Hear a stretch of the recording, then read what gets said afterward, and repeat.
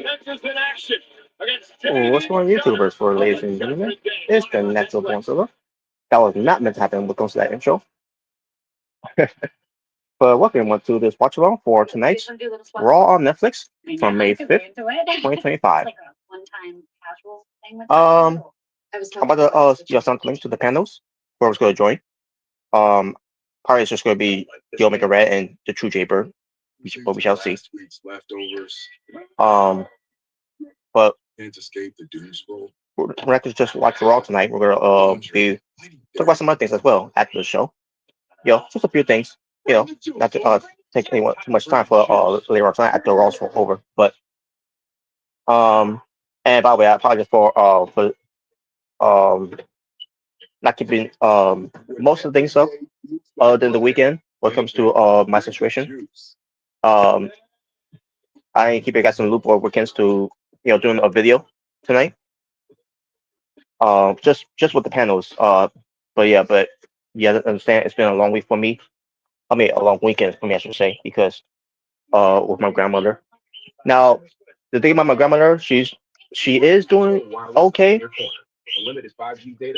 She is doing a little bit better, and I got Omega Red here. Hey, Omega Red, what is good? what's up? Yeah, what's up? Yeah, so yeah, basically I was playing for my apologies for doing this a little late because again it's been a long weekend for me for my grandmother. Um don't know how long she'll be here, but she's hanging in there. It's just only a matter of time before I hear the news about her passing. But again, of her condition so far, she is stable. Um, That's good to she's hear. got high blood pressure, like someone from yeah, she's got a high blood pressure from I think from 50 to 60 of what I told from the nurse.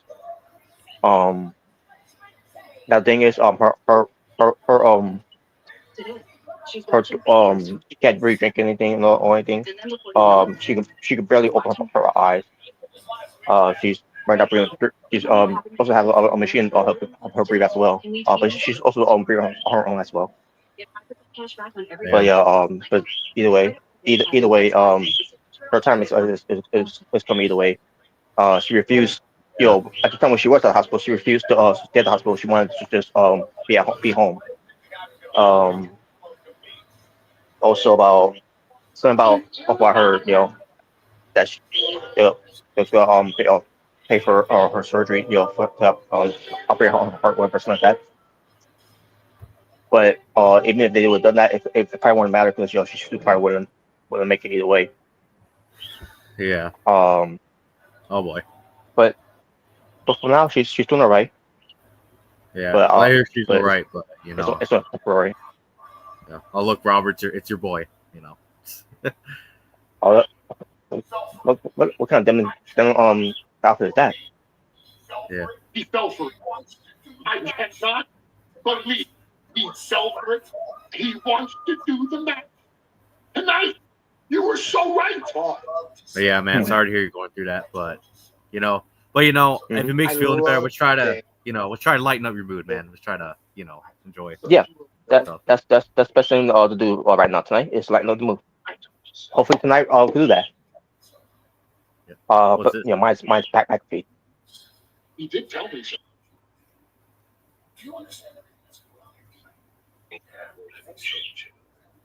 Do you understand everything that's going on here? Yeah, I think so. Roman Reigns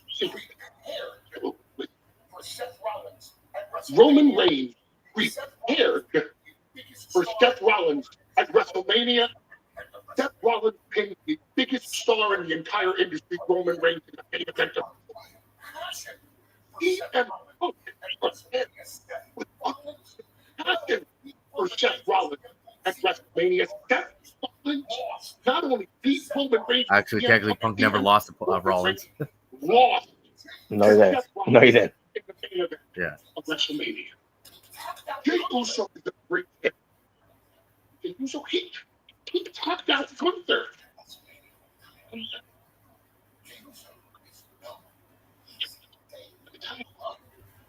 Jey Uso still a poor decision to do that to Gunther.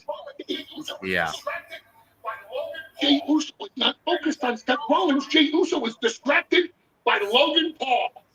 And he's had no time to prep for Seth Rollins. All he focused on is Jey Uso because there's nobody left. And he has Jey Uso. He's got to be with that music of his.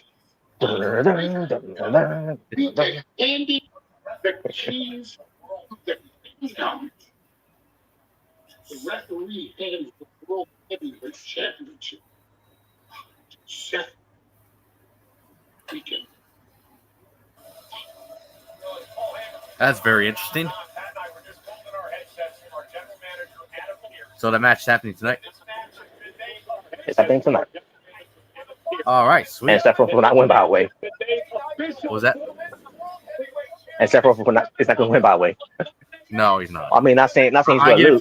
Not saying he's losing the match, but I think he's going to end in DQ because Logan Paul's more likely than involved. That's what I think is going to happen. Yeah, DQ. No contest, whatever. It's gonna be something like that. Yeah. But here we go. We got Penta versus JD McDonough.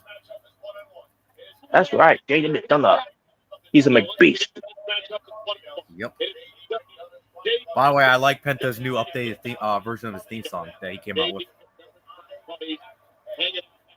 Oh, I figured that was. I just it sounded different. Heard a little difference.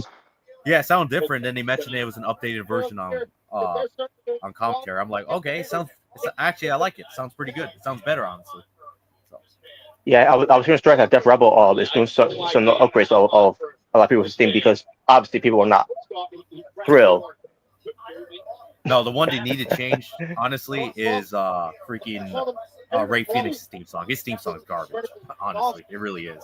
Yeah, they need to do an upgrade with that one too. Dude, that's bad when even Andrade Americano's theme song is better than Ray Phoenix's. I think it's designed that way too. Dude, that's even bad when even Logan Paul's current theme song is better. That's bad. Oh look, we got EO versus Roxanne tonight. Oh yeah, that's gonna happen later on tonight. Because I already knew that was happening from last week. So, which is very interesting what they're doing there with that. So, I hope that's a sign that she's definitely getting called up. I hope that's a sign. So. Actually, we're going to talk a little more about it, when it comes to why this is happening, but especially with Julia. Has also been featured on here, and also Stephanie Fake here. Oh yeah. But I mean, as far as Roxanne Perez goes, I just hope this is a sign that she's definitely main roster bound finally. Yeah, that's fine by me. And we still have no word if they even plan on doing the draft. Ooh. Yeah. Oh my God. James is perfect there.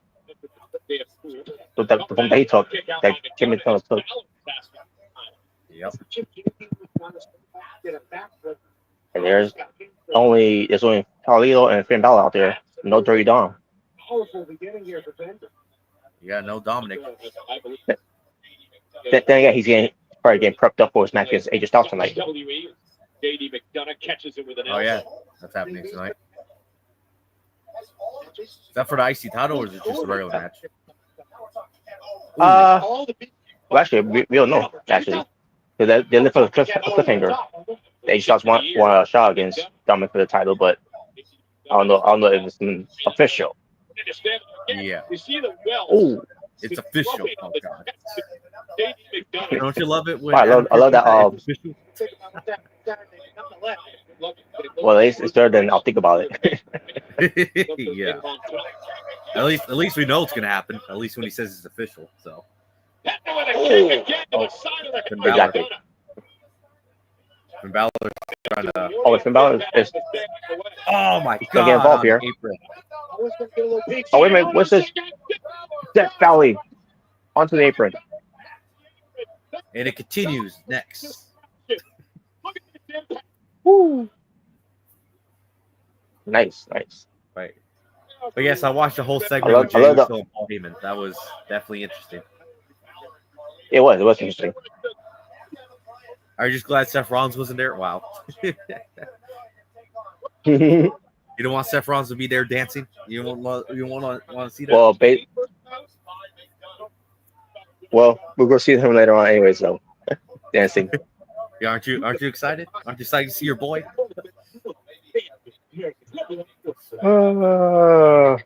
That's okay. Wow. I'm yawning because I Oh yeah. still feeling your effects. Traveling stuff. So, but yeah, Oh yeah. You probably but traveled by bus, didn't you? hopefully, well, we travel by at first by going there, travel by van, and first the bus and then the train, then traveling by van, then getting picked up by my uncle, and then come back come back my aunt's new husband assisted us to take us to the Bronx, and then travel by train, take two different trains, and then take the bus, and then out and there you go. That does sound pretty exhausting. Yeah. So where'd you go? Like Philly? Yeah, Riverfield. That's where they live at. Oh, Philadelphia. Okay. Yeah. So yeah. Also, we spent time at Walmart. At Walmart? Yeah, when we got there. At first. Well, my sister wanted to stop there, so yeah. So she Oh, got I a mean few that must things. be an issue for you going to Walmart since they don't have any in New York City. Yeah, I haven't been to one since last time I've been there. Over there. Did you go see the wrestling figures? Because they have wrestling figures in there. I think I may have seen a few, but I just don't.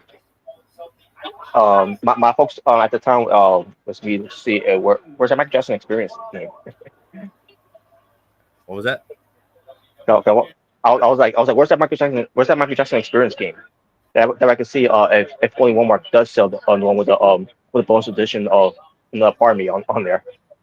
Oh, yeah.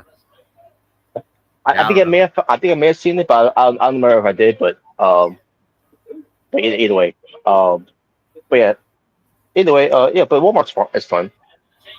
Yeah, it'd be fun so a lot of times. Oh wait. Now we're back. I mean, unless you work there, for something that Oh yeah, working there is a nightmare, but at least going there to shop, I mean, it's not too bad. Oh, he destroyed his McDonald's. Oh! Just a little tap. Yep. Oh. Oh wait, what's this here? Oh my god! Watch it!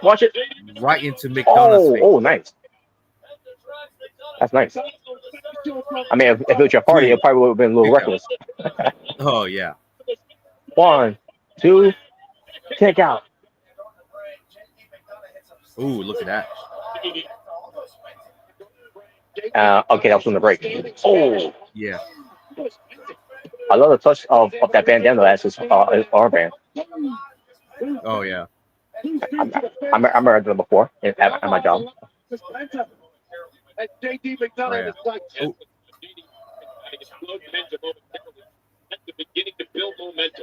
Look at him. Wow. He must be out of it. He's swinging, but he's saying nothing. Hey, yep. Oh. Wait, Penta. Ooh. Here we go. Inverter swing blade. A face first sling blade. That's definitely going to be in 2K. Hell yeah.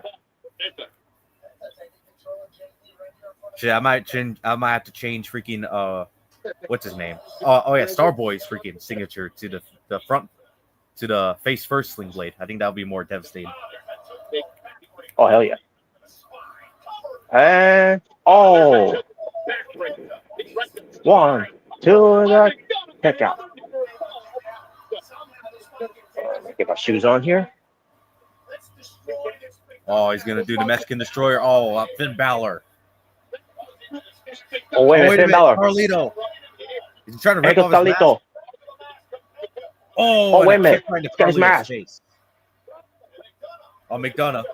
Oh, He's thrown on the outside. look out.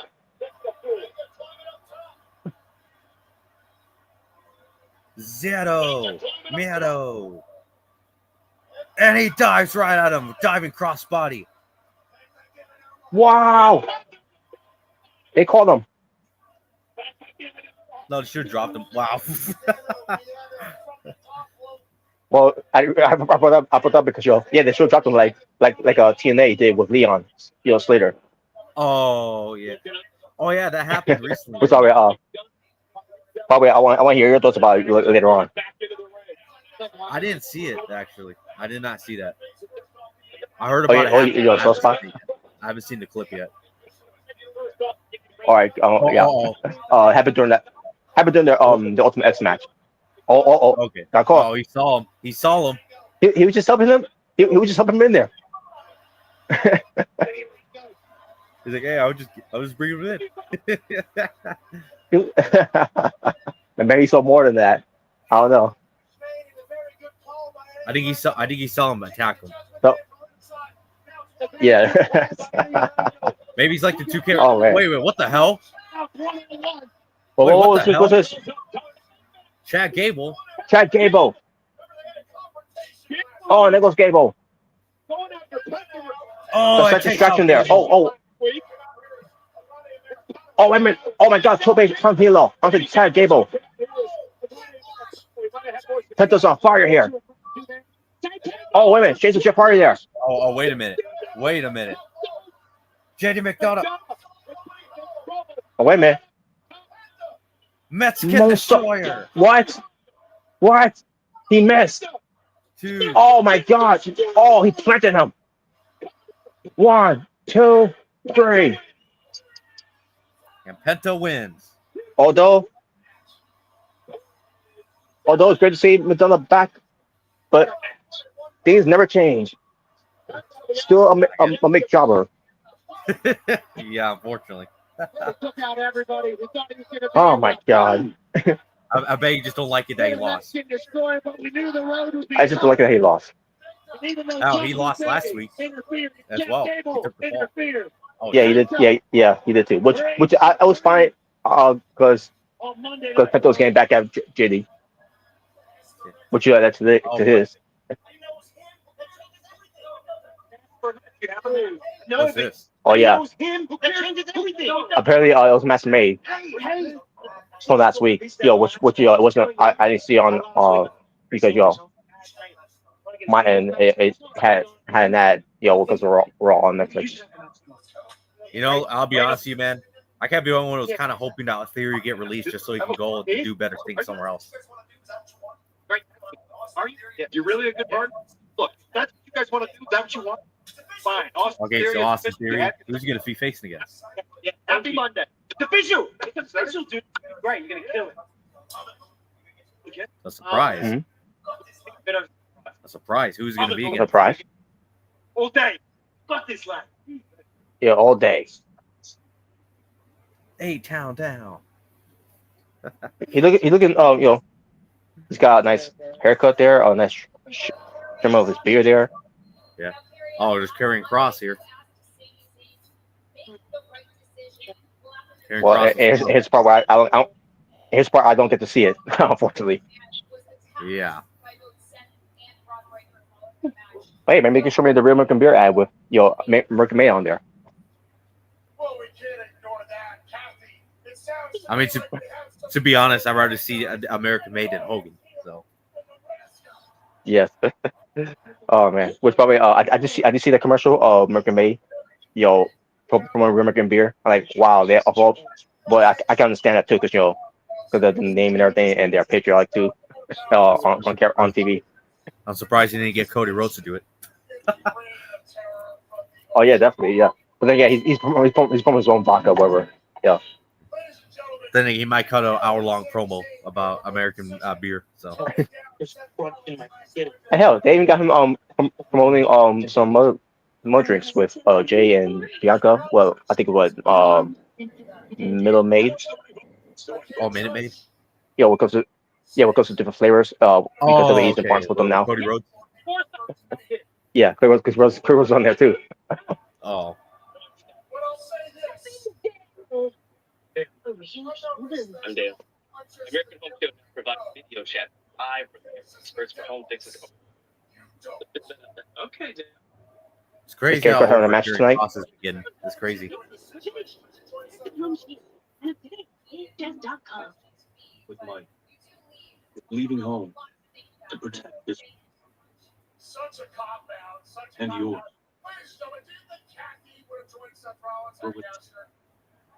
During the holidays, when she Wow. misses home the most.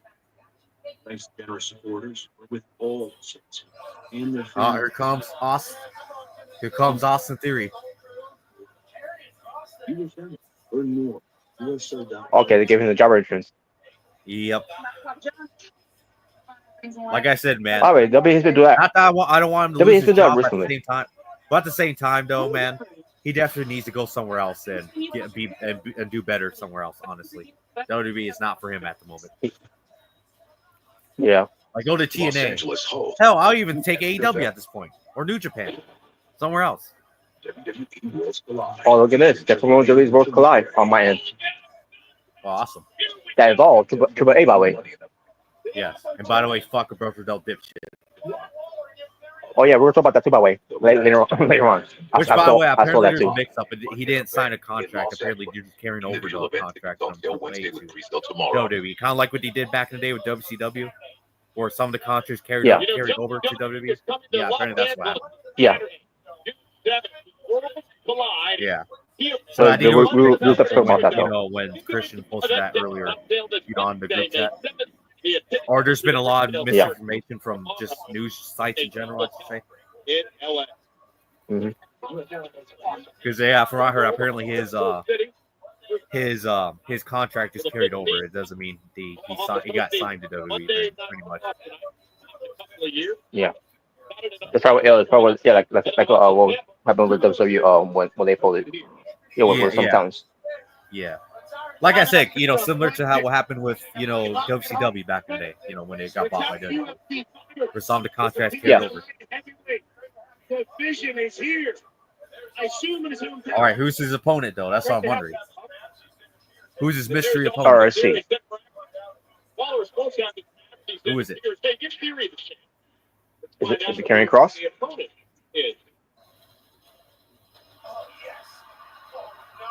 Oh, shit. Oh, yes. We haven't seen him in a long time. Look who it is. Sheamus. Fight night. Here we go. And he still has his shitty theme song. God damn it.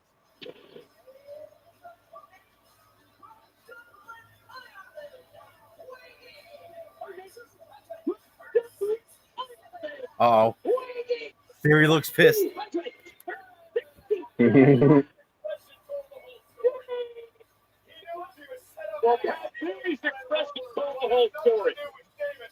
Yeah, unfortunately, I don't know if you hear Robert. Sheamus still has a shitty theme song. I know. Yeah. And by the way, Sheamus is wearing all red. Look at that. Yeah, he is. You think Theory's never going to wake up and realize that Waller's in this for himself and doesn't really care about his buddy? You know what's crazy? I don't remember these two ever having a one-on-one match. Now thinking about it. Yeah, I don't think they did. Well, this is the Might be the first. first time ever. Look at this. Well, the Celtic Warriors back. We haven't seen Sheamus. That's crazy. You I mean, haven't what- seen Royal Rumble? Damn, that's been that long since the last, Like, shit. Yep, since Royal Rumble. Well, at least on TV. I don't know if he's been at live events, but at least on TV, apparently, it's been that Well, long. Yeah, as far as live events, yeah. The fact that he was having having plans to be at WrestleMania. Yeah, that's bad. Shit, I don't think he was even in the Andre the Giant Memorial Battle Royale. Now thinking about it, I don't think he was even in Nope. that. Nope. Shit. But Nope, not even that. Really been that long? Like, what the fuck? The ring. Done it all. This wrestling. Oh, now go Sheamus. Theory. You have some history with him. You know what he can do in the ring. Look, Austin Theory has been rocket ship on the rise sometimes. Yeah, he was on the rise, but then he decided Triple H decided to bury him for no reason, pretty much. Look at the way he built. You listen to the way he Yep. Sheamus. Which I think is one of the reasons why Robert does not like Triple H, because he decided to bury Austin Theory for no reason. Backbreaker. Theory. I don't think I just feel like he's never had Theory as just one of his guys, even when he was in NXT. Oh yeah, when he was pretty much Johnny Gargano's lackey in NXT. Yeah. Even before that, when he first came in, I don't think he Triple H really. Oh, you talking about when he first debuted? Yeah. Matter of fact, he debuted against Roderick Strong. I remember that now, actually. Physical men. WWE. But you know what an opponent to debut against, if I had to be honest. Waller. And he gets to the rope. Waller was real concerned, and Theory makes it to the bottom rope. You look real concerned, Mr. Waller. Real concerned. And just passing the Sheamus off. I don't think he can be any less enthusiastic about helping his friend than he was there. Wait a minute. I don't think he can Oh, wait a minute. Oh, takes him out. That he was there. Wait a minute. And Sheamus now top rope, and Theory taken out, and Sheamus is fired up. Look at this. The hell? And we're going to commercial break. Commercial break. To push in real slow. All right, I'll be right back. All right. Matter of fact, I'm gonna go get some ice cream real quick. It'll take me really quick.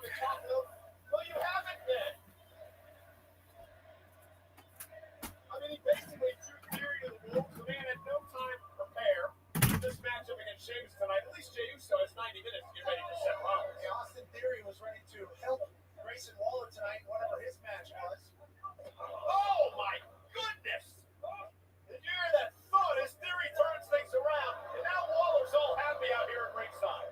Neck breaker to the outside from Austin Theory. Go over and high five your buddy now. Give him a high five. Grayson Waller just called a member of the audience fat, I believe. Theory now sends Sheamus into the ring. And Theory now going to pound Sheamus. He's big lefts, thundering down on Sheamus. The southpaw unloading. Cover. And Sheamus kicks out. Just a little check there. How beaten down is Sheamus. He knows Sheamus is wildly tough. One of the toughest ever. Just walking planet Earth. Let alone in the business.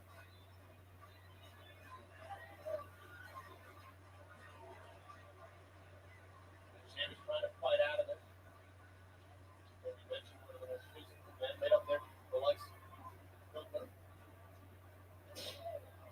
you get to face 5 nights. Right. Are you ready? I'm ready to do what's right. Backlash starts at 7 o'clock Eastern. I'm standing up for what's right. If it ends with me getting beat up a little bit, so be it. Take a stand. That doesn't happen. Sheamus now back to his feet. Now he begins to pound away at Austin Theory. Sheamus just tremendous resilience. Oh, what a clothesline. Theory right back up and suffers another one. In the hands of the Celtic Warrior. Sheamus centered to the turnbuckle. In Theory, looking to put Sheamus away. The power of Austin Theory. Airplane spin, center of the ring. Down goes Sheamus. Covered out. Hooks both legs. Sheamus kicks it too. Austin Theory almost had this win. Theory. You say Waller at the end of this game. I mean, I guess there's a chance that Austin Theory is just happy for the opportunity. Maybe just keeps it moving. Then there's a chance he says, hey, you set me up for failure here. I overcame.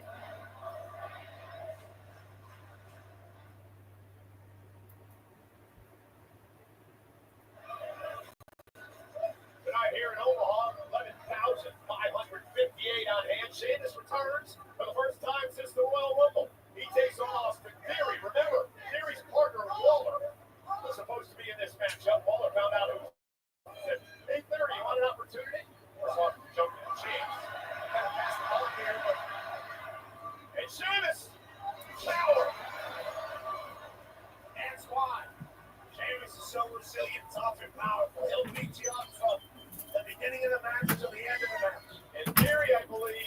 All right.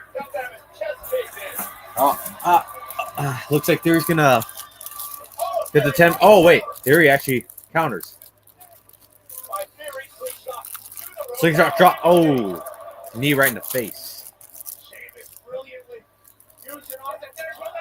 2, kick out 2.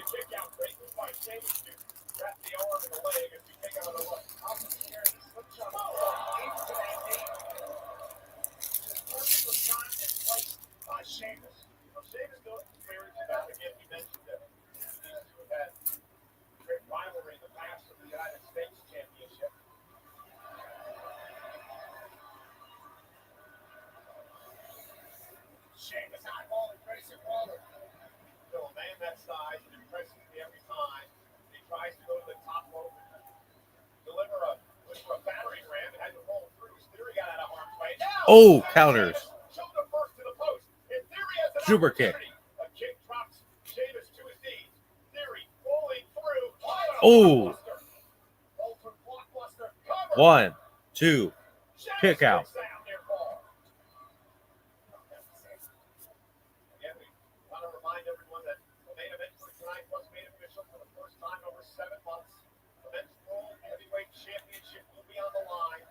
Monday Night Raw. Jey Uso defending against Seth Rollins here tonight. I'm doing a little bit of research in terms of break path.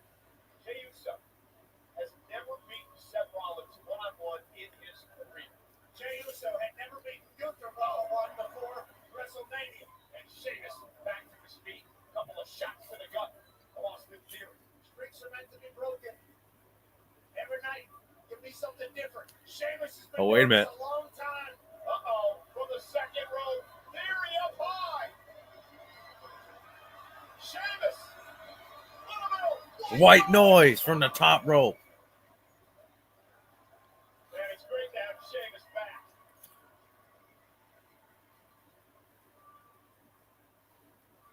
You know, they were talking 100 man versus one gorilla. We had 100 Sheamuses. I think we'd be all day. And the Omaha fans showing their appreciation. What the Celtic Warriors been doing for decades. Oh, wait a minute. This is interesting. What's going on here? Oh, wait a minute. Uh-oh. 10 beats of the bad run. 3, 4, 5, 6, 7, 8, 9, 10. Oh shit! Now he's beating the shit out of Theory right there. Grayson Waller couldn't bear to watch. And Sheamus says, I got my eyes on you, fella.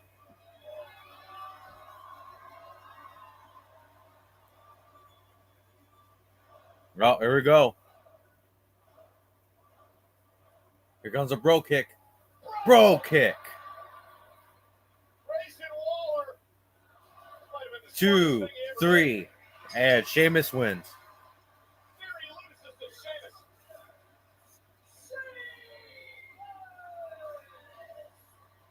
Sheamus is back with a hell of a win over Austin Theory. Grayson Waller said, Sheamus is the winner. Theory. Well, I'll say that's the most competitive match Theory's been in a long time. said, I got the perfect guy for you. Yep. Had to wrestle tonight. He didn't lose an effort. Yep. At least he didn't Don't get know squashed. what We'll was. have him and Jey Uso. Yep. Better than that.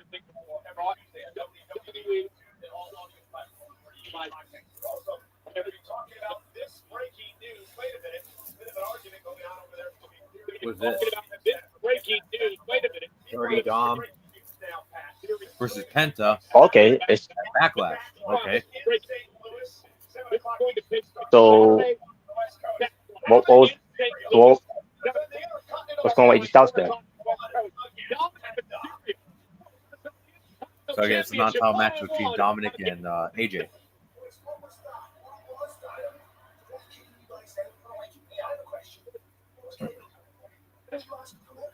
Oh.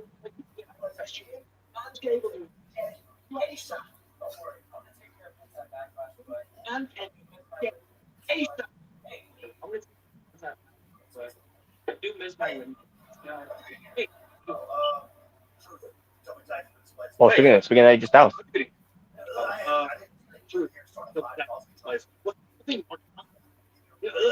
didn't try to come in. How there are different buildings, different cities. How whatever.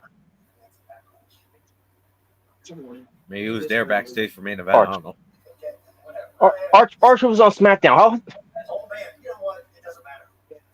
How I got so much of the you know what? Intercontinental Championship. I knew being a champion was going to be hard, but I didn't think it was going to be this hard. Like, I got Penta, AJ, my hands are full. This one. Like I got Penta, AJ, I have You take care of it. hey, bro. Uh-oh. Well, he's been the perfect champion before, so I don't know what's the issue. What's up?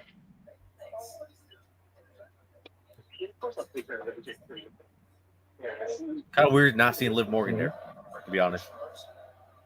Well, yeah, that is true. He's not there. Uh-oh. Oh, God. Mhm. Oh,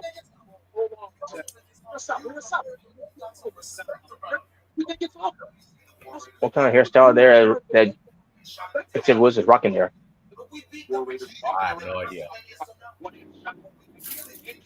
But we beat the I mean, I dig it, but I'm trying to figure out how, like that. you know, how the outside looks.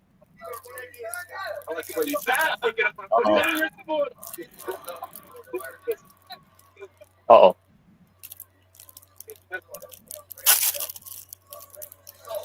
I think the man is on her way out here.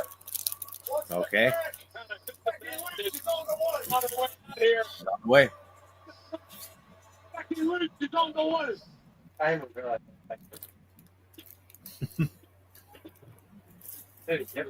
Mhm. Well, Robert, your girl's coming out now. Gets better for you.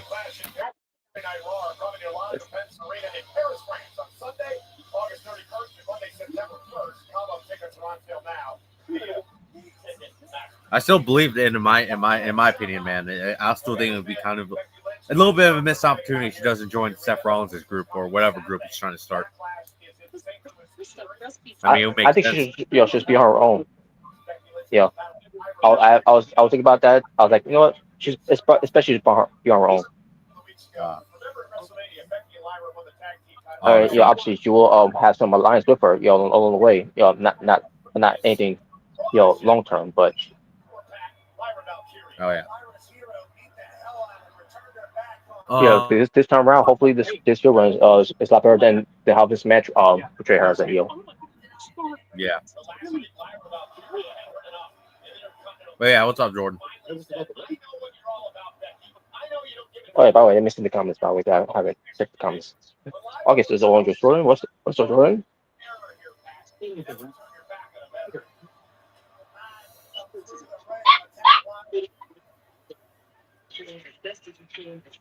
Let's see. Question: do you think donating $100 to your favorite YouTuber is stupid as hell? Kind of. I mean, if it'd be one thing, it was like $2 or whatever, but fucking $100, yeah, that's kind of. Oh, that's nothing. Those that's YouTubers that will give them 500. There'll be YouTubers that they'll spend 500. Wow.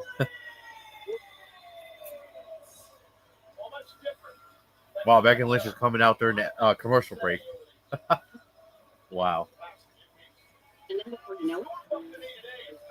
In a way, I guess supporting your favorite YouTuber, when it comes to doing what they do best. But like, damn, that's just something saying that they pay that much, for the content. I personally would never. I just realized that Becky doesn't have red hair anymore, or she barely does. Oh, what? Or what she doesn't have? I said Becky. I just realized she doesn't really have red hair anymore. Oh yeah. Oh God, Hogan. Hey, what was that?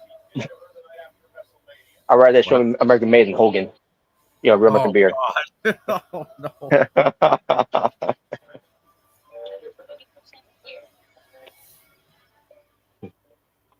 We all place something different to the table. A new two-day combo ticket for SummerSlam at MetLife Stadium in East Rutherford, New Jersey. KDTS gets on Saturday. Aren't you excited, Robert? It's SummerSlam in New Jersey. Are on sale now via Ticketmaster. That stadium for the home teams, huh? And tonight, Monday Night Raw live from Omaha on Netflix. It's presented by Snickers. In the ring is the man Becky Lynch who tries to win her first Intercontinental Championship. It's this coming Saturday in St. Louis. At Backlash, Lyra Valkyria with the toughest title defense so far. So at Backlash, it would be Becky Lynch versus Lyra Valkyria. Women's World Champion and one of the all-time greats, Becky Lynch at Backlash.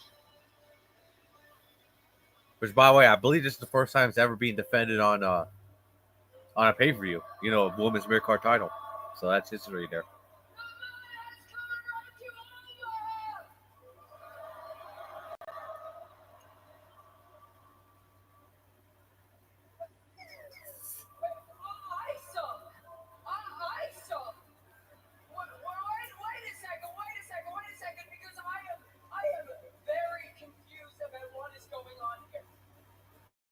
I am very confused about what is going on.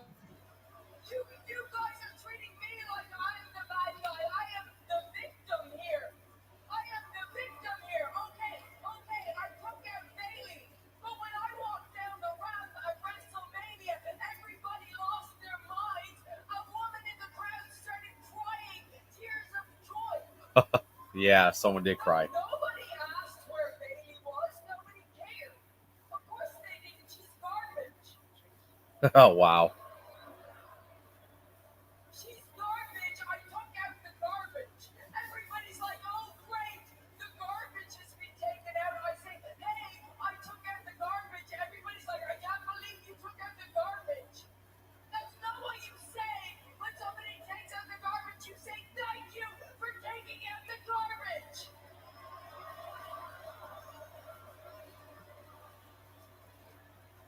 And then what's more than that, I also took out the recycling.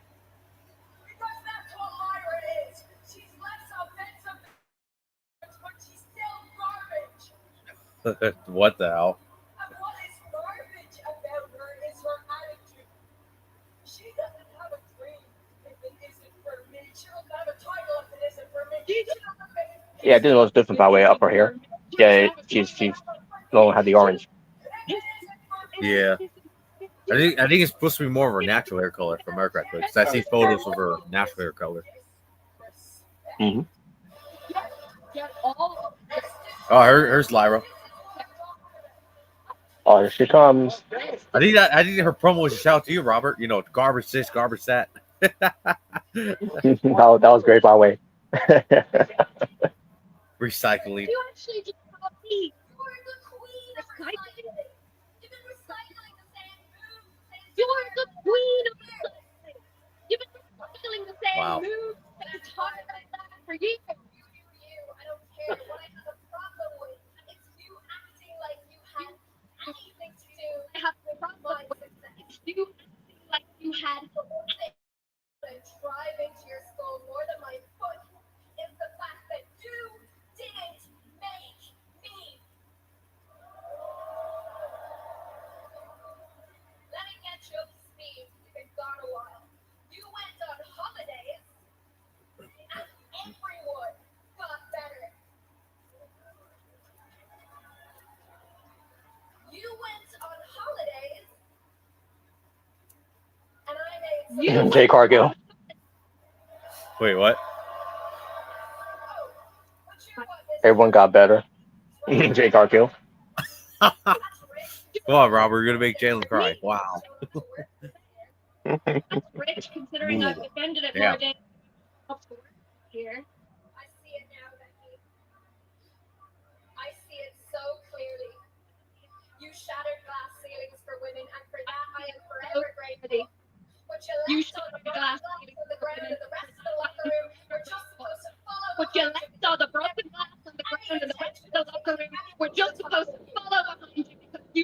had any intention of taking anyone to the top with you. You're right. When I was gone, everybody else had the best gear Oh, out no, there. you were right. You were right. But it's only Everybody because they didn't have me to compare here themselves is to. career. But it's only because they didn't have me to compare themselves to. I didn't help anybody. I don't like anybody, and it is not my job No, to I didn't help help anybody. anybody. It I is my don't job like to anybody. beat It's not my everybody. job to help anybody. It is my job to beat Very freaking everybody. not my job. And I am very, very freaking good at my job. I am the greatest dance you can look at me saying I'm the greatest ever Oh doing. boy. Illustrated says I'm the greatest dance ever doing. Well, sometimes illustrate doesn't know what they're talking about. What was that? Sports Illustrated, I'm just saying, sometimes they don't know what they're talking about. Oh, nice. Well, no. The moment. At least nowadays. I'm actually wrong. I take it all back. Please continue listing your achievements. Wrong. I take it all back. Please continue listing your achievements. Let me help you. Don't leave me You're the first what's the WrestleMania you're the first women's intercontinental WrestleMania win. You were the first greatest intercontinental champion. Wow. Oh wait, that was me.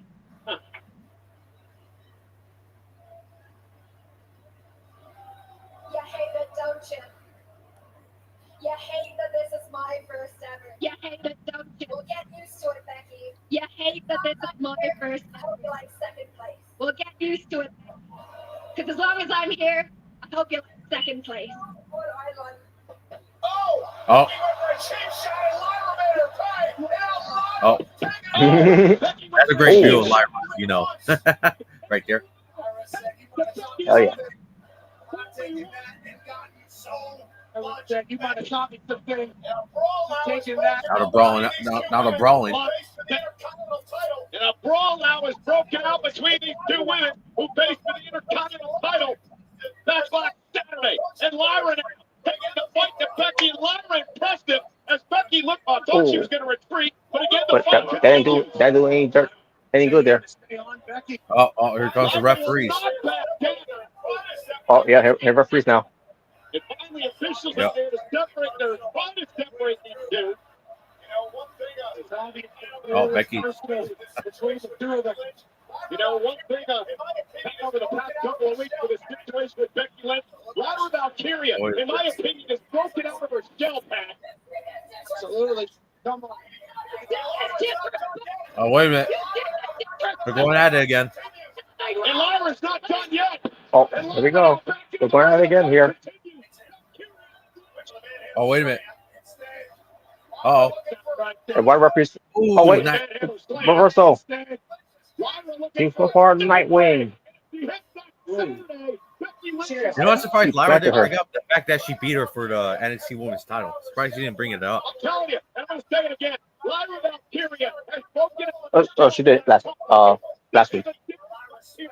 okay. On a different level and a different plan. Finally pushed by Becky. Lyra's special. Right now, it feels like That was when they were doing the what. They was giving her the what treatment, and then she shut them up by saying that she beat Becky at NXT. And then they all went, ooh. Well, I mean, it is Like you true. morons. Yeah. Wait, what? Yeah. I was like, yeah, morons. Yeah. Oh, now you want to stop saying what? Yeah. Well, yeah, that's gonna be the main event tonight. You know, it's not gonna end well. Yeah, because unfortunately, we're probably still going to get. Oh! Oh, look who's coming out, Robert. Oh man, it's Roxanne Perez coming out. Hell yeah, here we go.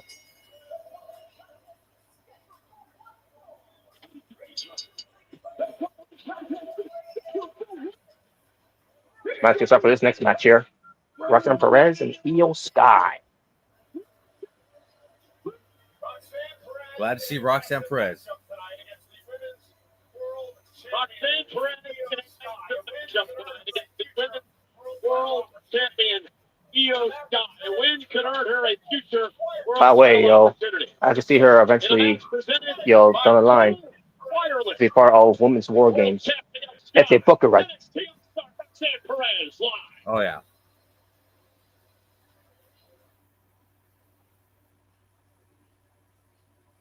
I can see it now. It could probably be Team Bailey versus Team Roxanne Perez. Of course. Of course you want that. Yes, you already know. All right, there you go. Here's the commercial I was talking about here. Now, obviously, you're not seeing it on my end. It's the Minute Maid that's featured Jimmy Uso. I mean, Jay Uso, excuse me. Bianca Belair and Cody Rhodes. Oh, Roxanne Perez is cutting a promo right now. Okay. All right, so what I'm gonna do right now, I'm gonna step out for a bit. I'll be back, momentarily. Meantime, you guys take over until now. And if Gibberish, if he shows up, I don't know if he is or not, but if he shows up, he's gonna have to stick backstage until I come back. All right. All right. I'll be right back.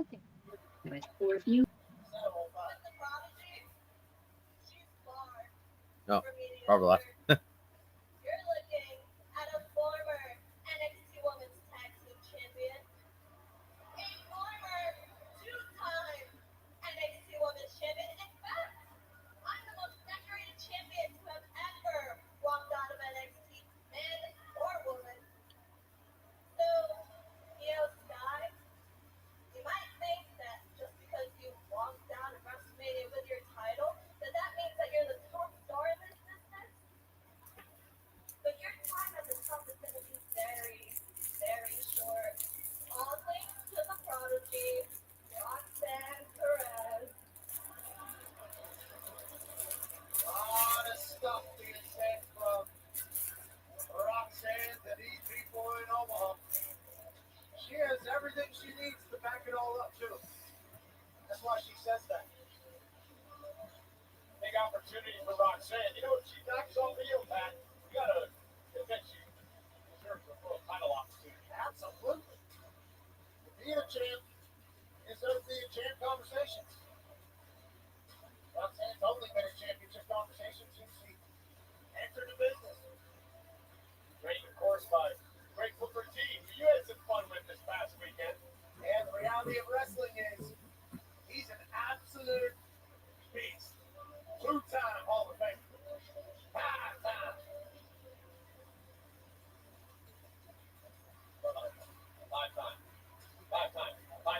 Five-time. World Heavyweight Champion. Five-time. Absolute legend. There we go. We're back. I believe we're back. In partnership with the Western Australian government through Tourism Western Australia announced that Crown Jewel Perth will headline a WWE Weekend Takeover in Perth this October. It'll feature John Cena's final WWE appearance in Australia. Crown Jewel Perth will take place at RAC Arena on Saturday, October 11th, 2025. The venue also hosts Friday Night SmackDown on the 10th and Monday Night Raw on October 13th. You can register now for an exclusive pre-sale opportunity at WWE.com/WWE Australia 2025. Roxanne Perez set to take on Io Sky. Let's show you what happened last week on Monday Night Raw. Great matchup between Roxanne Perez and Rhea Ripley. Roxanne really taking the Eradicator to the win. You notice who was at ringside? Roxanne's buddy from NXT, Julia. And the 2-on-1 attack take place until Io Sky came to the aid of Rhea. Now remember, later in the show, Pat, Rhea said, I didn't need your help. Io said, we're even. I don't think Rhea Ripley asked for it, but she certainly should have been appreciative of it, as these NXT women were running roughshod there for a bit. And here's Roxanne Perez again tonight in Omaha, live on Raw, set to take on the world champ. A lot of confidence for good reason.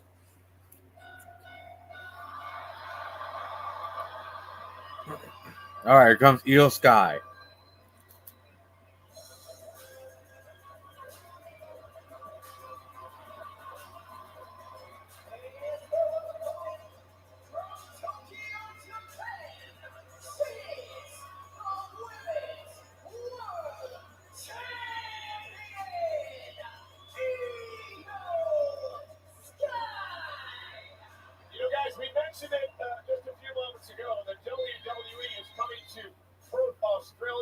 October for a weekend extravaganza.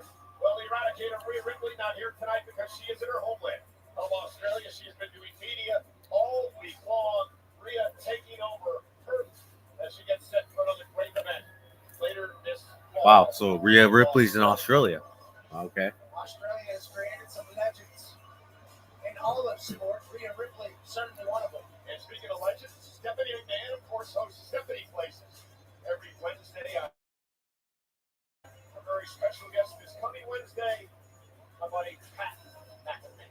Absolute honor to be asked to be on that show. Obviously, there's much bigger superstars that she has interviewed and told the story of. The fact that I was asked to be a part of that was an absolute honor, and I can't wait to watch it alongside you. Stephanie is obviously an absolute boss. So cool.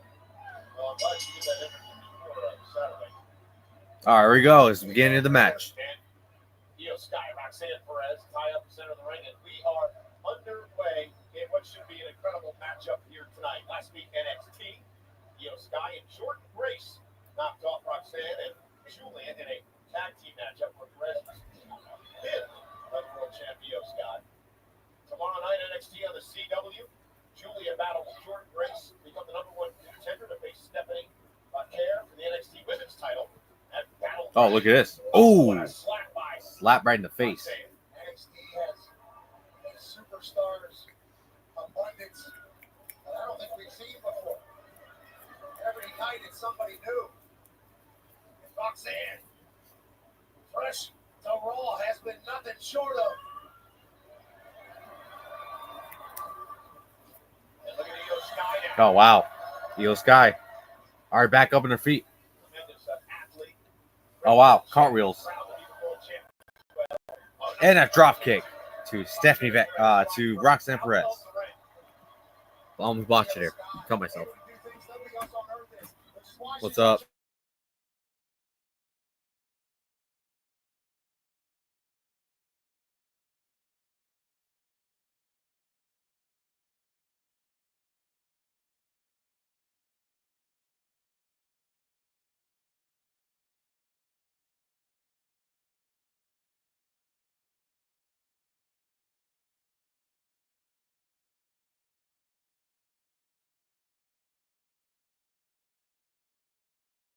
Brown High School was training to be a professional wrestler. Yeah, 10-hour Greyhound bus ride from Laredo to Houston to train with Booker T. It's all she's ever wanted to do.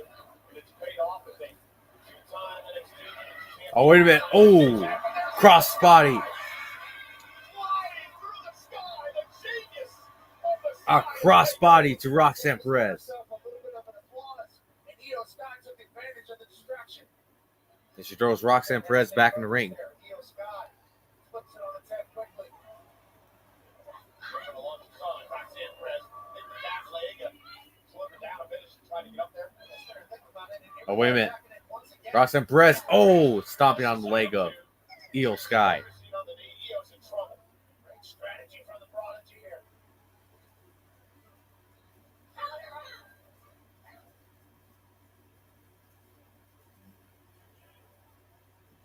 And Roxanne has taken control of Io Sky. What's a critical match for Roxanne here tonight as you see Io favoring the right leg, but he's going to focus on the attack by Perez. Roxanne wins, consider herself a future title opportunity. Io Sky looks to be more than immediately if Roxanne's strategy might have worked. First time ever in their career, these two have gone one-on-one. Io trying to drag herself back to the ring. Right back in the ring. She does at 8. Oh, and Roxanne Perez is targeting that leg of Io Sky. And once again, Trying to target. Oh, and she's, look at that, twisting it. Last week about maturation of Roxanne Perez. As saw this coming, he said, yes, definitely. It took a little bit of time to gain the viciousness that you need inside the ring. Roxanne is a nice girl, and here's the cover now. Look at the leg. Two, kick out. But she decided to get a bit more vicious like you're seeing here tonight and completely Oh. turn her career around, as the Booker says. always had work ethic, always had confidence, and she learned the business a little bit. She decided this is what she's going to have to do if she wants to get to the top. She's fighting the champion right now. Tremendous guts and resilience fighting back in this match.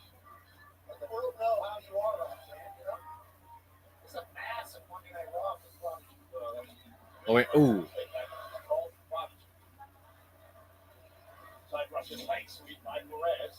Yeah, Roxanne Perez is currently in control.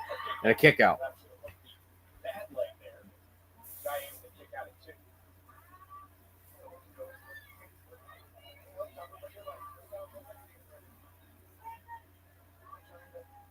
Wear down EO even more.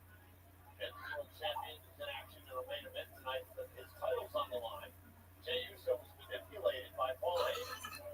Seth Rollins gets an opportunity in our main event later on. Paul Heyman certainly proud of himself for what he's able to accomplish this evening. Roxanne continues to focus on the injured leg of Scott that buys Io some space. Grabs herself towards the corner. Sends Roxanne out to the apron. And Roxanne again with a bad leg. And Roxanne Perez now going to wrap that leg around the ring post. 1, 2, 3. This is that ruthlessness you're talking about with Roxanne. Yeah, it's just been a vicious assault by Perez. Great opportunity. This girl's going to be a massive star. There's absolutely no doubt about that. Taking the sky. You don't go to corner there.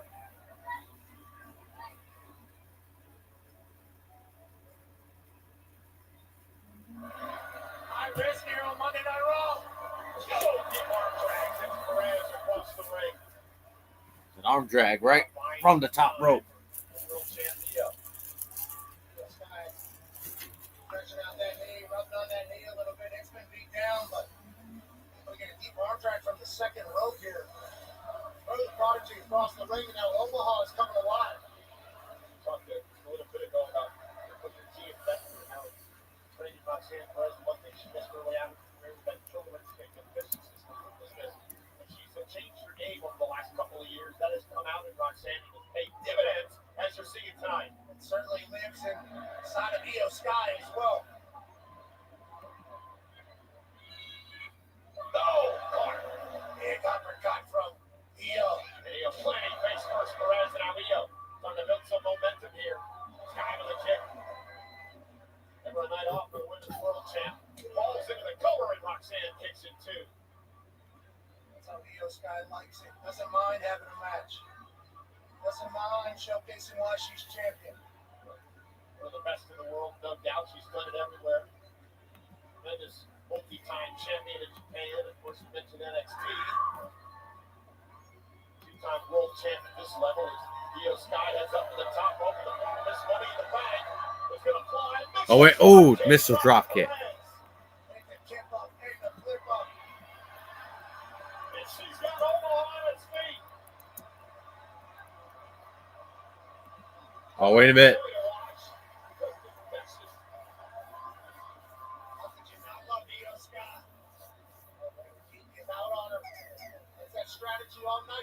Oh wait a minute. I think she got a bit carried away, Pat. Roll up now by Perez. Oh look at this. Ooh. Io into the cover now, looking to put Perez away, and a kick out. I don't know what Io's going to be able to do with this knee if it keeps buckling the way it is. And both women, extremely physical match here tonight.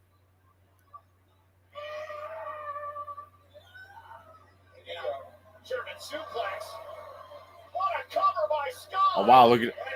Oh wait a minute. Looks like she's going to deliver another German. Oh, Roxanne Perez counters in a back suplex. Ankle slam there. Olympic slam. And now ducking underneath the Sky. Io Sky out. Perez. Was it? Ooh. Knee to the spine. Knee right in the back. Sky says that's it. Got Roxanne in position. But will the right leg hold up? Is she going to be able to go to that place? She's gonna try to go for the over the moonsault. Yes, she's been looking to go. Is she going over the moon? Over the moonsault. Oh wait, but Roxanne Perez counters. Roxanne Perez. Ooh. First goes Sky. Roxanne's in the driver's seat. Could be moments away for upsetting the world champion. Hit right in the back of the neck. Coming out by Perez. 1, 2, kick out 2.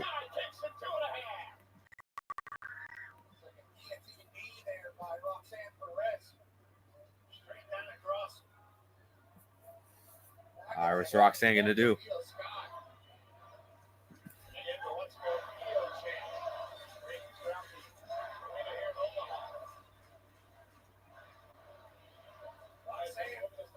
Oh, wait a minute.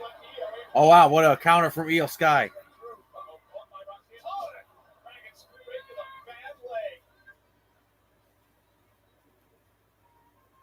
Oh, wait. What's this? 1, 2.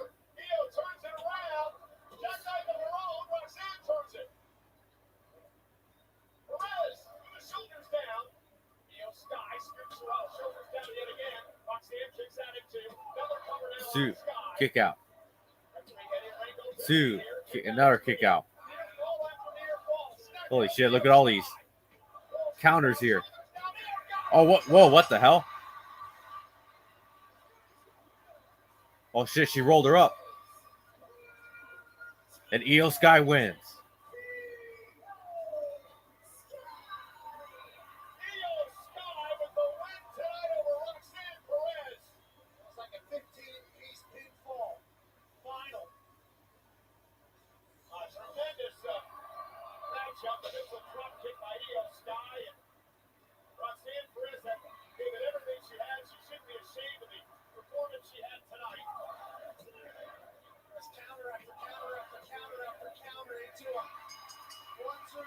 Yeah, counter after counter. Adjusting a blitz there. Finish that match. Wow, what a match. And he is so She's going to attack her, is she? loves what she does.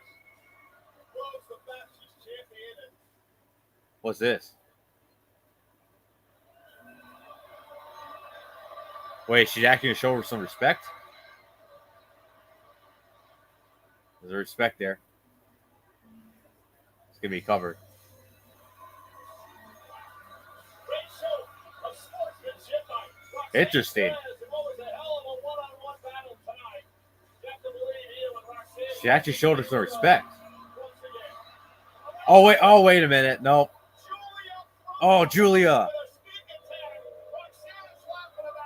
Okay, I got to figure. I was like, wait a minute.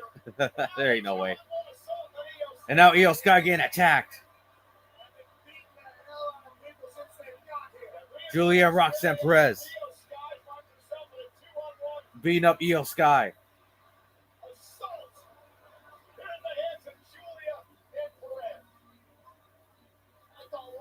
Was shown respect. I thought the next generation was shown appreciation for the generation before them. And instead, she was just setting her up. Just setting her up to get attacked. And I don't believe they're done yet. Oh, wait, what's this? Another statement. Oh, and a super kick. NXT badass.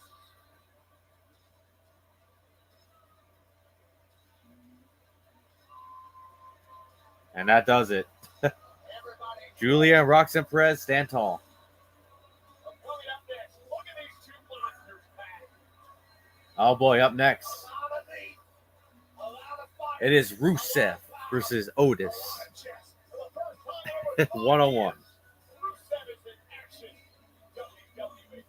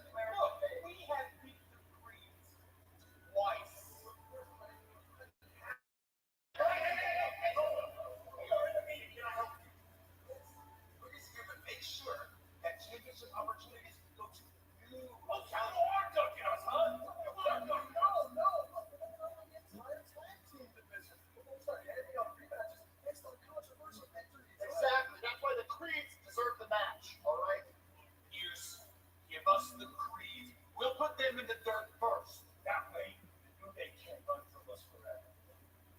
We know not what of you speak. Oh, we would never. Is that what you want? Fine. War Rangers. It's official, gentlemen. It's official. And my gun.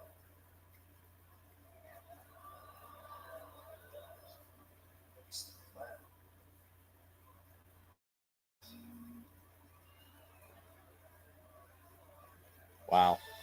There's Carter. I knew it. Oh, and here comes Otis of the Alpha Academy.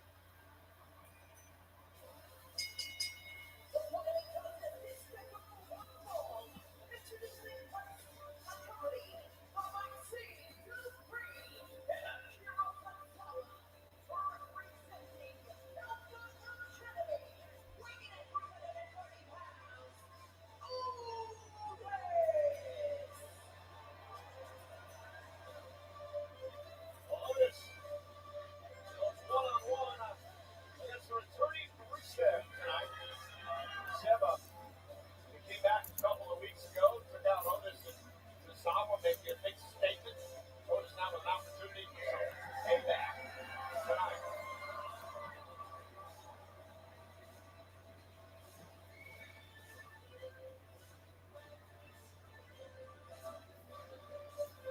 Otis is fired up. Yeah, absolutely. I like watching this type of Otis. Otis fired up. Chat. Listening. Ready to work.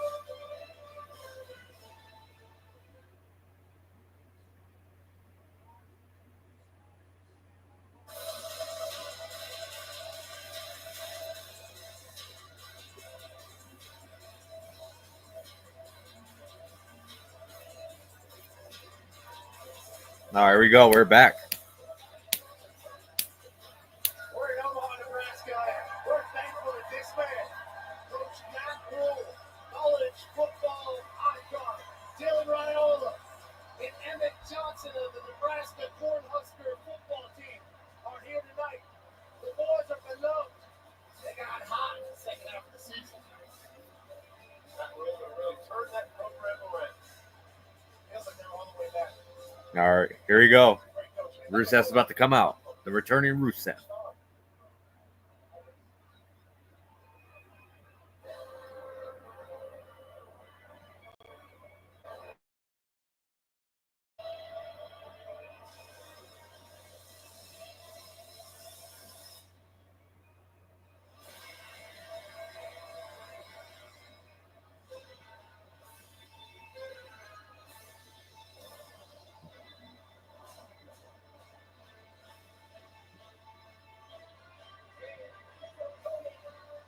And there he is, Rusev.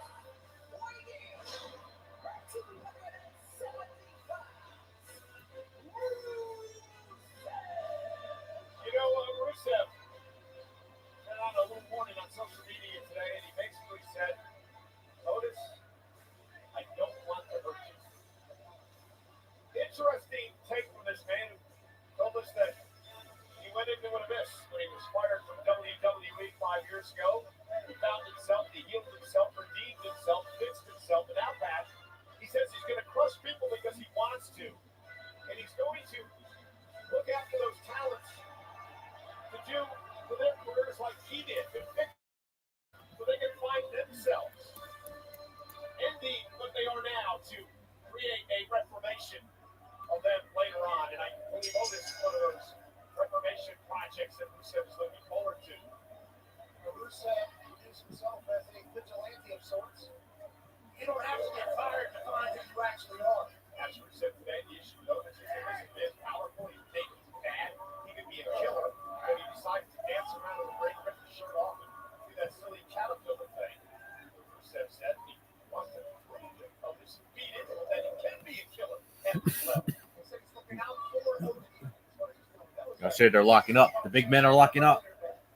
He's all the way in on this. Look at his eyes. Yeah, and he's fully locked in on this. Fully focused on this. 130-pound Otis showing off his strength here against Rusev. First time in over 5 years, Rusev Oh, Former three-time United States champion. Rusev just beating Otis down in the corner. This is assault referee Jessica Carr. Going to have her hands full tonight. It's great to see Rusev back in the shape that he's in. Delivering these big shots, beating down Otis. It's going to take a lot. Yep, exactly what I thought. Rusev puts him in the corner. Clothesline does not budge Otis. It's got a lot to take no matter what. Get former Mr. Money in the bank. Otis pulls through, great athlete as well. Rusev stays on his feet. Rusev finding out that Otis believes that Otis doesn't need to be fixed. oh, wait a minute. Showing off some quickness here. Oh, look at Rusev. Athlete with that heel kick knocks Otis That down. kick right in the face to Otis. From this man. My God.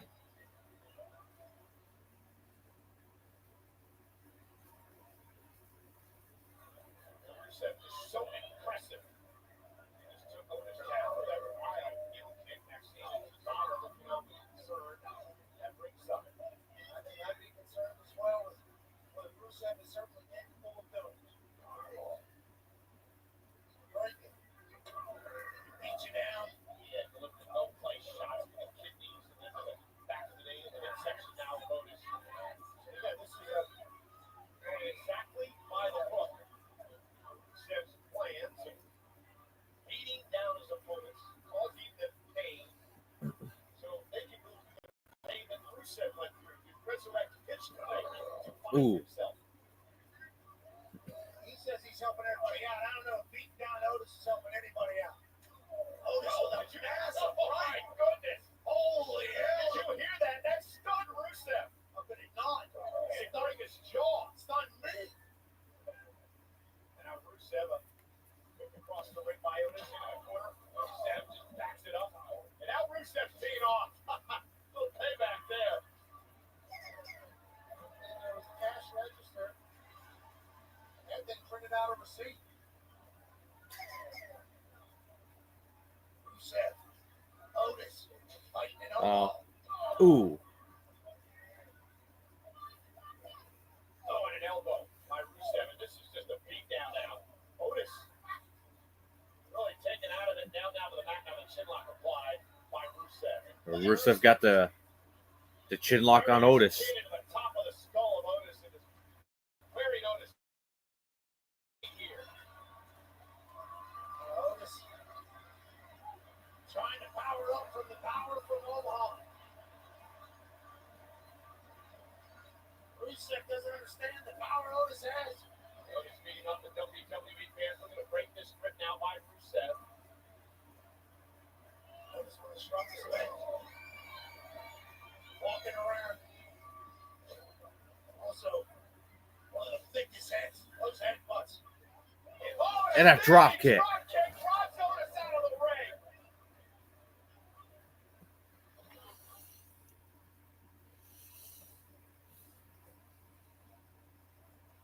And now we're back, and Otis is on the outside of the ring. Checking out for Otis and you.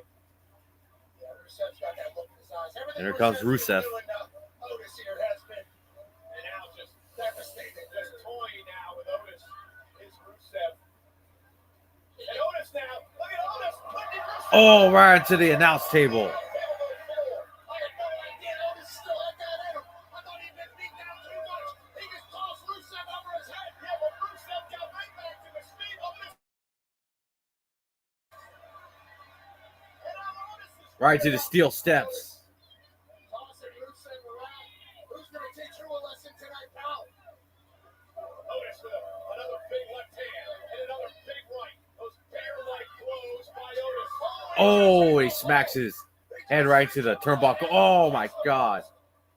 And Rusev kicks the ring post, too. And a fist down. These men are throwing haymakers at each other. And what a battle between these two brutes of Rusev and Otis. Right back into the ring.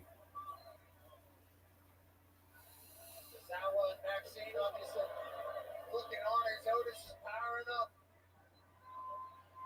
Otis now measuring his man Rusev. Oh, and a kick right in the face.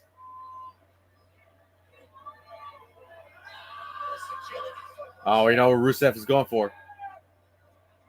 Rusev says it's over. Oh, Rusev crush. A great fight, but I believe it's going to be over because Rusev is locked And a good in. accolade.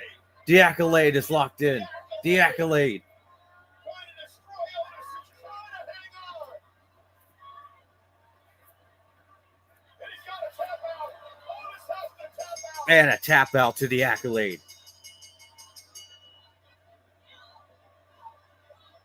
Tozawa step into Rusev.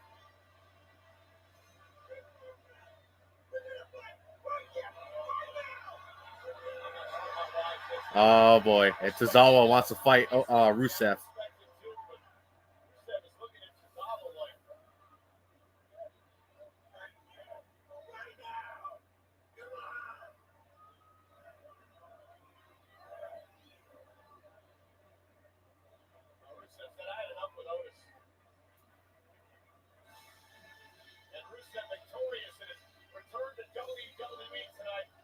I guess that does it. Oh, wait a minute. Rusev. Rusev is going right back in the ring.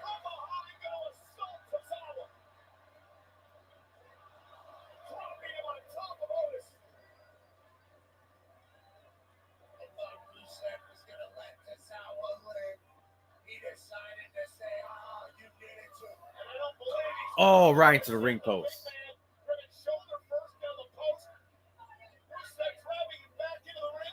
Right into the other ring post.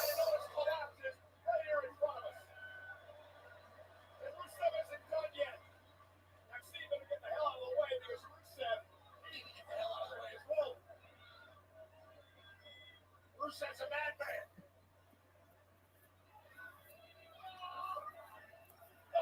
Oh, the kick right into Otis.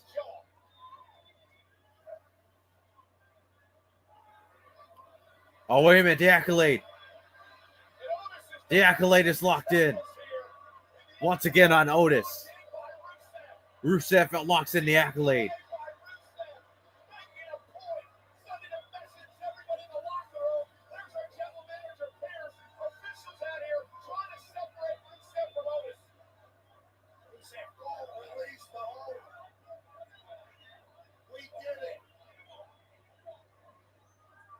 It's time Rusev to release the hold. Oh, Natalia. Natalia's out there.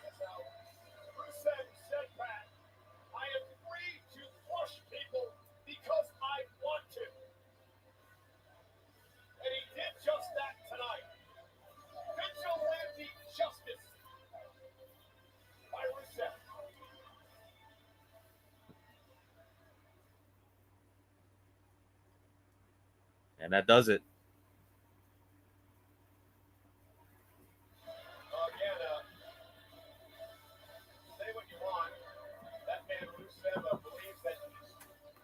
So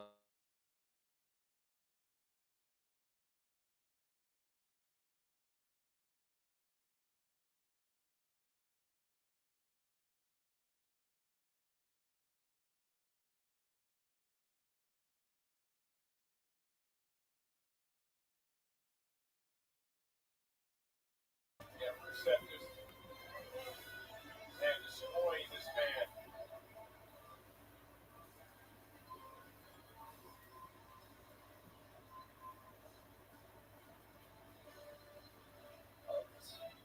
Struggling to breathe. Tozawa struggling to walk. Maxine's heart is broken. Natalia's here to console. And the Alpha Academy got Rusev. Yeah, but if you're in the locker room, you gotta take notice. You don't want to get Rusev. I mean, Rusev has got a plan. He's focused on helping superstars change their careers, change their trajectory. At least that's the way he explains it. I'm not sure. well, they're carrying out Otis right now. I'm not gonna argue with that. Otis has to take another day out. His back, his spine. Rusev beat him down tonight. I think Rusev's going to be doing that a lot. Welcome back, I guess, to Rusev.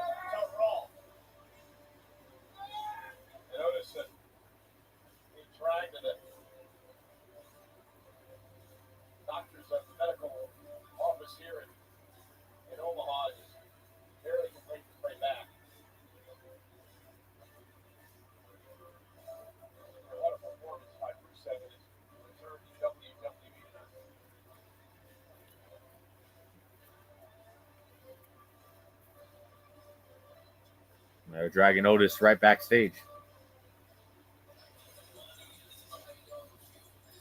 All right, what's up next, though? We'll see what's up next now. I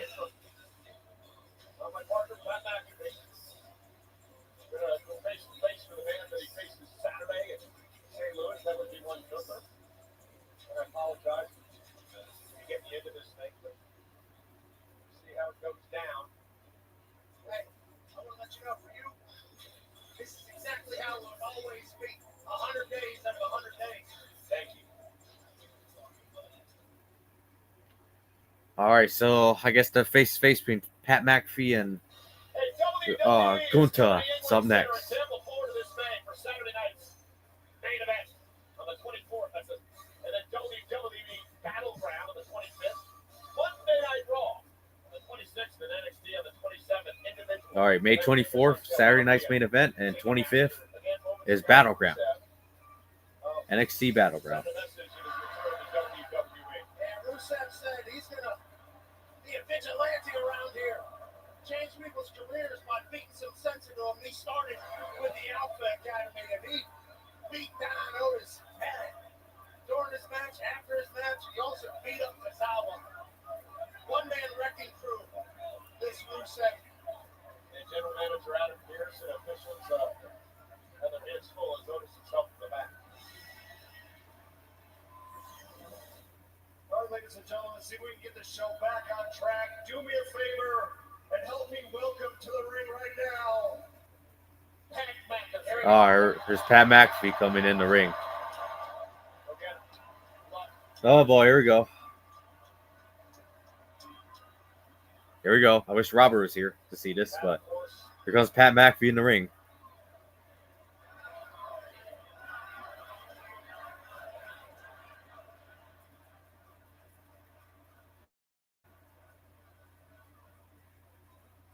And his opponent this Saturday at Backlash. Get a ring, get around. Gunther.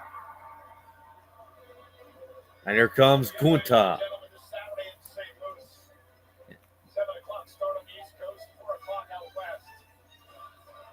That Backlash, it would be Gunther versus Pat McAfee.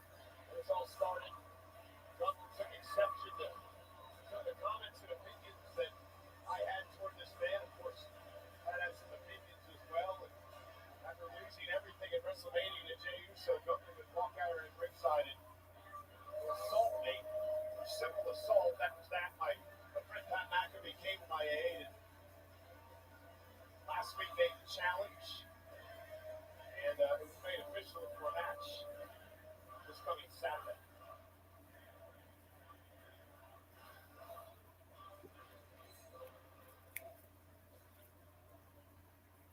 Gentlemen, we have talked about this all day till we're all blue in the face. I will reiterate for the record, we will not have happen what happened 2 weeks ago.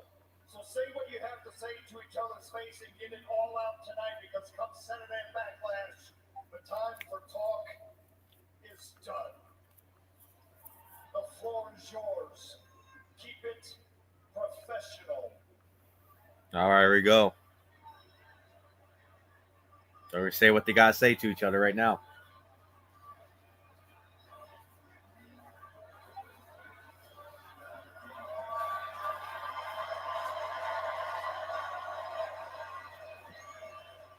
Well, first of all, All right, here we go. do not worry. I'm not going to do anything tonight. I'm not going to spoil that for myself. Because luckily for Wow. you, unlike you and your friend out there, I am professional.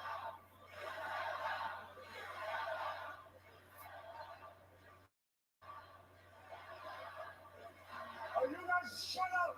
I'll get back to that later. Don't you worry.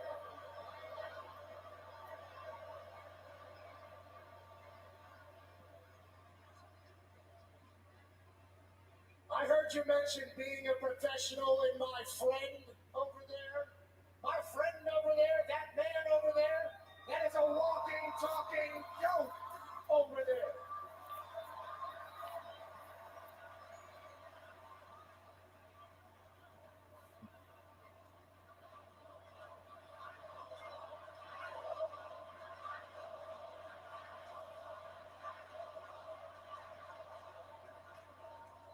28 years, every single week of his life, except for 3 times, he has dedicated to traveling the world for this company. 28 years straight, 52 weeks a year for this company. He has earned the right to have an opinion, and since his opinion pissed you off so much that you just flipped the switch and had to attack a 60-year-old man, allow me to give you my opinion of the Gunther I'm standing in front of right now. Oh boy. Now it's apropos that we're in beautiful Omaha, Nebraska. Because when I think of Nebraska, I think of the Cornhuskers. Hell yeah, go to them. Dylan Raiola, absolute dog. Emmett, absolute beast. Can't wait to watch you boys in the fall rise to the top. When I come to Omaha, I think of their steaks. Nobody beats this town's meat. Okay, Gunther? Nobody. Okay.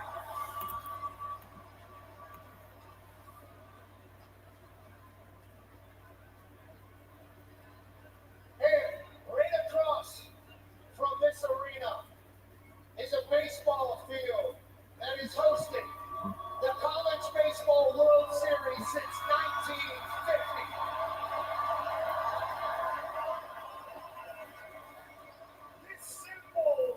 This city is a symbol of working hard and dreams coming true.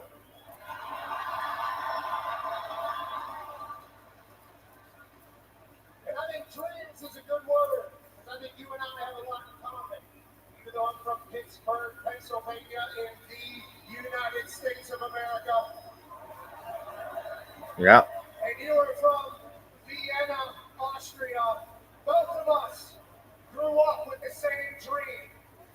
Both of us grew up wanting to be in this business. Both of us grew up idolizing the superstars of yesterday. Both of us grew up spending hours and hours and hours in front of our television watching professional wrestling, thinking that's what we were put on this earth to do.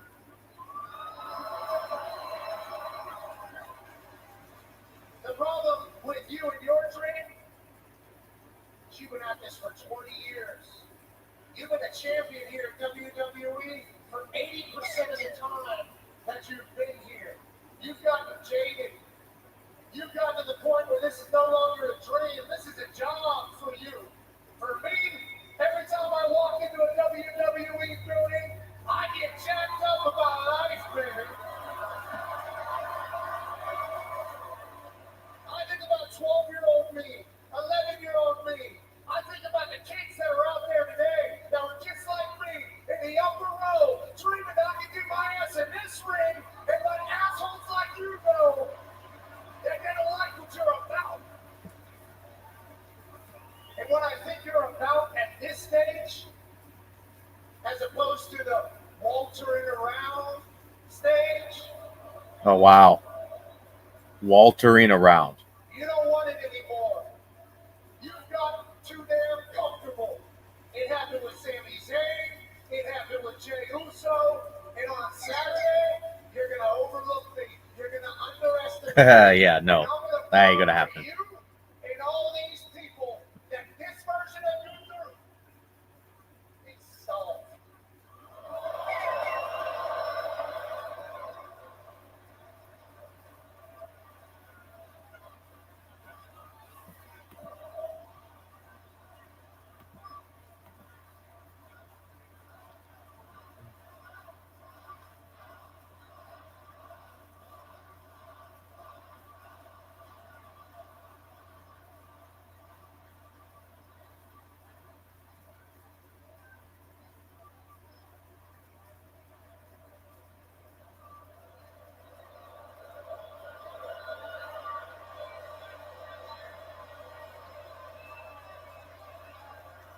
What's Gunther gonna say?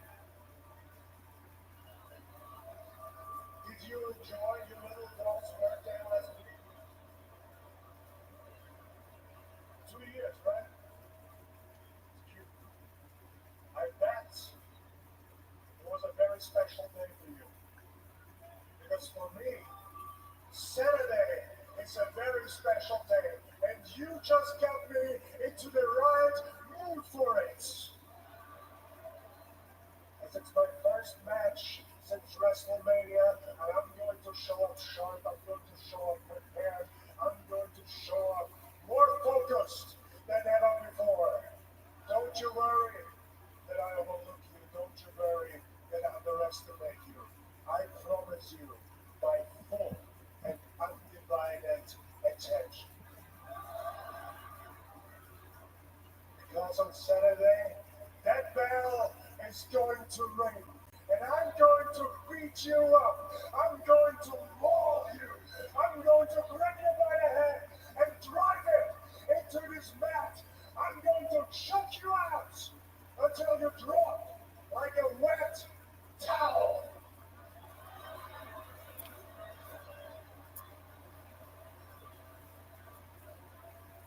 Tonight, by my grace, you are untouchable. But on Saturday, trust me when I say this, on Saturday, only the grace of God. Trust me when I say it. On Saturday, only the grace of God can lift my arms off your throat.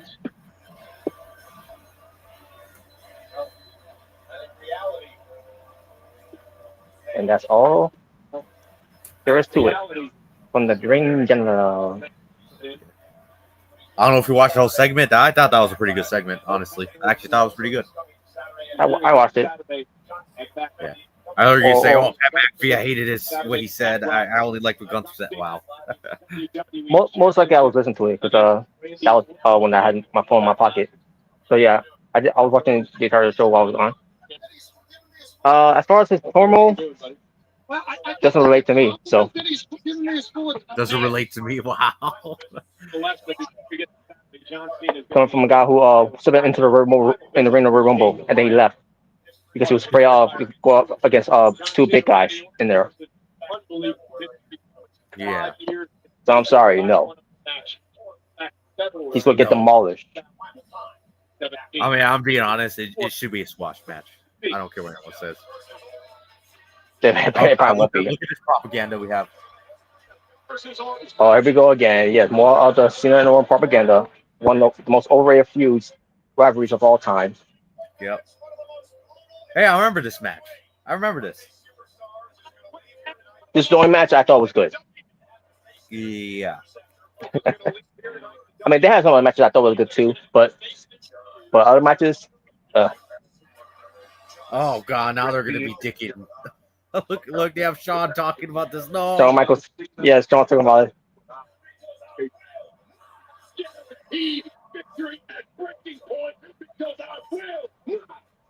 Oh, fuck you.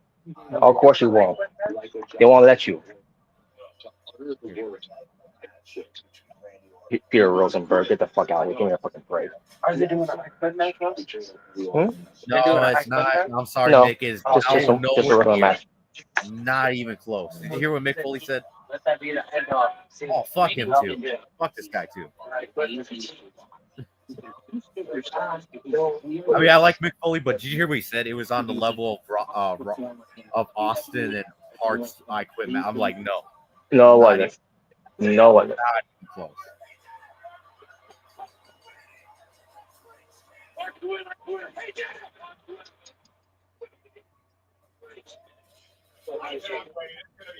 Then again, I mean, ever since we already knew about John Cena's time mature, we already knew it's going to be something in St. Louis, Missouri. You know, this coming match. Saturday, it all starts with the Countdown Show special 2 hour. That started at 5 Eastern, 2 outlets. Backlash. So a 2-hour event, a pre-show, 2-hour fucking pre-show, really? which is they're gonna talk about a whole lot of nothing other than the pay-per-view. Yeah. And so far there are 6. I'm sorry, 5 matches. I thought it would be 6. I mean, they could always add one more, but you never know. Yeah, I figure maybe someone SmackDown, like Tiffany versus Nia, maybe. There's main event, James. So tonight is his first title defense. He won the world title. Then again, that might we have to see what happens on SmackDown for that first. Oh, look at this. Finn Balor and Russell Perez. Interesting. What? Wait a Oh, minute. here's your boy, Robert. Oh, yeah. He's wearing that purple outfit. If you remember that. It's always blaming it on the minority. Hey, he brought the free coat back. Oh, yeah. Hey, come on, Robert. You don't like that coat? Actually, I do. One of the things I missed out him wearing until you started going, in the deep end of other stuff. Oh, yeah. I'm not gonna lie. I actually like that purple attire he's wearing. Yeah. You know, that's actually a good combination. Wearing the fur coat with the purple attire. I actually like that. But no matter how much he'll try to do that, he's not the Undertaker. He's not the Undertaker. look, Smart. Just because they wear purple doesn't mean they're the Undertaker or they're trying to join the Judgment Day. Smart. Exactly. So yeah, but that's interesting there. Finn Balor and Russell Perez. Because obviously that's gonna lead to Finn Balor still be a heel. And to be honest with you, I already know what they're doing with the whole Judgment Day thing. Who knows when it comes to choosing sides. I definitely feel like Liv's definitely going to betray Dom. Definitely, along with Finn, obviously. So. Who knows? It's obvious that Finn Balor's going to turn on Dom. I mean, it's pretty obvious. Or Liv might be hitting for a punch. I don't know. Yeah. She turns on everybody. Wow. Yes. AEW. It's okay. Like AEW interested in Dakota Kai after. Well, I mean, I know they are. I wouldn't be surprised if they were. I wouldn't be surprised, honestly. Yeah, I know they are. I know they will be. Obviously, Then again, what company wouldn't be interested in her now that she's been let go? Oh, Stardom might even want her to wrestle for them.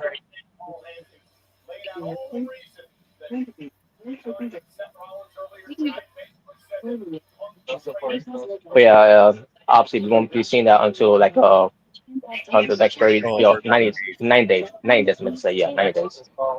Yeah. It literally is. Which is in August, by the way. Which, by the way, I don't know if you noticed, but Indy Hartwell actually signed with TNA. Yeah, she did. Yeah. Which is great, man. I'm glad she did. You don't know her and Steph Delander to have the interaction. Oh yeah, the history. That's right.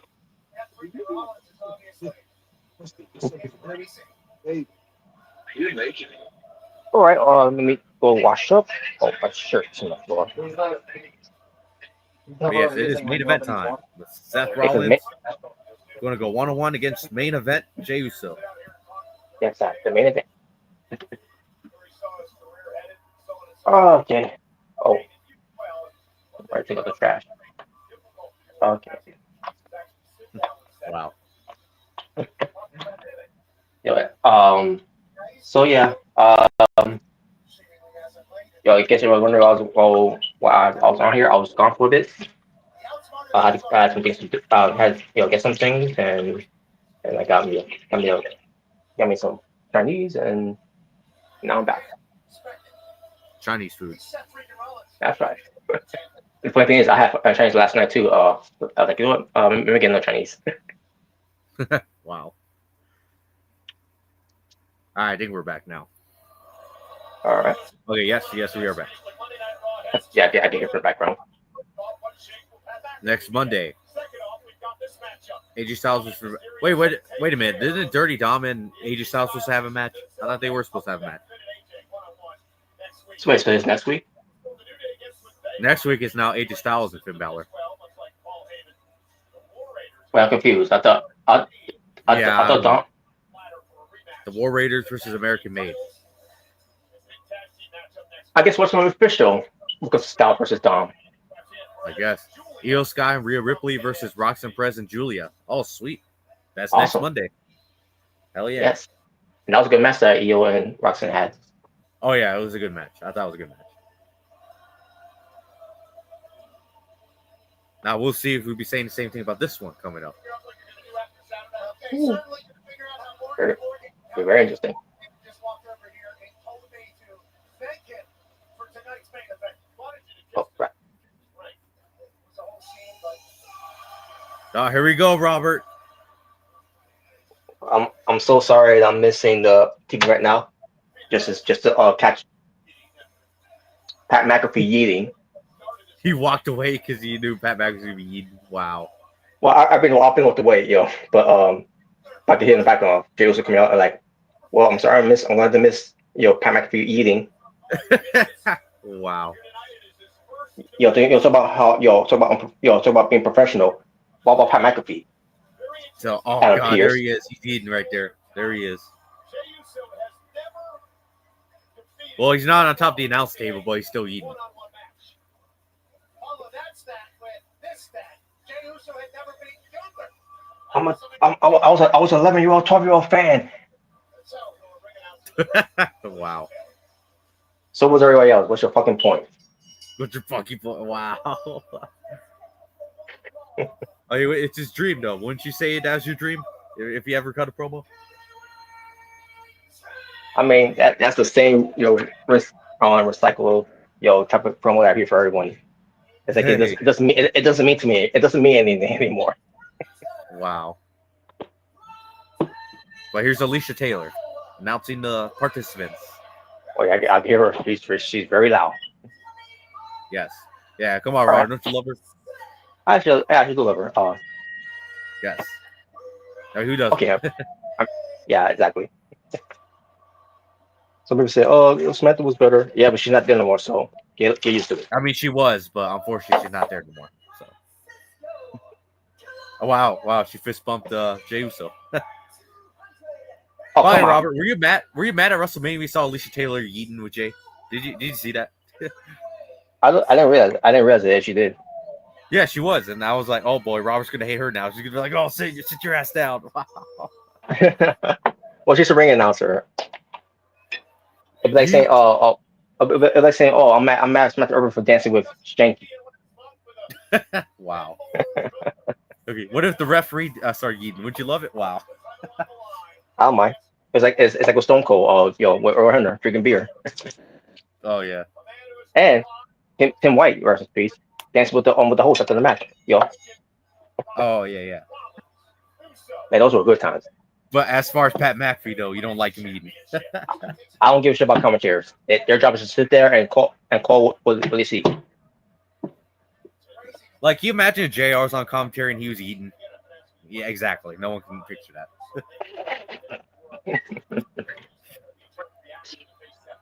That would be funny, but no. I mean, it would be funny, but at the same time, no. I don't think that would ever happen. So, yeah. Oh, you want to see Sockface eating? No. Garbage people that they want. All right, they're not scoring up yet. They're just staring at each other. Wait a minute. So Jey Uso put hand tape just to remove it when the match starts. What? Wait, what? Well, when it showed back Jey Uso walking to the ring backstage, he didn't have hand tape. When he came out, he had hand tape, but then he just removed it. I'm like, then why would you even put it on then? What? Yeah, I'm not even joking. He didn't even have hand tape earlier when he was walking to the ring, backstage. What the hell? And then he came out with hand tape. I don't know if you noticed it. Then he took it off when the match began. I'm like, then what? Why would you even put it on then? Like, what the hell? Wow. Would you think that'd be a waste? A waste of hand tape there? At least I think I would. I don't get it. I mean, what's even the difference if you don't have hand tape and not? I mean, he's not going to be the same as Brock Lesnar where he takes off his MMA gloves, matches. That'll make sense, because later on. Wait, give it the fuck straight up. Oh yeah, when he came to Brock Lesnar, yeah. It was like, oh boy, it's gonna be devastating now because he uses his actual fist to beat you up, pretty much. Mm-hmm. Yep. Oh,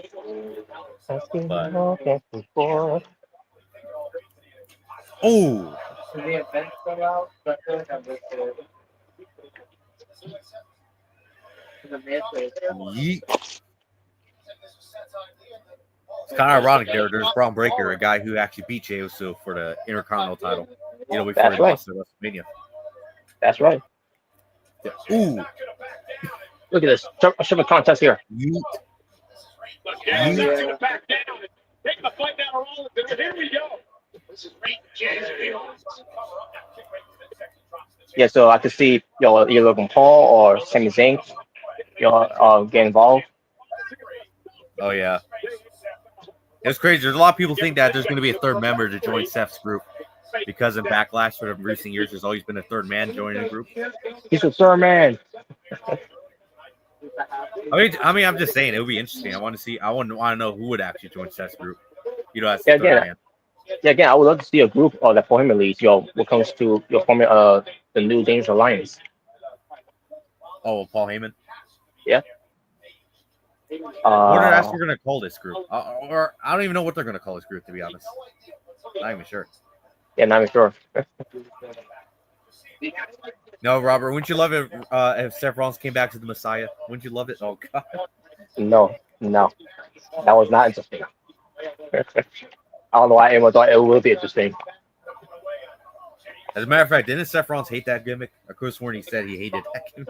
I think he did. Because I don't blame him. obviously he's an atheist. He doesn't even believe in God. So. That's right. Yeah, because his religion. Yeah, he's atheist. He doesn't believe in God. And then they gave him a gimmick where he has to pretend to be God, or he thinks he's God, or something like that. Yeah, he basically, I don't believe in God because I am God. Yeah.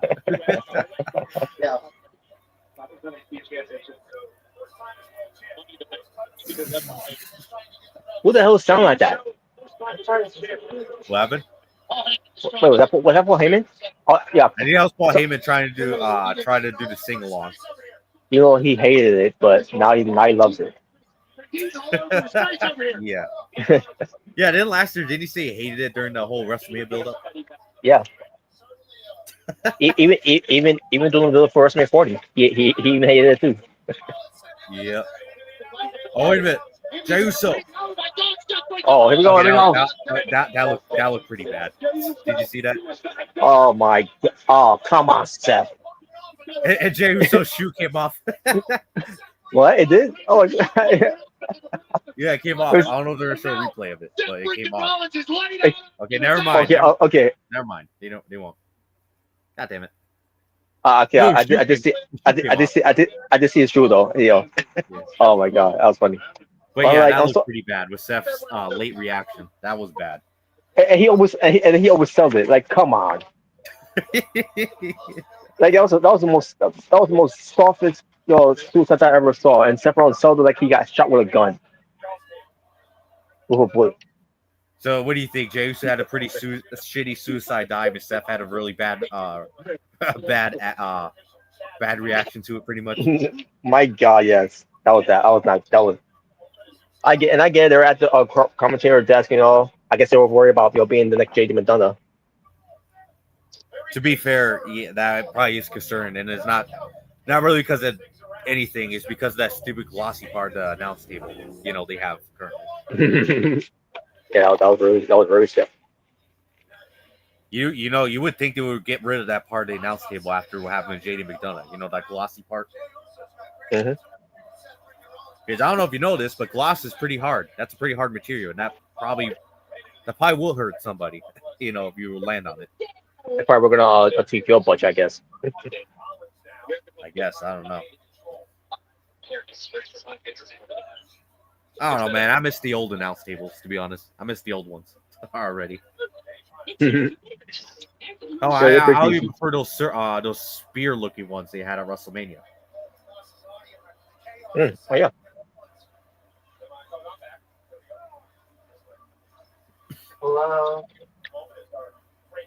Cora Jade moved to OnlyFans. I've seen it on X. Cora Jade was a crash out. That's what she got fined and throw shots at Becky. What? Say what? I know why wrestling sucks because nobody cares about wrestling. Someone to me all need a great entrance and great theme song. That's it. Wow. Well, those lots of pictures there. Unfortunately, yes. For certain wrestlers, yes. The only reason I had to go over is because their entrance and theme song, pretty much. For certain wrestlers, obviously.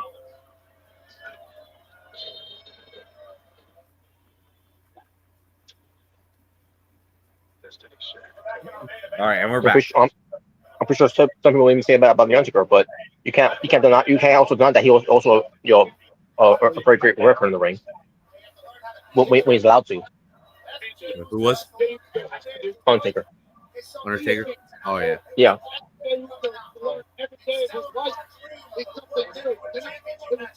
mean, I guess he technically did, but he also was a wrestler, too. So. Yeah. Especially in his prime days. Yeah, he's more than just a guy playing a character. Yeah.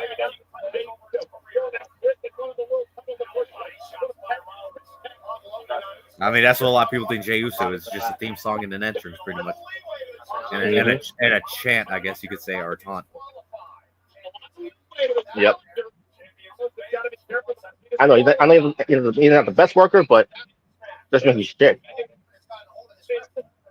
Yeah.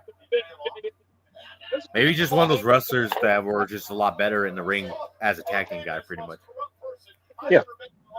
There's nothing wrong with that. Welcome back, Priscilla Kelly. You've been missed. Wow. Indeed. I could definitely see her going to TNA just because that's where her husband is. So I feel that too.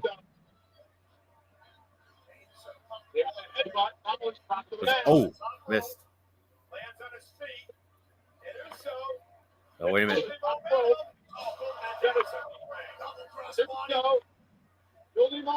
Oh. You sure he wasn't trying to do a spear? Oh God. Yeah, I still have forgotten that really bad spear to Austin Theory where Mike Cole literally called it crossbody. Mm-hmm. You still remember that? Yeah, I remember that. Yeah, but that crossbody, yeah, it was all right. He was a good. Well, for Jey Uso, yeah. There we go. Man, that's how you know your sheer shit when Mike Cole calls it a crossbody. That's how you know how bad it is. Mm-hmm. I wonder if Mike Cole felt confused. Like, that's it? Like, he won by a crossbody? What the fuck? You must, you know, that's probably what he was thinking, you know, in his mind at the moment before he was told that was supposed to be a spear. Yep. At least that's what I was thinking. I was like, what? That's it? A fucking crossbody? Like, fuck? I haven't seen anyone with a crossbody since the 70s. Yeah, that's what I was thinking. And then it was supposed to be a spear. I'm like, oh, okay. And then, yeah, that was a very shitty looking spear. Then.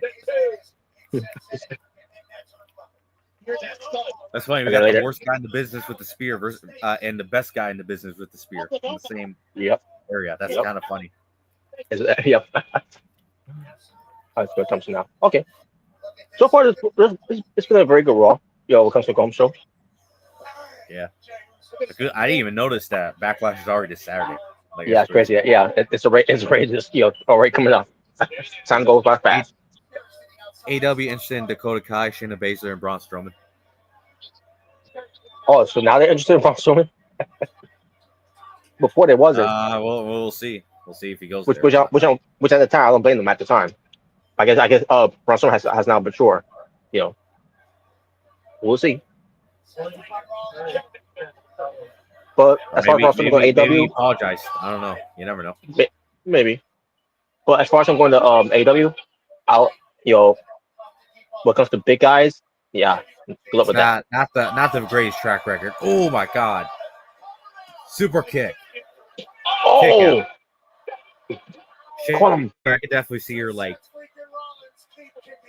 I don't know. I mean, I wouldn't want to see her in the Death Riders because we all know how we feel about that garbage storyline. Braun Strowman to me should be with TNA. Yeah. But you could always go to NWA because obviously his buddy's there. So. Yeah, even NWA, choreographed one too. And did the Yeah. whole control nerd thing again. Well, I think each three finally stopped doing that gimmick, which I'm like good because that gimmick Good. was garbage. Anyways, Yeah, yeah. it Especially made no after sense. they're doing their own promotion. Yeah, Shotzi gone from WWE now. Yeah, I heard that. Yeah, we'll talk about that. Yeah, we'll Well, talk about that I think later. I heard that they're not going to renew a contract. Pretty much what they did with We'll show you the bill. Yeah, I think that's what I heard. What happened? Yeah, but we'll discuss that too. With Sashi. I think there's blood all over Jey Uso from Seth freaking Rollins. Yeah, Rollins was cut open and we wanted the She did because she did a video after her release. Well, when it comes to when it comes to her, no longer be with the company, I should say. Oh, somebody's bleeding. Let's see. Who is? Well, not in the face, but someone's bleeding somewhere. Oh wait, Oh, Seth okay. actually bleed from his head? I can't really tell. Made from his lip. Oh, frost blast. Oh, spear. All right, I mean into a pedigree. Oh, wait a minute. Yeah. Sorry, Jay. Roman sold that better. Roman did that better. Mm-hmm. It wasn't bad looking, but at the same time, Roman definitely and Seth do it better. Look at this. What a counter by Seth into it. That was a half a pedigree there, but it was And it's basically, Seth Rollins didn't really get the other arm there, as I thought he would. Yeah. Holy shoot! Holy shoot! Holy shoot! Yeah, somebody was bleeding. 'Cause I know you noticed there was some blood on Jey Uso's like chest, or not chest, but like his back or whatever. I love those like one Oh, that was interesting. I was like, who the hell's bleeding? Like, oh wait.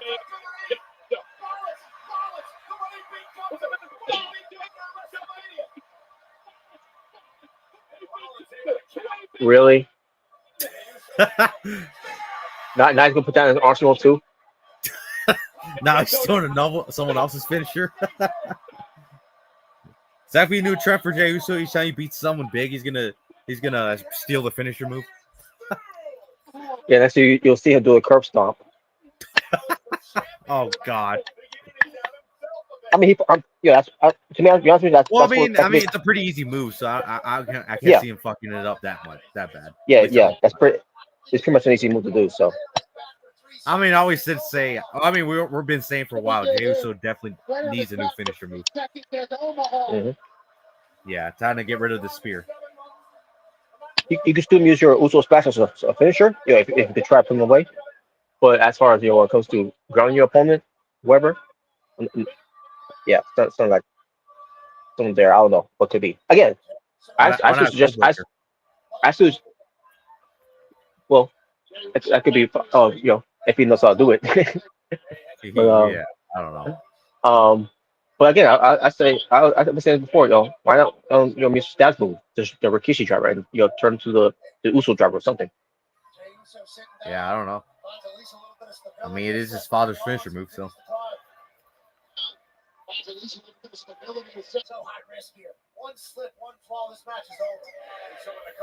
I mean, it's not a bad match, but I wouldn't really think it was anything amazing. Oh, look at Braun Yeah, Breaker. that's all right. Yeah, that's all right. Wait a minute. Oh, there goes the prime, merchandise. Into a Falcon Arrow. Superplex into a Falcon Arrow and a headset. This could be it. Is he gonna do it? Oh, that was a terrible sell. That looked terrible. Oh. Did you see that? Oh, that was not good. Bro, that looks bad. That looks so bad. I don't know what the hell was that. Okay, yeah, that was totally Jey Uso's fault. No offense, that was his fault. What's going on here? Oh, Lucas coming out.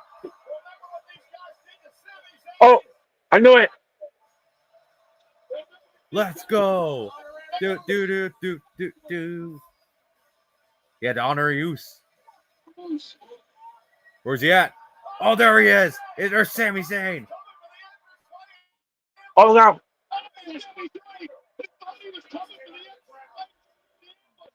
Ooh. Yeah, I kind of figured there's gonna be shenanigans in this match. That spear and that spear looked like shit. Wait. That spear He's, looked he's like good. shit. He's good. Oh come on! That spear was not good. Uso splash. Okay, that actually looked good. Uso splash. Wait a minute, what? Does he beat him? Wait, what? Hold on. You see Oh, it. What? He kicked out? he kicked out. He kicked. Well, then again, that worst spear didn't really take his toll. yeah, I know. But even then, I was kind of surprised. I'm kind of a little surprised. I'm like, he kicked out? Like what? Yeah, again, sometimes you win with it, sometimes you won't. That's the Uso splash. Well, no, I thought that was gonna be the end of the match, but I guess not. Apparently. So I'm surprised. I'm surprised here. It's still going on at the same thing coming out. yeah. Oh, that spear from out of nowhere. Oh my god! Oh my gosh! Everything. And that spear looked great. Unlike Jay's. I mean, I think we could all say that. Anyways, Mm-hmm. that looked great. Devastating. He's checking up on the honorary. What the hell? And a spear! Whoa! Holy shit! I'm a badass. And Jey Uso sold that really bad. Yeah, he did. And that curve stomp. You saw that the way he sold the spear.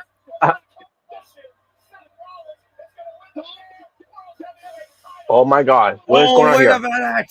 He's back! Look who's back! Holy shit! It's CM Punk! He's got a steel chair. Mussolini. Best in the world. Oh, and there goes Braun Breaker. All right, that's a DQ. DQ. That's it. Definitely DQ.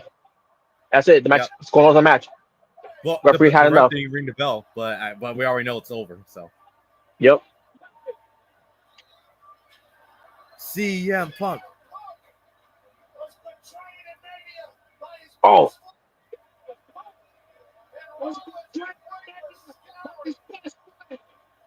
You know, at least to let Punk hit him with the steel chair and not wrestle out of his hand like what happened with Thunder Rosa. Mm-hmm. Yeah, I'm just saying. So Punk is back.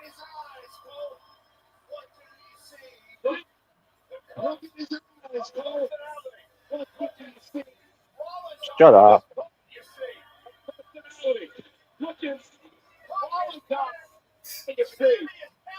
You heard Pat McAfee say that? Yeah.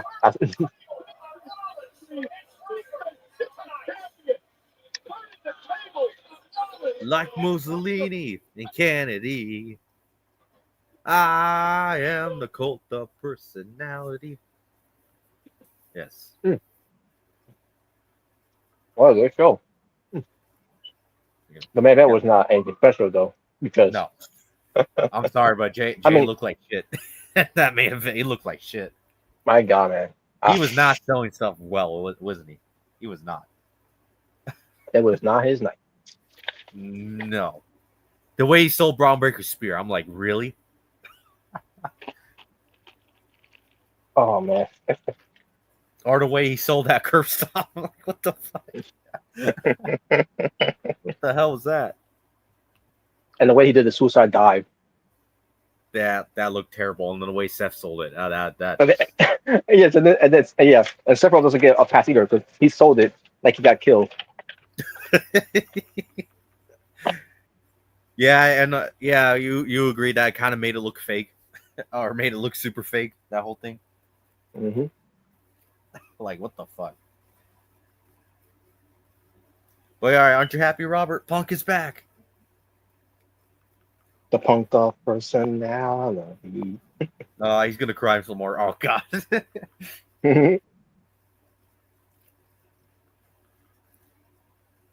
All right, so No, Raw will get a 7, or at least a 7.5 for me. I'll give it a 7. I don't think it was bad tonight. Yeah, I agree. Other than really the main event. Yeah, the main event. Yeah. Well, Oh I mean, man, I thought the match was all right, but at the same time, those are right. Jay did not look good in that match. He did not. I think it's safe to say Seth carried in terms of in the ring for the most part. Mm-hmm. But then again, we already know that that Seth is going to win the title from Jay anyways. So we already know this. Yeah, exactly. I just hope that means Braun Breaker wins it for Seth, you know. But we'll see you down the line. So I wasn't expecting to see a Punk though, but yeah, because I'll tell you, man, Braun Breaker definitely needs to be a world champion at some point. that's right. Yeah, I kind of figure same. Well, you know, at least I'll give the bright side this. No Logan Paul, thank God. Thank fucking God. Because I got a feeling too. I'm like, oh, he's gonna interfere. Yeah, I was gonna be happy if he came out too, but at the same time, But then again, that maybe for the best. Because I'd be like, oh no, that means Seth is winning already. I mean, we already knew he would win it, but I don't think it was gonna be that soon. At least we didn't want it to be that. So there you go. I wonder how long this Seth and Punk feud is gonna last for. Oh, 2 years. Oh God, 3. 3 years. Wow. I got a feeling it's gonna lead up to also them having their own War Games match too. I mean, we already know it's gonna happen because they're gonna do the whole story where Rollins technically never beaten Punk in on all the times he fought, which is true. Which is true. That's right. He technically never beat him at the steel cage because Roman technically pulled Seth out, so he technically never actually beat him. And then not only that, at the triple threat match, I mean, yeah, technically Punk lost, but at the same time, Seth technically didn't beat him to win. So there you go. Mm-hmm. He didn't pin him 1, 2, 3. So obviously they're going to use that as a storyline for their next matchup, you know, one-on-one match. So, but anyways, yeah, that's it for Raw. The go home show for Raw, because this Saturday will be WWE Backlash. Indeed. Yes, can't wait to see how WWE Backlash is. Oh, it's gonna be trash. Wow. Well, I mean, I'm gonna say hopefully it's better than WrestleMania. That's all I'm gonna say. WrestleMania. More like It probably will be. More like Failure Mania this year. It probably will be, but then again, you got Logan Paul there, where he couldn't have a great match with AJ Styles at WrestleMania. All you care about, is going viral. I mean, like I said, man, even if you don't count my hatred for Logan Paul as a person, I mean, let's be honest here. I just thought that match was boring, to be honest. It was boring. You felt the same way? Like, even if you take the hatred you have for Logan Paul out of the way, you just thought the match was boring. So, it just wasn't really anything special. Like, it really wasn't. I was like, okay, this one, you can't really... For once, I actually see fans online not saying, oh, this was a great match. No, they're actually were... surprised to say it was kind of boring. I'm like, well, thank fucking God people are trying to find or finally seeing what I'm seeing. Like, it was just boring. It wasn't really anything special. So. But oh well. Mm-hmm. All right. Before we get to some things to talk about, we got a couple things to talk about. I should also share with everyone here. During the match with Sheamus and Austin Theory happened. Yeah. That's what I kept myself muted for a little bit. So I got a call from my sister to receive some sad news. My grandmother, fortunately, earlier today, stopped breathing. Oh shit! I'm sorry, man. Sorry that happened to you, man. I really am. Yeah, it was either way, it was about to happen either way. But the important thing is, when I believe when she was told that me and my sister was coming, it's actually held on until the time we left. So that's he's also at least informed to me of it. My sister obviously was broken was breaking down, talk to me about it. Me, you know, I want to feel emotional, but at the same time, I try to at least look at the positive way.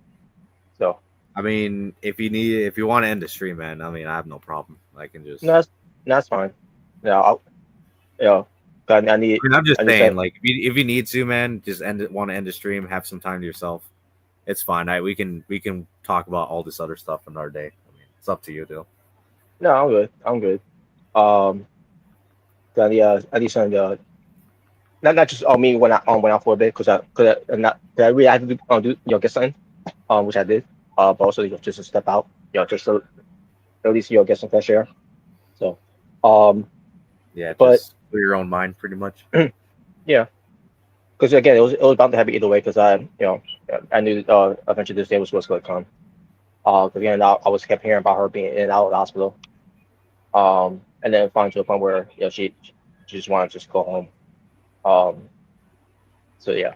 I didn't know how bad the condition was. But at least that she ends up being at my aunt's wedding. She has getting married. Re, to a new husband. Um, Yeah. so yeah. So all I gotta do now is hear from the family to see kind of when the funeral's gonna be, so I can see what in case if I need to take time off from work on the weekend, because I don't know if the parent doing the funeral on weekends whatever, but I just will I'll hear from them when they arrange it eventually. Yeah. But the I important mean, all I'm gonna say is, I mean, if you don't want to do any videos for a week, I mean, I totally understand. I mean, Mhm. it's all but good. I mean, I but understand. It's a very personal time for you right now, and yeah, it's all good, man. Like if you just mhm. say like, yeah, man, we're just not gonna do any videos, no raw, no BTA or anything. Yeah, in case I'll totally understand, man. It's all good. So yeah, in case that if it does go to that point, then yeah, I'll obviously let you guys know yeah, what's because going on. I'll understand. I'll just tell Jalen. Well, I mean, I think you would tell Jalen obviously what's going on. So, Hmm. but yeah, it's just yeah. I'm sorry. I'm sorry to hear that, man. Hmm. Really am sorry to Hmm. tell you lost your grandmother. Yeah, thank you so Uh, much. But yeah, yeah, um, I know that's probably hard for you right now. So, I'm mhm. sorry. I feel it's more hard for my sister, and well, another uh, you know, like my aunt and my Yeah, you're. cousins. And I mean my dad. I know my dad. Of what I heard from my sister, he was pretty broken down. When her first position was happening, and then now as far as before unfortunately no longer with us. I don't know how he's feeling right now about it, but um I mean, if you need time to check up on him, I mean, go ahead. And I don't, you know, I totally understand. If you want to, do whatever you need to do. maybe not tonight though, but maybe like next day I'll be. Um, Yeah, yeah. but either way, um, so that's what's up, folks. Um, so I also got to let my job know too about the news too as well when I get a chance. Yeah, I mean, I hope they at least give you some time off. Like, yeah, you need some, time off. Just to, wind down a little bit, and then, once you're ready, you're ready to come back. Then I guess you're ready to. So. Yeah, because this isn't the first time I lost my grandmother. I did have I have another grandmother who died in 2011, and I still managed to to get through it at the end of the day. But I was too broken up about I feel like I could have done more for her. Yeah. But unfortunately, that wasn't the case. And yeah, so now what comes to my number here, again, is sad and all, um, but at least she's no longer suffering now. I mean, she's up there in heaven. That's all that matters right now. Yeah.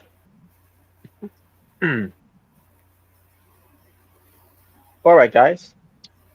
Uh, so we did have some, what comes to Sasu Black Card. Yeah, basically WWE, yeah, like we said before, they want to be renewing her contract, so she's free to go wherever she wants. What? Now I don't know when her contract's up though. Unless you okay, yeah, I guess we'll get some information of it, from Yeah. her. When But, it comes to Sonya Deville, did her contract ever expire, or is yeah, it it did. still technically? Oh, it did. Yeah, basically the moment we heard about some releases that happened during that time, like in January. It was basically like the end of January, I think it was, or maybe it's the end of February. I can't remember. Oh, okay. But either way, Sonya Deville also doing some things, and she got some arrangements of doing some MMA event, whatever. I don't know if she did it yet, but yeah, that's basically what's coming with that one too as well. Doesn't mean that she's never gonna be had has nothing to do with wrestling anymore. Obviously she will still do some wrestling stuff like some meet and greets and all that. I don't know if she's interested in came back in the ring though, as a wrestler, you know. But but as far as Sausage Blackheart, um,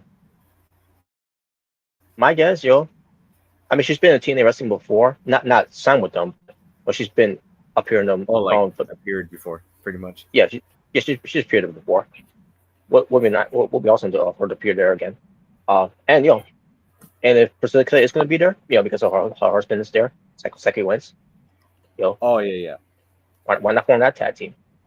I mean, after all, they were together, in NXT. Now Team Paxi's doing a whole lot of that now. Yeah, which is like really. Mm-hmm. I'm surprised she didn't get let go. Just let go What? of her fiance.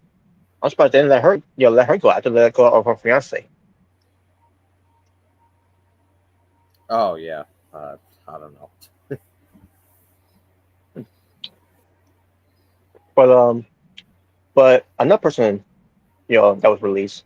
By the way, also suspect of a video that I saw, and she was talking, basically it was basically her kind of promo, and I thought it was pretty good.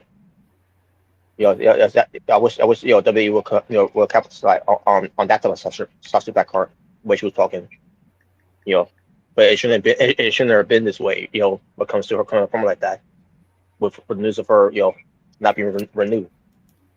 But when someone like her, didn't really kind of promo, and I thought she did a very good job, doing that. Oh yeah. She could minus the injury that she went through, which again, just like with Cora J, it was their fault. Yeah. Remember that match she had on NXT? I can't remember who she had it with. I think it was for the title. Who was the champion at the time? Was it I can't remember now. It was for the Women's North American title or the NXT Women's title. All I know is that she got hurt in that match, which it was cut. That's had to stop match because of that. And they found out she had an ACL tear while she was being building up for her Olympic Chamber match. I mean, not Olympic Chamber match. Her War Games match with with her team, and like I was upset at that because why would you do that to her when you have her advertised for for War Games for Survivor Series, and then you put in a match like this, you're asking for some injury to happen. Yeah.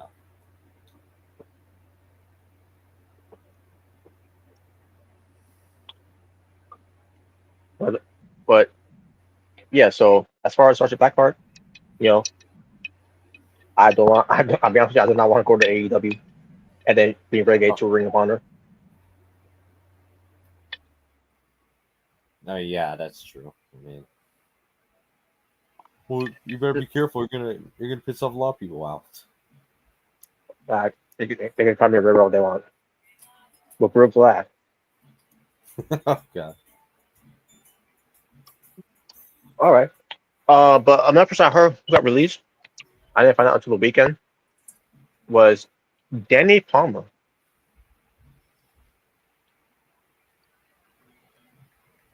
Oh yeah, I heard about this. Yeah, she got released. Yeah, a woman who had double hip surgery, and then when she came back, and then she was doing this whole. I think she was been doing the tag team thing with Saruka. And the Saruka was hurt, unfortunately, and then she and I can't remember if it was the same time where she had that double hip surgery because she had double hip injury, whatever. Um, and then later on, she had an ACL tear. Like, oh my god, what's going on? With a lot of these women's, and then obviously not just women's, but constantly we do a lot here. We do hear a lot of women's always getting an ACL tear. Like, what the hell's going on here? Yeah. Corey J, Ruka, Danny Palmer, Yeah, I heard Saki Danny Palmer. Blackheart. Yeah, I heard that Danny Palmer apparently actually officially retired from wrestling. Yeah, Apparently. that's a shame. Yeah, because she said it took a toll on her body. Apparently. Wow. Probably, yeah. Yeah. Obviously, when it comes to something like that, she probably just want to go through too much of that rehabbing, and everything, So it's unfortunate, man. Because she could have been been something with this tag team thing with also Ruka, because those two are alike in a way. Yeah. And by the way, she was on Evolve for anyone that didn't know. She was on Evolve for but then also we didn't see her that much anymore. That has something to do with her being hurt, maybe, and she was injury prone, maybe. But that's probably why she decided after being released, time for her to just retire. Yeah. I do wish her for nothing but the best, though. Wherever she will wants to be. Yeah. I mean, who knows what she wants to do, now. Since her, career's done, and I guess you don't want to do wrestling no more. I mean, Yeah. But as far as what comes to others, the release as well, what comes to where they end up might being, Gallus might they probably might just go back to their home country. To be honest with you, to be 'cause I don't think they're gonna get over as much as they think they would, over here. wow. And I'm not saying that because of Joe Coffey. I'm just saying I can't remember any type of connection they had would not be there well, NXT guys which was easy. You get an easy connection with them either way if they transfer anything. Yeah, because I know they were NXT tag team champions, and obviously NXT UK tag team champions. Before that. Which that's the only place they go. I don't get that type of connection. Yeah, which is kind of sucks that they I don't know. I guess it kind of sucks that they didn't really find the right footing here on in America, I guess, just because of American wrestling in general. After all this shit he talked, AEW is definitely not worried about BTA. BTA? You mean Braun Strowman? What the hell? Shit, I don't give a fuck what Tony Khan thinks of what we say on BTA about his product. I don't give a shit. What? During this about now? What he's gonna do? What he's gonna do? Flag our video? But I think he meant to say Braun Strowman. I think that's what he meant to say. All right. Or Titan, whatever name, Braun goes by. Yeah, you might, nowadays. yeah, Michael Butt's Titan. Yeah, I meant to say Braun. Yeah, I kind of figured. I'm just like what? That I was gonna say, what did we do? Make Tony fear for his life on VTA? What we said. Mhm. Yeah, I knew what you meant, but yeah. Mm-hmm. But I heard. I don't know. I mean, you never know about Tony. I mean, that's all I'm gonna say. You never know about him. mm-hmm. I mean, yeah, he may have talked shit about AEW years ago, but then that doesn't mean Tony just still doesn't want him.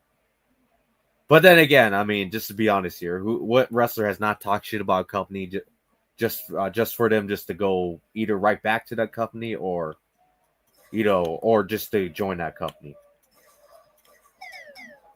For example, CM Punk years ago with WWE came back. Mm-hmm. Rhino at one point with WWE came back. Mm-hmm. Yeah. Let's see who else. Oh, Tama Tonga about WWE eventually debuted for him. Exactly. I mean, it's just one of those things where it's like, I mean, yeah, they can talk shit about a company all they want, but I mean, it probably doesn't really mean shit at the end of the day because they probably will join them eventually, at some point. So. I mean, just the nature of the business, I guess. That's pretty much all I got to say. Mm-hmm.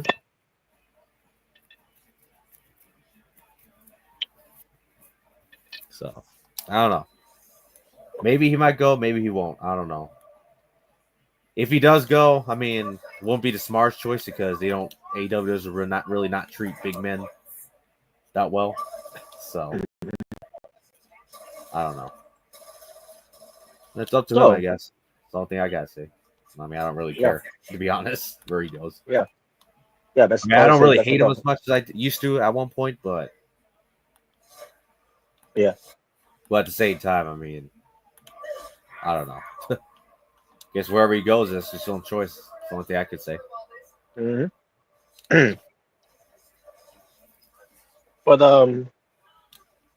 now we're gonna talk about some other things here. About Triple A. Towns that have officially, will be joining WWE. Oh boy. Because of the partnerships, and we got some list of names here.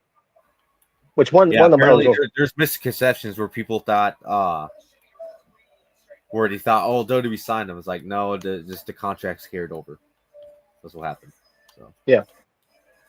Now one of them obviously was no brainer. Based on what it, what it did. He can go to the nearest train tracks. Wow, what the hell? Yeah. Well, he is from Express, so there you go. I guess, yeah. Well, in this case, the Titan Express, whatever. I don't know. I don't know. But here's the name so far that's gonna be that we will be seeing eventually on WWE programming. Now, and also I think because of the whole Worlds Colliding as well. Yeah, because that's gonna be happening in June. But yeah, Nino Gorissa, where that is. I have no idea who the fuck that is. So that's probably a female star, based on I mean, just based on the name, yeah, it's probably is a female star. But yeah, another one we got here is Lady Marvelita. Yeah, that's obviously a female. Mm-hmm. And the other one, Lady Flamer. Obviously female too. Mm-hmm. La Hydra. I assume that's female. I could be wrong, but maybe or maybe not. I don't know. I know this one obviously it's not female. La Parca.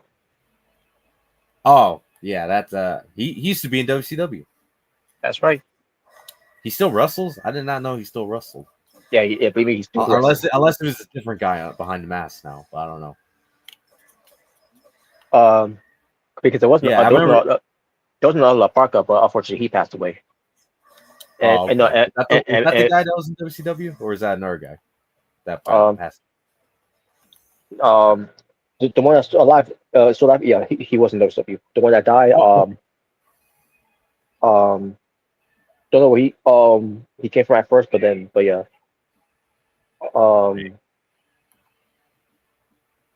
Yeah, but Lapaka, I may see he's not the same worker that he used to be before, obviously, but Yeah. um But honestly, I recognize that name from WCW back in the yep. day.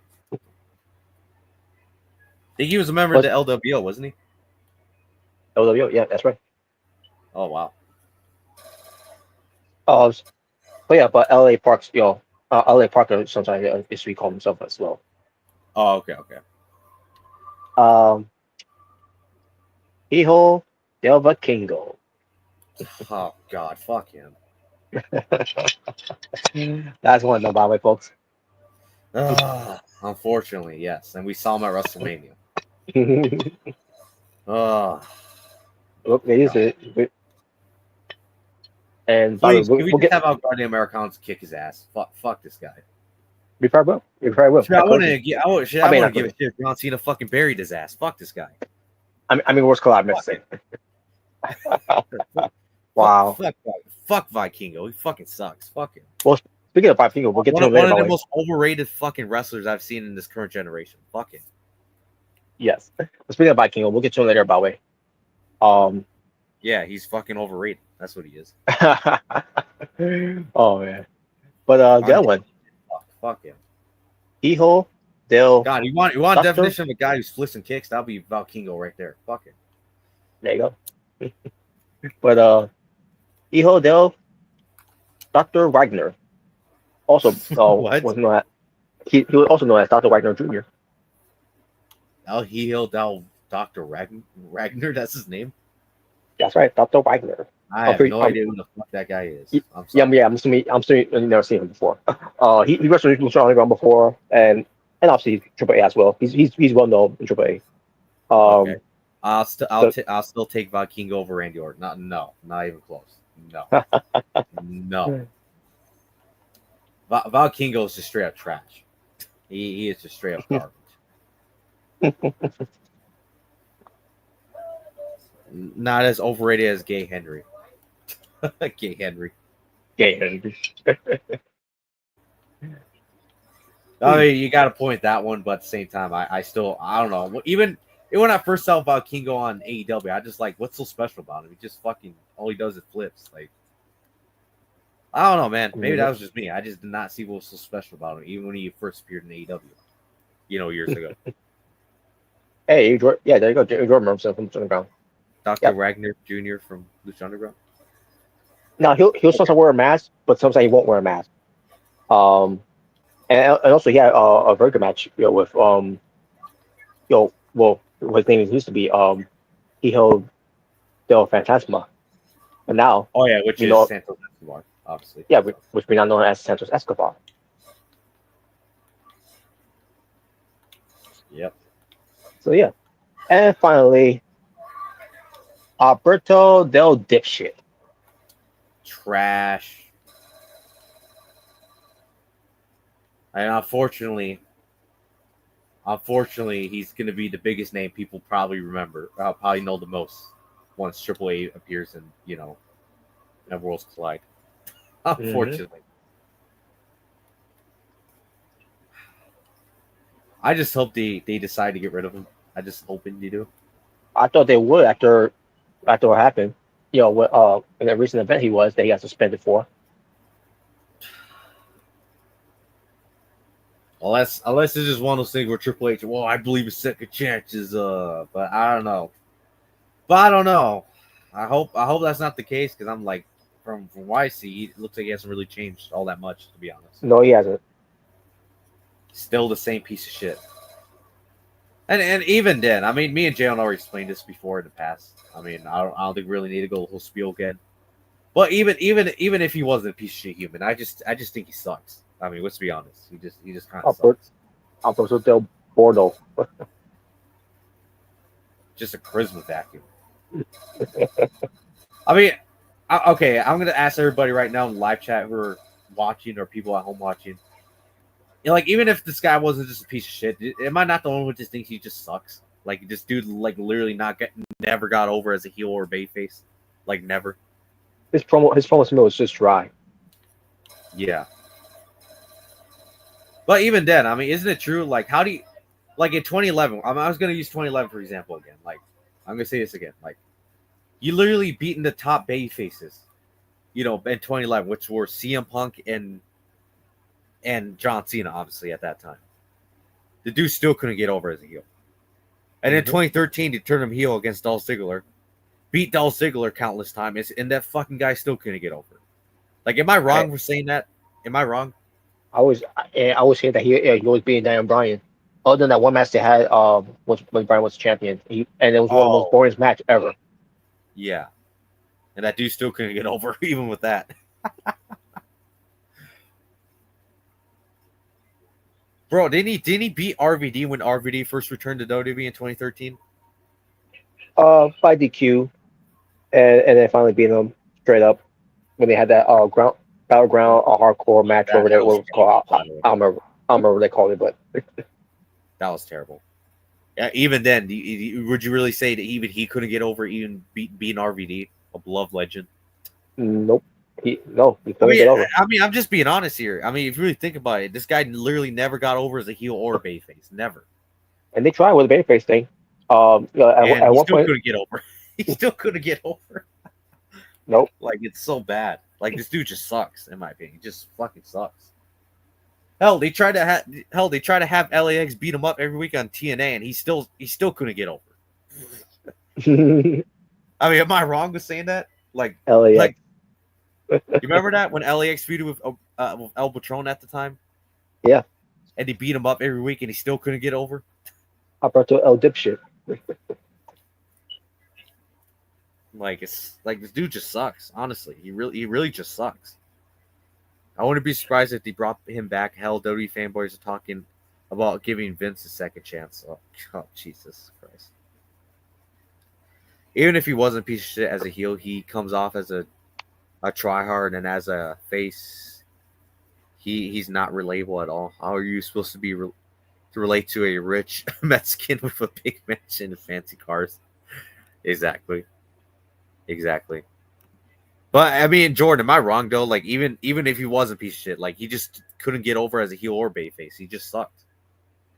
And if you're having, his wrestling was all right. I don't really think it was really anything that, that special, to be honest. But his promos it sucked. He had no charisma, and I mean, like I said already, couldn't get over as a heel or babyface. Like, straight up, just one of the most boring guys ever.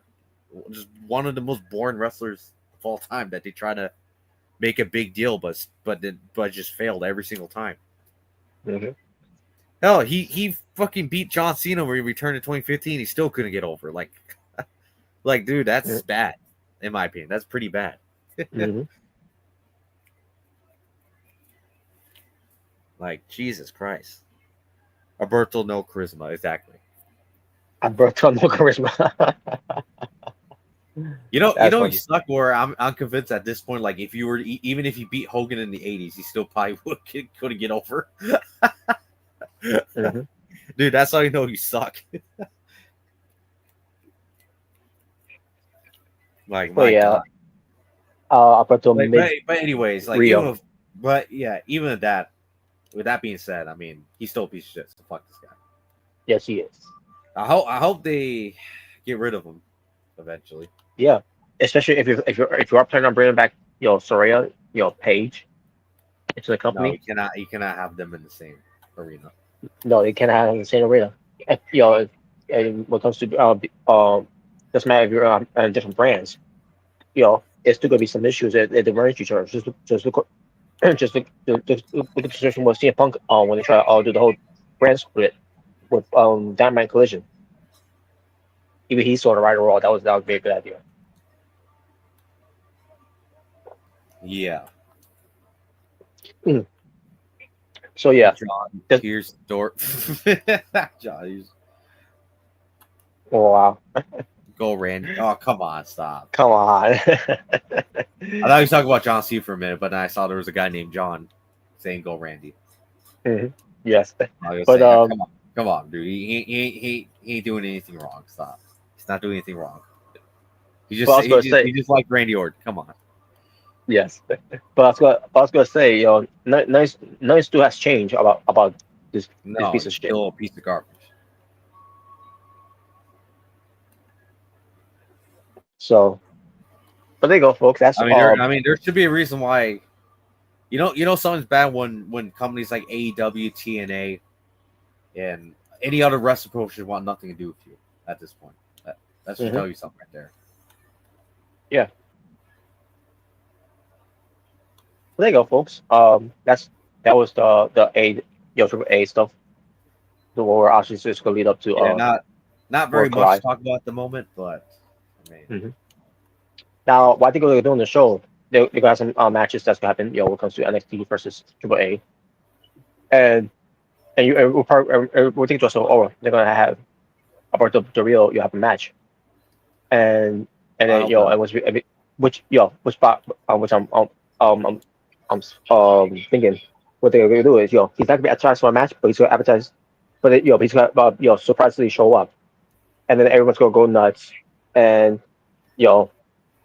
and then future matches that could happen with the film being back. I hope not. I hope not either, but that's man. But then again, I know it's kind of a problem because he's their champion. Like he's the AAA World Champion right now. Which, by the way, you think with him being suspended, I don't know why they want to strip him from it. After that incident he had. Well, then again, every company has different rules. Like I'm pretty sure New Japan can have the same rules as AAA. So yeah. But But no, I don't know, man. I just think I don't know. If I was WWE, I'd be like, okay, well, yeah, we're definitely gonna buy it. We just don't want this guy around. Just because he's just a liability, which he is. Yes, he is. Like proving it time and time again why he's a liability. So, but in other news, Big E and Chris Yim, excuse me. The sister of Medium. Yep. They getting married. Oh wow! Congrats to Big E. Hell yeah, congrats to Big E. He's getting married. Awesome. I've seen how her sister Medium's sister looks. I'm like, damn. Oh yeah, definitely, yeah. There's a resemblance there. So yeah, go for Big E, man. Good, yeah, good on him. Good on him. Just don't invite Kofi and Xavier. Well, I mean, he probably will be. He probably will. I mean, they probably will be, but yeah. But obviously, they can't be pictured together because I guess kayfabe. I guess. Well, I don't know. I guess. But we'll see. But then again, speaking of kayfabe stuff, WWE is doing some Oh yeah. We haven't even got a chance to talk about this yet. We didn't get a chance to talk about it. Now, do you remember what the name of the video? Be unrevealed or something like that. Yes, yeah, it was something like that. Where they're literally showing the writers' room, how they produce the shows, how they tell the wrestlers they're gonna win this and win that. I'm just like, oh boy, that's all I'm gonna say. And remember that woman actress from Queen of the Ring who was on AEW saying one thing I learned about pro wrestling is that you're gonna win before anyone else does. So it was something like that. This must be her dream come true. Oh God. Oh man. Yeah. Now, what goes to this? To me, I don't mind it because let's face facts. We already know it's kayfabe. And if kayfabe's been dead for a long time, you also think of his math over the years for that.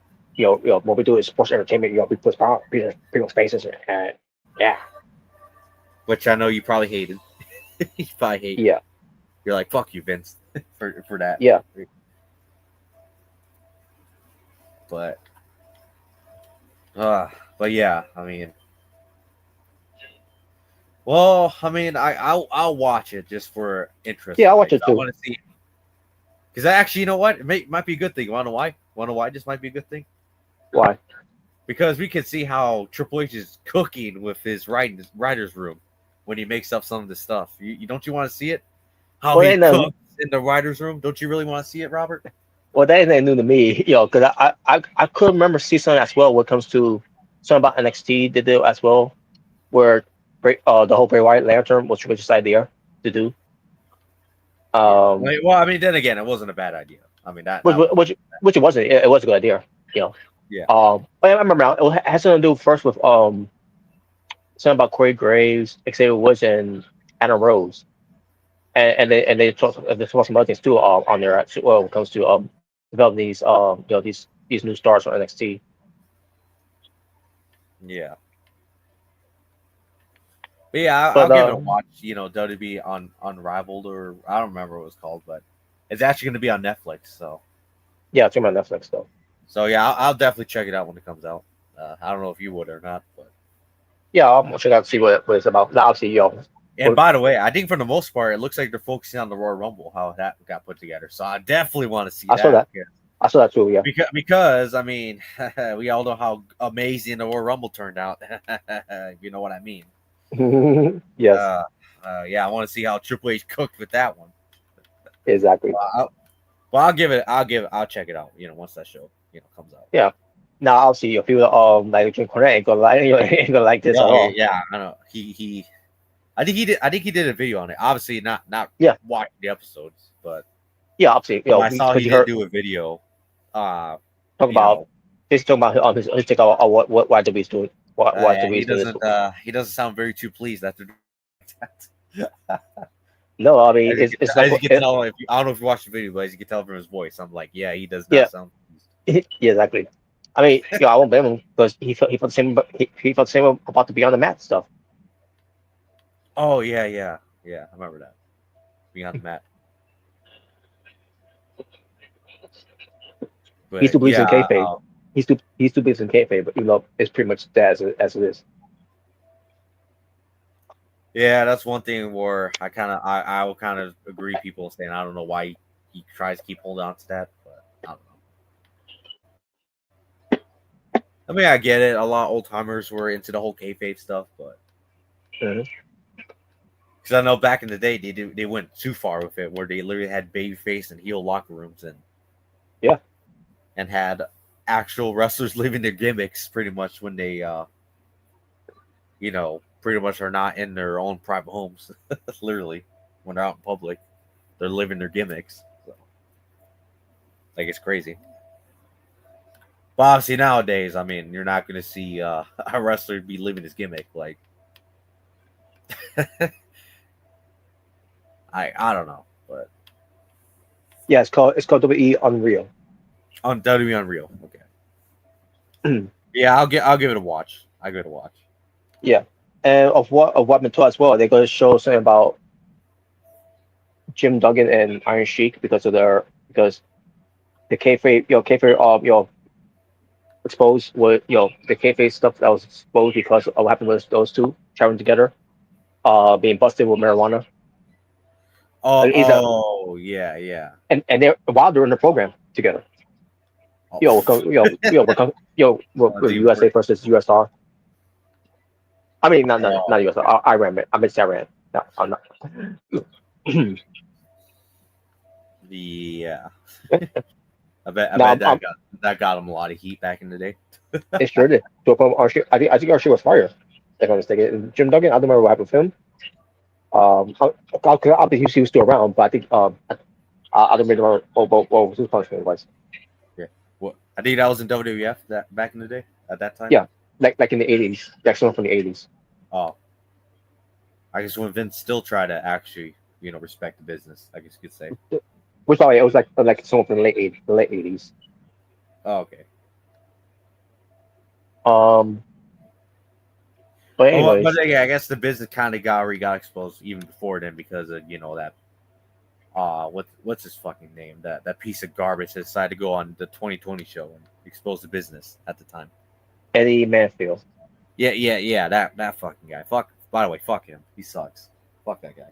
I agree.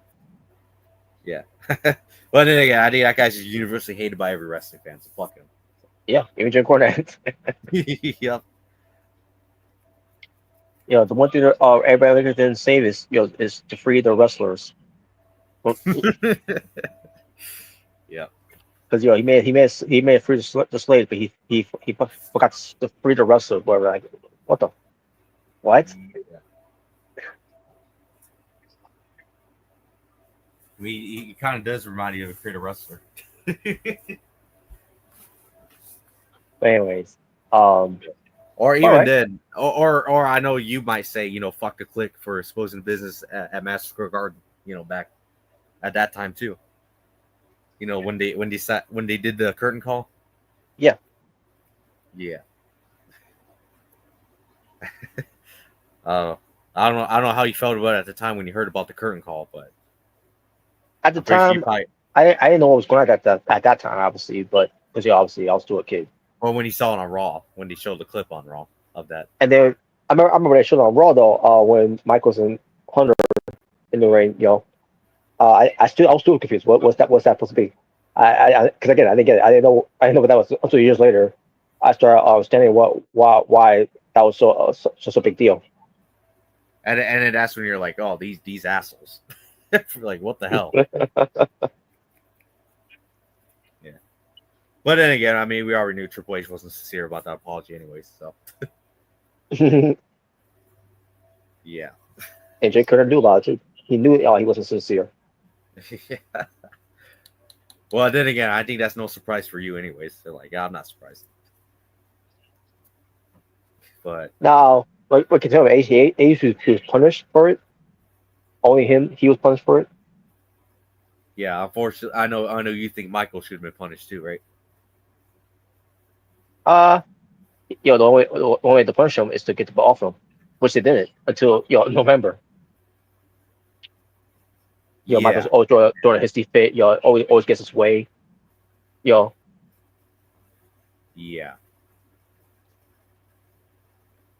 Well, which was But kind anyway, of true at that time. It actually was true. So.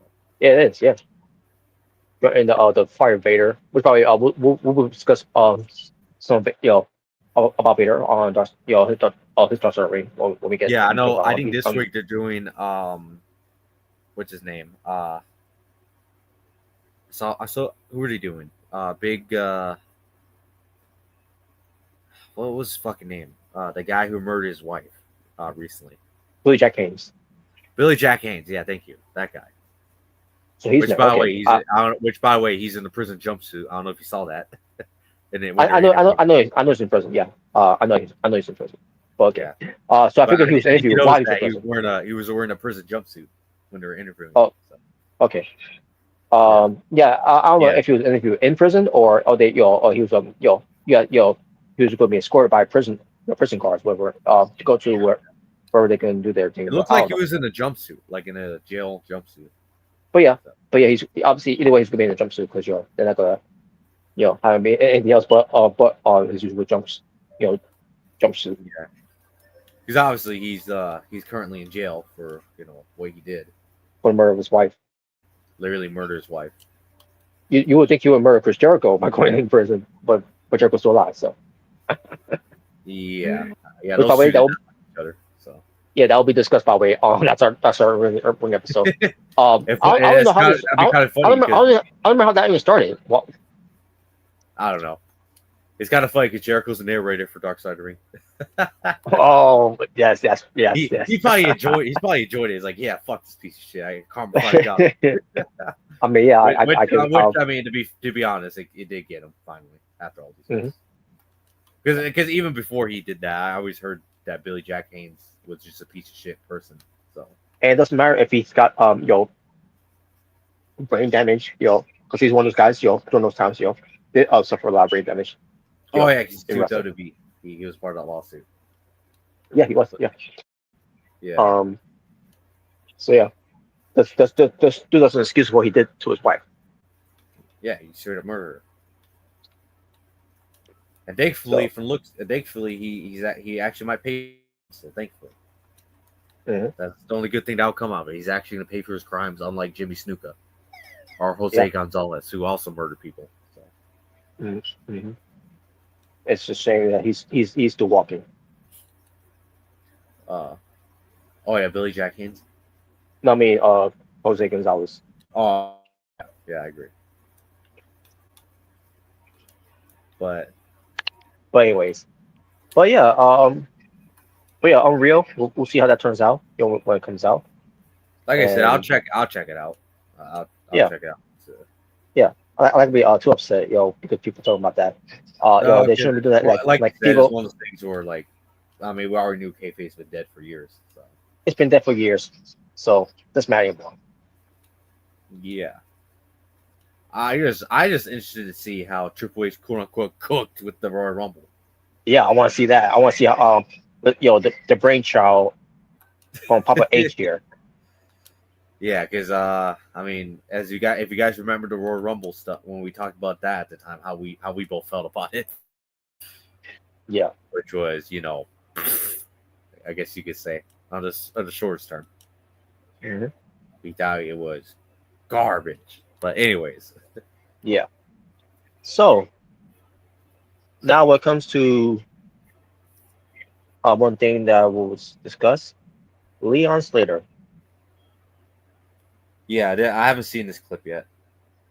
Yeah, basically, the clip was the opening match for their TNA Rebellion pay-per-view, which me and Jay talked about from BTA. Basically, it was one spot, is what people were talking about that Leon Slater did. Not so much of Leon Slater doing it. It was basically how it was executed. So the clip was there was a list of wrestlers that were in the match, but one of them was not in the match. It was going to it was going to be part of this whole pile to break his fall, which ended up not happening. We'll get to that. But the names of these wrestlers that were part of that pile: Moose, more Finn Balor. We'll get to him.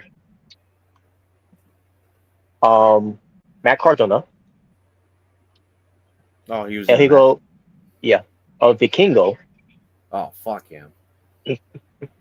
Um, Maybe it's a good idea I didn't watch the match already. oh God, he wasn't bad though. I bet all he did was But do all the pretty flips, and that's all he but did. he did do that though. So I was gonna say I'm not surprised if all he did was do pretty flips. Then yeah, I'm not really surprised about that. So Yes. Sidney Hakim, the former Scripps. oh fuck him. He wasn't bad. He wasn't bad either, by the way. Yeah, I agree too. But he was also part of the pile, and Which I by the thought he way, did. I don't know if you saw that whole thing when he when he came out against Moose, and it was just like really. Yeah, I had no interest in the match. Especially it went Now, 8 minutes. even then, I mean, come on now, that's just ridiculous. You tell me this little fucking guy is gonna get beat up Moose? Like, get the fuck out of here. Yeah, for 8 minutes. I'm not saying That, it was. that did not look believable at all. I didn't care. Cause I skipped it. I skipped it. Like, I mean, I'm just saying, like, let's be honest. Even if you didn't hate him, Scripps or Reggie or whatever the hell you want to call him, it just didn't look believable. Like, it did not look believable at all. and that's how I was skipping it. I'm like, holy shit, how long is this match is going on? Like, it's like they're getting 10 minutes or something. Like, it was almost close to that. Like, holy shit, really? That should have been like a 1 minute squash. Fuck that. You had Cody Deaner wrestling Moose for 3 minutes, and Moose beats him. And Scripps has more fight chance. Get the fuck out. But Scripps have more fighting chance. That's ridiculous. Tell me you're getting rid of Cody Deaner to replace Sidney Hakim while telling me that. Oh my god. Because they don't do it by the way. Where if Cody Deaner doesn't beat Eddie Edwards, whatever, then he's gone from TNA. I guess I don't know because this month must be his his last month because his contract has not been renewed or whatever. I don't know. I don't remember. That's another one that's leaving. Another old TNA Luke guy. Yeah, maybe he's leaving. Maybe who knows? Well, whatever. Yeah, I don't know. But anyways, back to this. It's not a very good look on TNA that the fact that all their talent are pretty much leaving, like all the old guy talent that were at one point very loyal to TNA, and now they're all leaving. So yeah. But back to this. So again, the piles were Moose, AJ Francis, Vikingo, Sidney Akeem, and Matt Cardona. All of them were there. Oh, also one more person too. I forgot about him. Casey Navarro. So that's 6 people. 6 people to be in the pile to make sure that Leon Slater is protected from a 16-foot, maybe 16, maybe 17. I don't know. Based on on this the structure of this when it comes to supporting it's from the ring and the ring post because it was Ultimate X match. But it was set up to a point where Leon Slater's gonna do his signature Swanton 450, which is impressive. He does it. It was even more impressive when he did it for that high. But I was like, but what's gonna be the aftermath of it once he goes down? And sure enough, the moment he did that move and went down, other than one person that did try, the one person that did try was Sidney Akeem, but he was behind AJ Francis. AJ Francis, he did his best, but with his bicep being getting the brunt of that fall. Meanwhile, Moose, Matt Cardona, Casey Navarro, and Vikingo were nowhere near trying to catch a Leon Slater. Now either way, AJ Francis tried, but not even he couldn't try to catch him. For someone who used to play football, who's done a lot of catching of footballs. But I'm not gonna blame AJ Francis for this. No, but the point is, none of them caught them.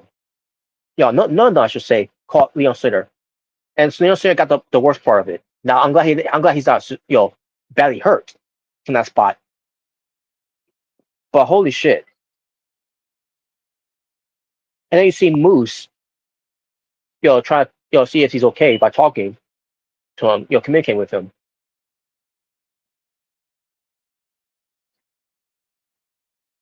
And like it shouldn't, you shouldn't be communicating with him that, after you didn't catch him.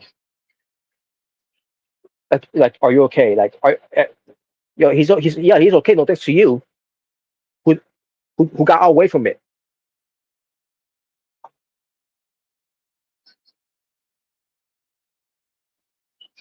And then you have some wrestlers spoke up about it. Like, pretty much what happened. They didn't catch him. That's what happened. Basically, they didn't catch him. Other AJ Francis and Sidney Akeem tried. But obviously, nowhere, to try to catch him either.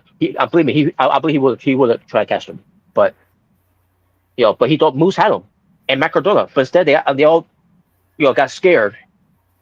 Like, now how are you going to and the thing about Leon Slater, he's in his 20s, like maybe 21, I think, or 20, whatever. Like I can look it up. I don't know. Yeah. Leon Slater. He's in his early 20s. Oh shit! I'm actually older than him. He's only 20 years old. Mm.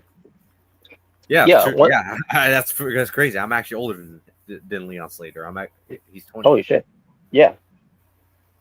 But by God, man, this guy's so is so young, and he almost saw his future come to an end. A flash before his eyes, after that spot. Like how the hell can this young kid trust you guys? You guys have been doing this for a long time. How can he trust you again after this spot? Yeah. Even Sidney Hakim, for the most time I always keep crapping on him, but at least I give him credit where credit's due. He tried, but again, when he was behind AJ Francis, he thought maybe Moose and Michael Jones could be there too. And when you see that clip of him, when you get a chance, you'll see that he tried. He would try to break the fall too. But again, he thought Moose and Michael Jones was gonna be right there because even he knows that those two has been in the game for a lot longer than he has to.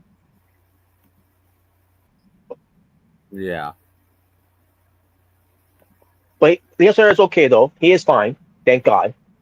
But yeah, guys like Ricky Morton, who did not like that they didn't catch him.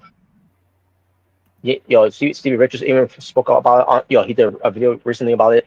Yeah, Vince Russo talking about it. Which I agree with. Well, everything he said there. Al Snow even said something about that. Disco Inferno, Glenn Gilberti, he had a point about that too and all. And what's just they did the spot, where try to catch him or which they fail. It was the fact that when you do these type of spots and you're just standing there waiting for your from the go you to fall on top. That's another issue too. They're just standing there waiting for the jump, waiting for them to not catch them.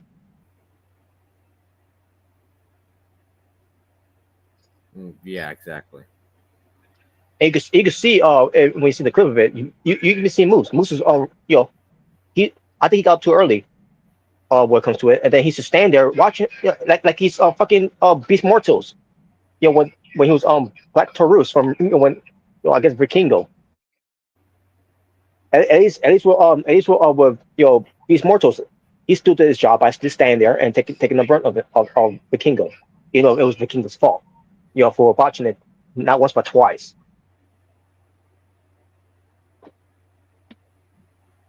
Yeah. So, what does Moose do when it comes to fans complaining about this? Because it wasn't just wrestlers that complain about this. Yeah, we have fans complaining about this. Because they thought it was stupid for them to just stand there and wait for this guy to do his move on them, or for them not to catch him. So Moose decided to say, you guys never been in the ring, you want to know shit and blah blah blah, and I like okay, so you're saying, yeah, basically double down about this whole thing.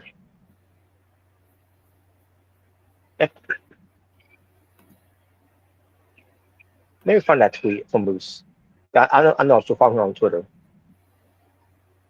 So I could read exactly what he said.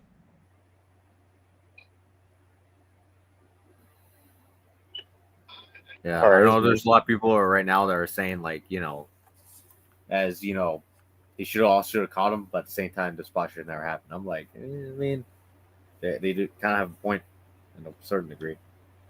Mm-hmm. Okay, here we go. And also you got guys like JD and Saw Master talk about it too, and even they thought that was a stupid spot too, and explain and exact details of it. And I watched their show, just to hear about their thoughts about it. When it came to it.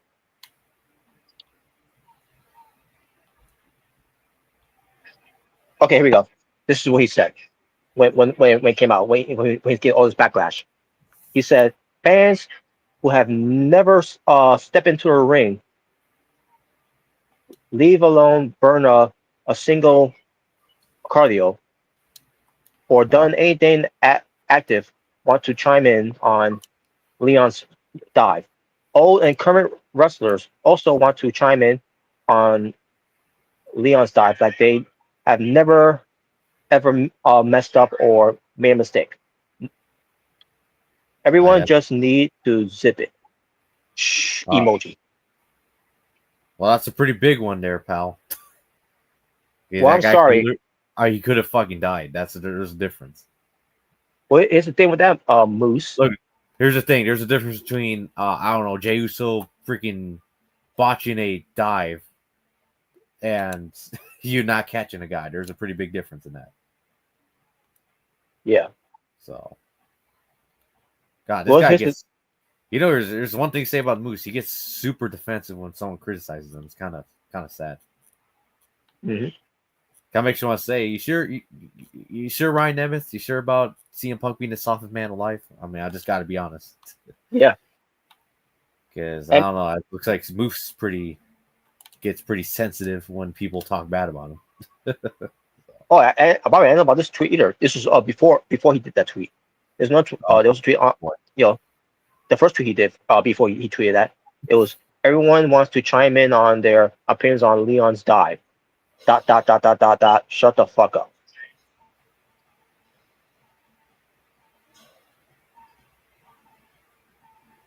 Very professional there, Moose. Maybe you should take some tips from one of your members of the system whose nickname the most professional the most professional wrestler, Brian Myers.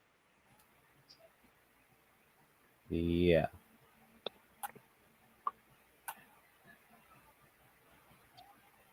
So then maybe this is the reason why Rem doesn't like him, because he's just like, this dude's just a sensitive bitch when it comes to maybe. So yeah, so because we've never been in a ring before, stepped into a ring before, we don't know what we're talking about. That's the most bullshit comment to make. Because we're not wrestlers, we shouldn't be saying shit like that. No, that we're bringing in logic about this whole thing. It's fine you want to do a spot, but do your fucking job. You were set to do a job there. You didn't do it. We saw you clear as day. You move out the way. You let this guy fall. Yeah. So yeah, I blame Moose. I blame Matt Cardona. I blame Vikingo, Casey Navarro. Because guess what? Once that happened, they all sort of like they got hit from it. Like Jinder Mahal got hit with a whispering wind that never hit him.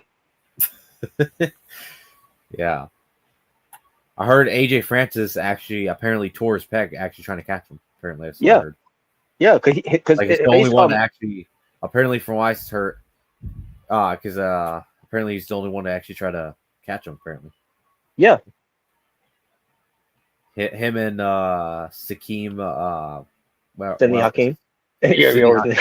Whatever the fuck his name is, I don't fucking care. But yeah, apparently they were the only two that tried to catch Leon Slater. It's unbelievable, man. Oh my God.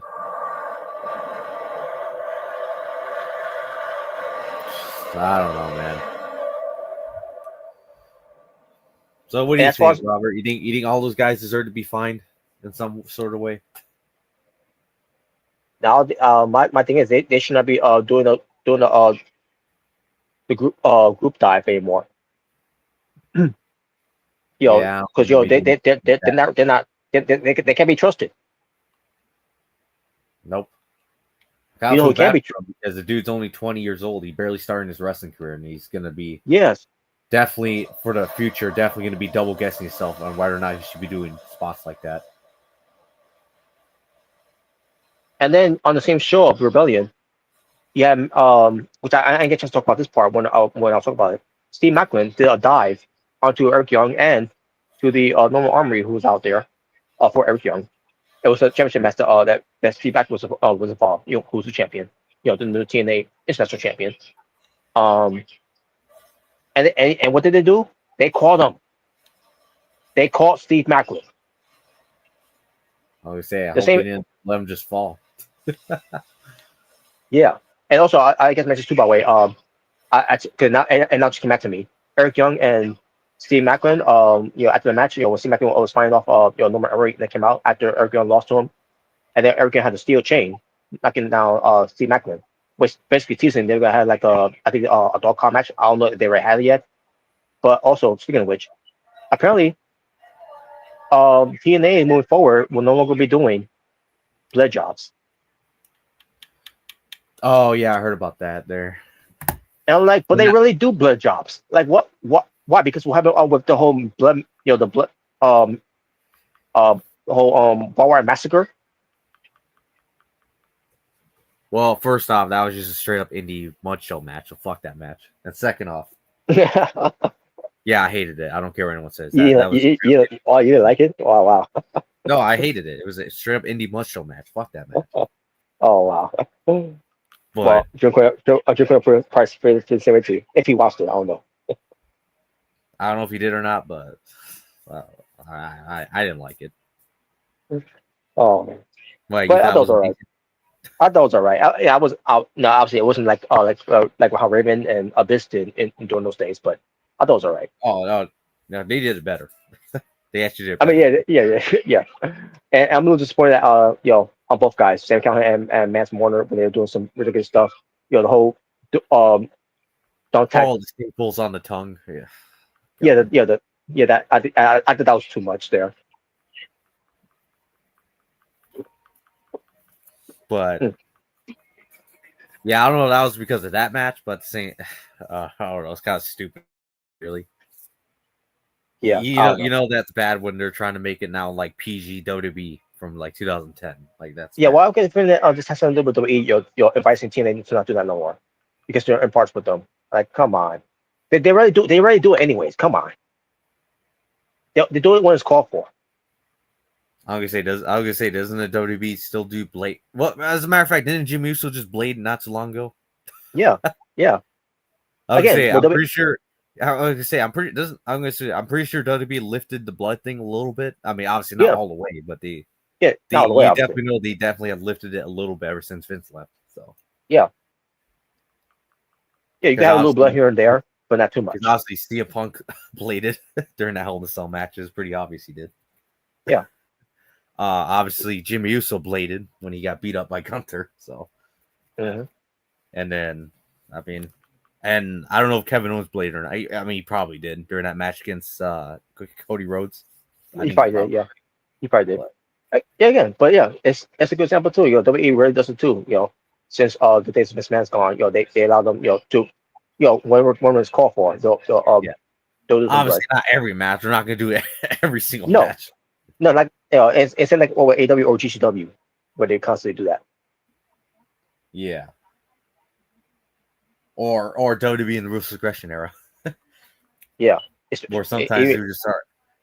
Like sometimes, like in the match, you just randomly see Ric Flair bleeding. It's like really, Mhm. or hell, even Triple H or Shawn Michaels would just randomly be bleeding. Actually, matter of Yeah. fact, would you agree? Ric Flair, Shawn Michaels, Triple H were the three main guys who will always be bleeding in matches during that time. Yeah, pretty much. Yeah, it's so crazy. Mhm. But yeah, I mean, I don't know if it was WWE or is this one of those things that Anthem is trying to do now? Because it could be an Anthem thing. You never know. So I mean, yeah, it could be too. Because the new regime now are coming in, taking over TNA. That's part of it too as well. So yeah, they're like, oh well, years ago and be child friendly, and it's like really. I mean, yeah, it's fine to be child friendly, but at the same time, like, come on, they really do blood spots, and plus it was a pay per view. Yeah. Jeez. I mean, if you don't want to do matches like that anymore, I mean, go ahead. I mean, I'm not going to shed a tear over it, but Well, I can say goodbye to Sammy Callahan. He might leave because of that now. I can't bleed. Triple H said he would not bring back release talent to the company ever, and Punk contract up in 2026. Did he? I don't think he said that. That's no bullshit. Way. Triple H has no say of who gets hired and rehired. No way. Triple H has no say of it, And I just want to another in the two, Triple H had nothing to do with the end of releases. There's nothing he couldn't do from there. Nick Khan and someone from TKO are the ones that make those decisions. I was gonna say, why would he not bring him back? What did he do? Steal his lunch? Some shit like the fuck? Yeah. I just want to another out there. Even with me, I don't know. Triple H, I don't know where you heard that, but I'm just like, there ain't no way you said that. There's no way. No. Because let's be honest, not even Vince said something. Not even Vince said shit like that back in the day. Like no. Yeah. Like no, that's ridiculous. No. I mean, unless they really pissed them off that bad, but I don't think they did. So no, obviously not. And but back to Moose thing, because another dive that happened on the same show, by the way, later on, was Mike Santana and Mustafa Ali, where Mustafa Ali did a dive off of of the balcony, where they're in the crowds with the security, with his securities, his personal security, as to say, and then his in the great hands were there to go like to Mike Santana, and he dived onto them, and they all you know called them. They all come and they all went down. So yeah, a tone deaf comment there by Moose for saying that shit. When then later on, after that, after he was saying those type of shit, you know, you see other matches that when they did dives too, they did their jobs and caught them. You didn't do it. Exactly. Didn't just let him fall down. And obviously we're not just singling out Moose because again, Matt Cardona did the same thing too. He didn't catch him either. Matt He gets blamed for it too. Yeah, Matt Cardona about Kingo. Casey Navarro. Yeah, that guy. Those two, by the way, they should have been in the front. Instead, they were on the side, and they still fell down, even though they didn't catch him. I am so disappointed. I am so disappointed with these wrestlers nowadays, and even more disappointed when they talk shit online when we have a problem with it. Yep. Especially Moose, but then again, it won't be the first time Moose has done stuff like something like this before. So yeah, or just like, well, dude, you're just kind of proving that you're just a sensitive bitch who can't even take any amount of criticism. So that's all you're proving.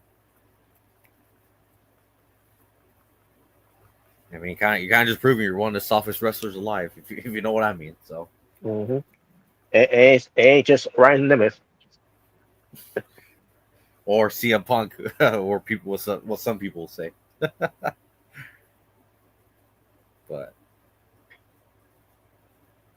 I don't know. But yeah, not only me, but poor Jade's own bosses. Call Jay. Apparently, so call her lazy and wait a minute, who said that about her? Well, no, she said that apparently she was getting body shamed by fans and other co-workers, which means other wrestlers when she was in WWE. Body shamed? Why? Because she wanted better her physique. I guess so. I don't fucking know. Like who the it's her decision to gain muscles. It's like well, I mean, yeah, I understand that when she debuted in WWE, she was pretty skinny, but obviously nowadays she's freaking jacked. I didn't care either. When she was I thought she she looked like she was fit and she was skinny too.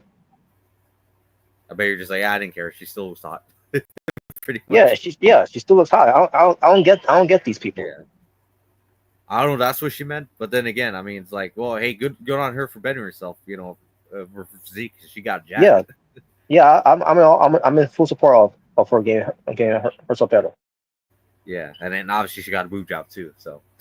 And no, it's not be a simp. In case anyone wants to call me out on that. Yeah, Gigi was called fat. What? From where? What?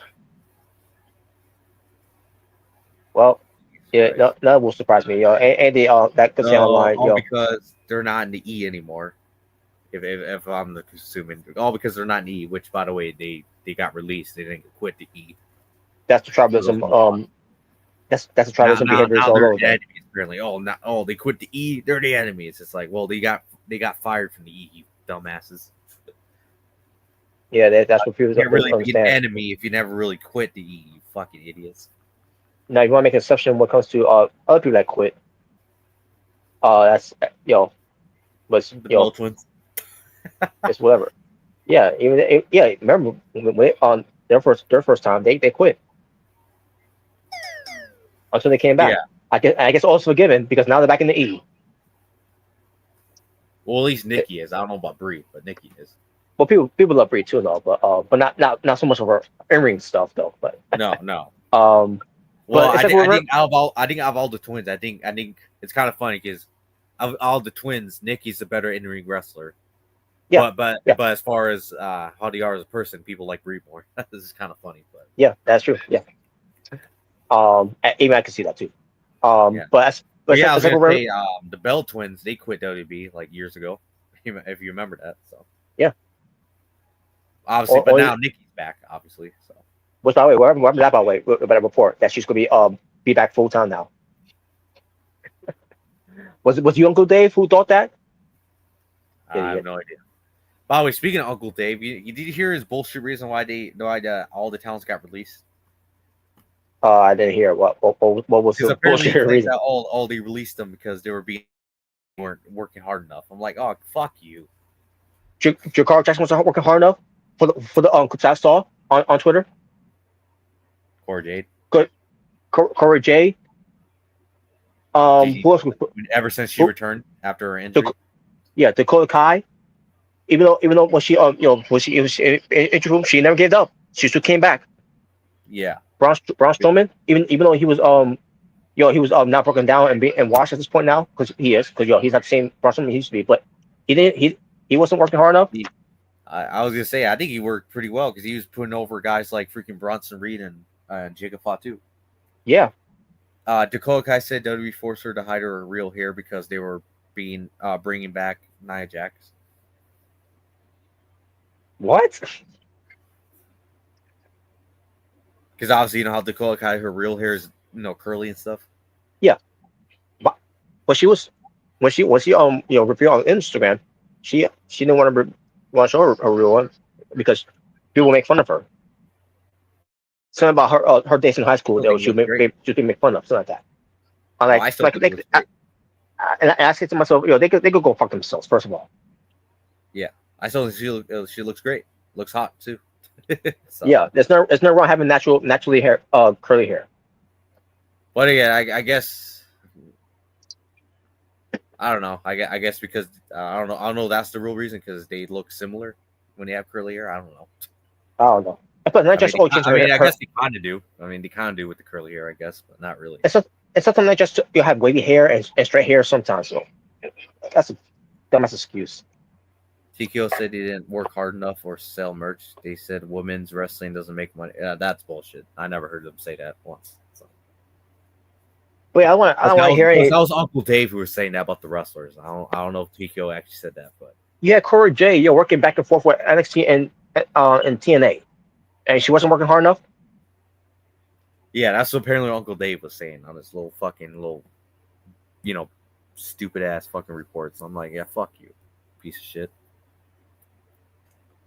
But the Jakar Jackson thing is what irritates me because here's someone because I wasn't watching NXT that much, but seeing clips on Twitter with her moves that she was doing, like the drop kick, the swing blade, some other flip moves that she was doing, and she's done some wrestling moves too and all, and she's doing dives on the outside, like holy shit, like she's pretty good, and she's more like a wrist. I compare her being a wrist taker, like kind of like Lita. Not obviously not going too crazy when it comes to Lita almost killing herself, but I was like I could see on that level, and also when it comes to your race showcase where she being more a better wrestler in the ring than Alicia Fox, and they let her go. And yeah, I went there. Apparently Fox is in the TNA now. Apparently, so. Yeah, I saw that being interested by Mr. Stone. And I'm like, why?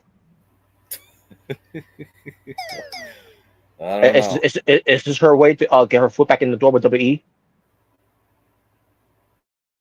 No idea. There's a reason why they got rid of her, by the way. Starting fights for no reason, being drunk and at house shows, and got artists fired because of that.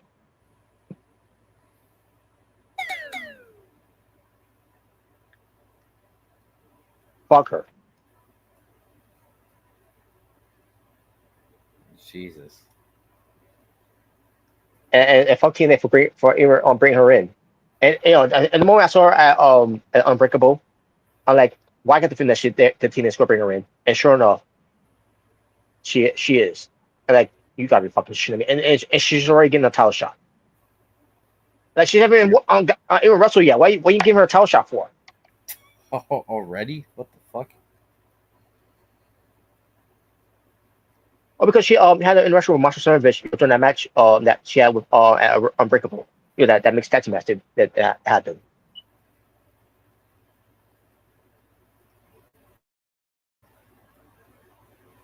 Yo, this new regime of TNA wrestling that pisses me off now.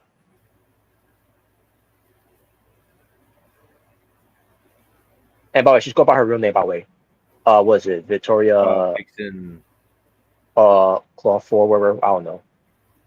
Vixen something. I don't remember it. Cordray tried to ruin Punk relationship. She fucking see him. That's not. No, stop. That's never happened. Maybe put Alicia Fox in the name, by the way. I could search for it. Alicia Fox. Yeah, I still remember that. Okay, Vic Crow.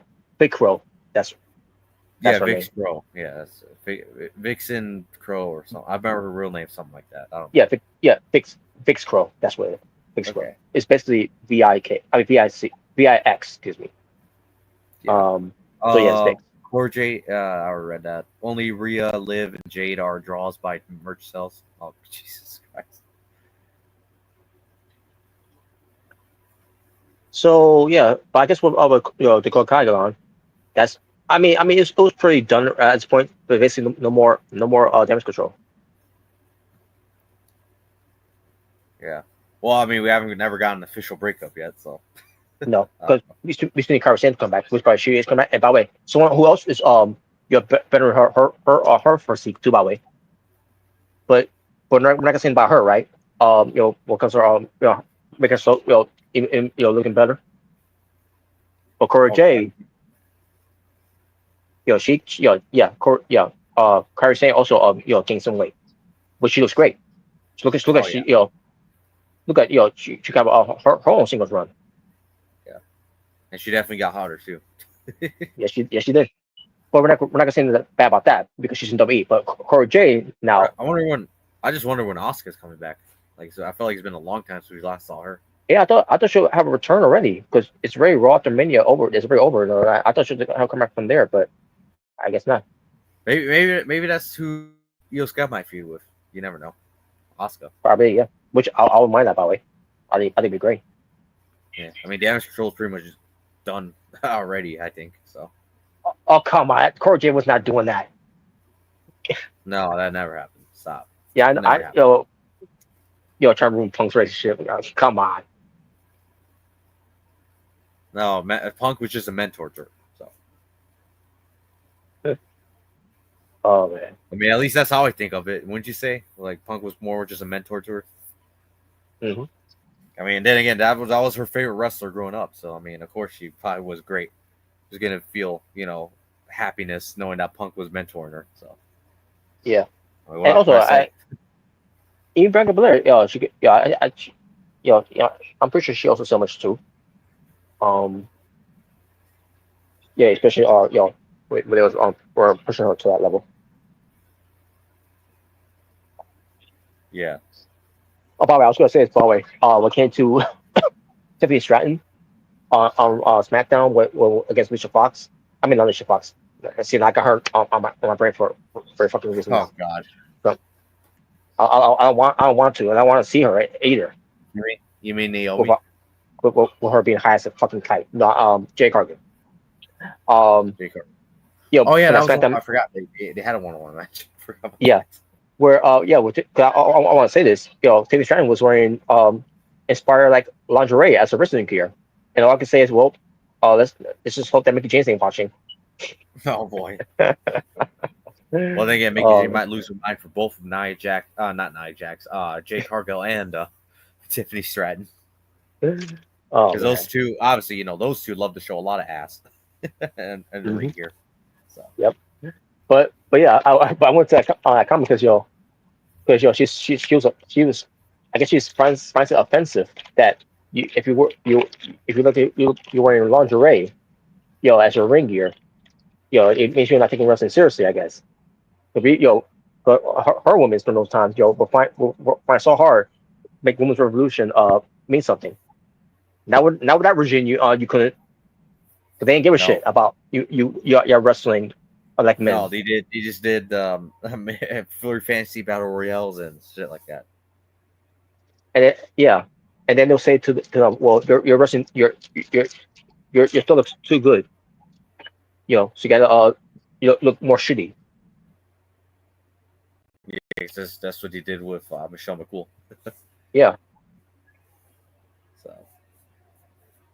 But anyways, well, was that pretty much it then? hey Jay Bird, what's up? Hey, if you're free, come on here too. Because got some other things we got some other things to discuss as well. Okay, it's trying to get pretty late on my end, unfortunately. Yeah.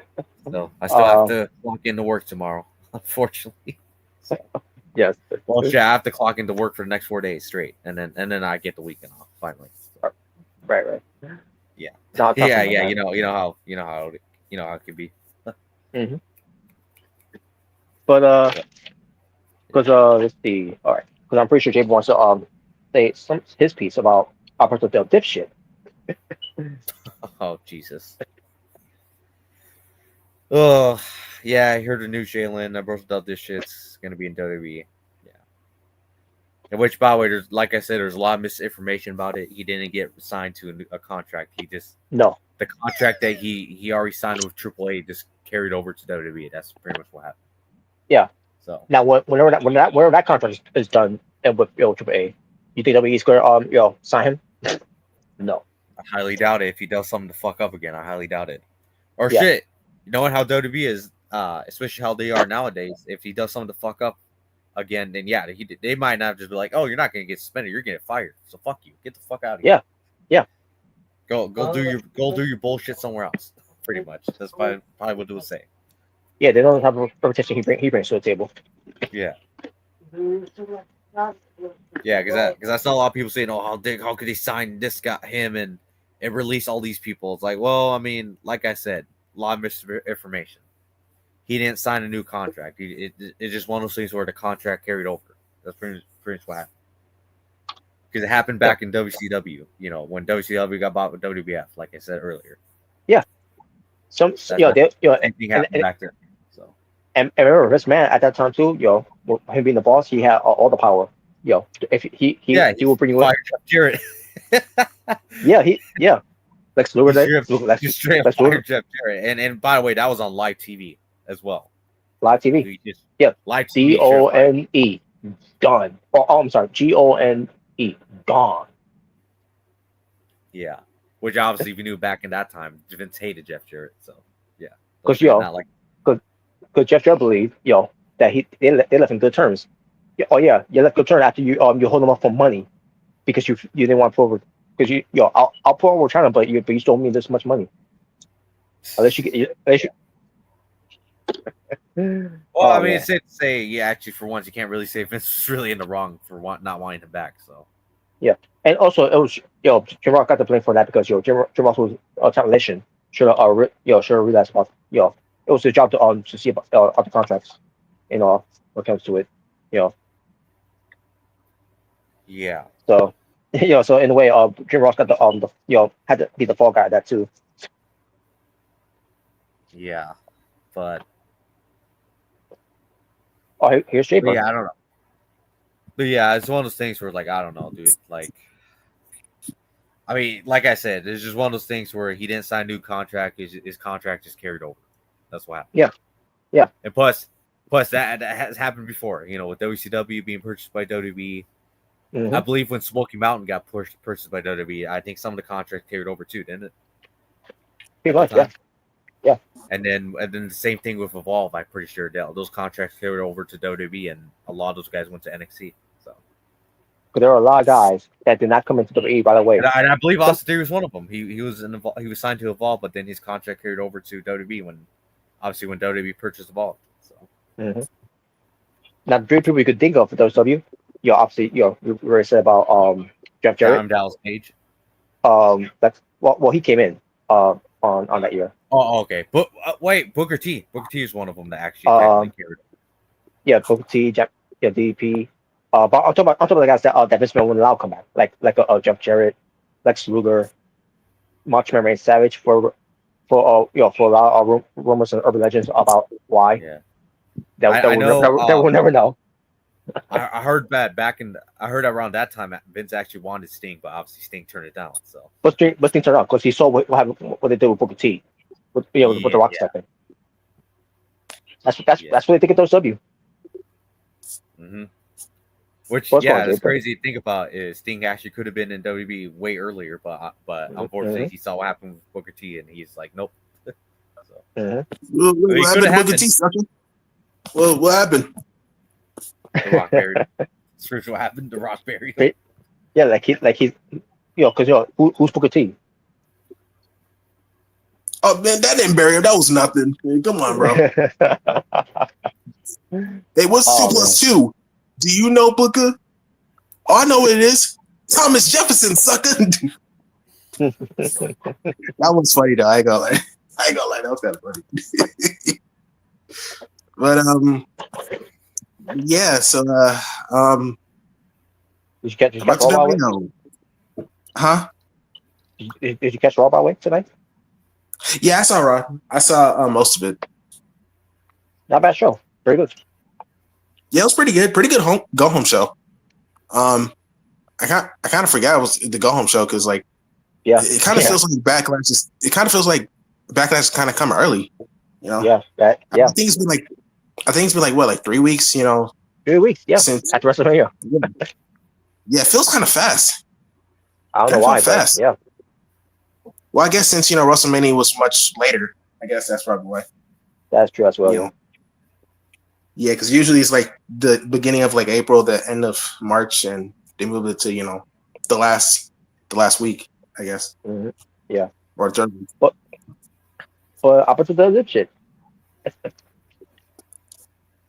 Yeah, I heard about this, and I was like, oh my god. Like I said, Lord. I mean, there's a lot of misinformation. He didn't sign a new contract. His contract. Yeah, there is.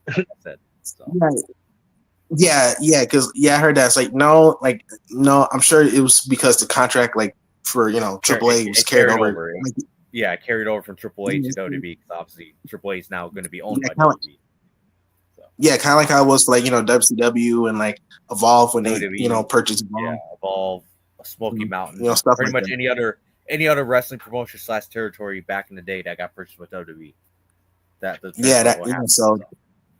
Yes, that happens. So yeah, that's basically what it was. Did Meltzer talk about that too?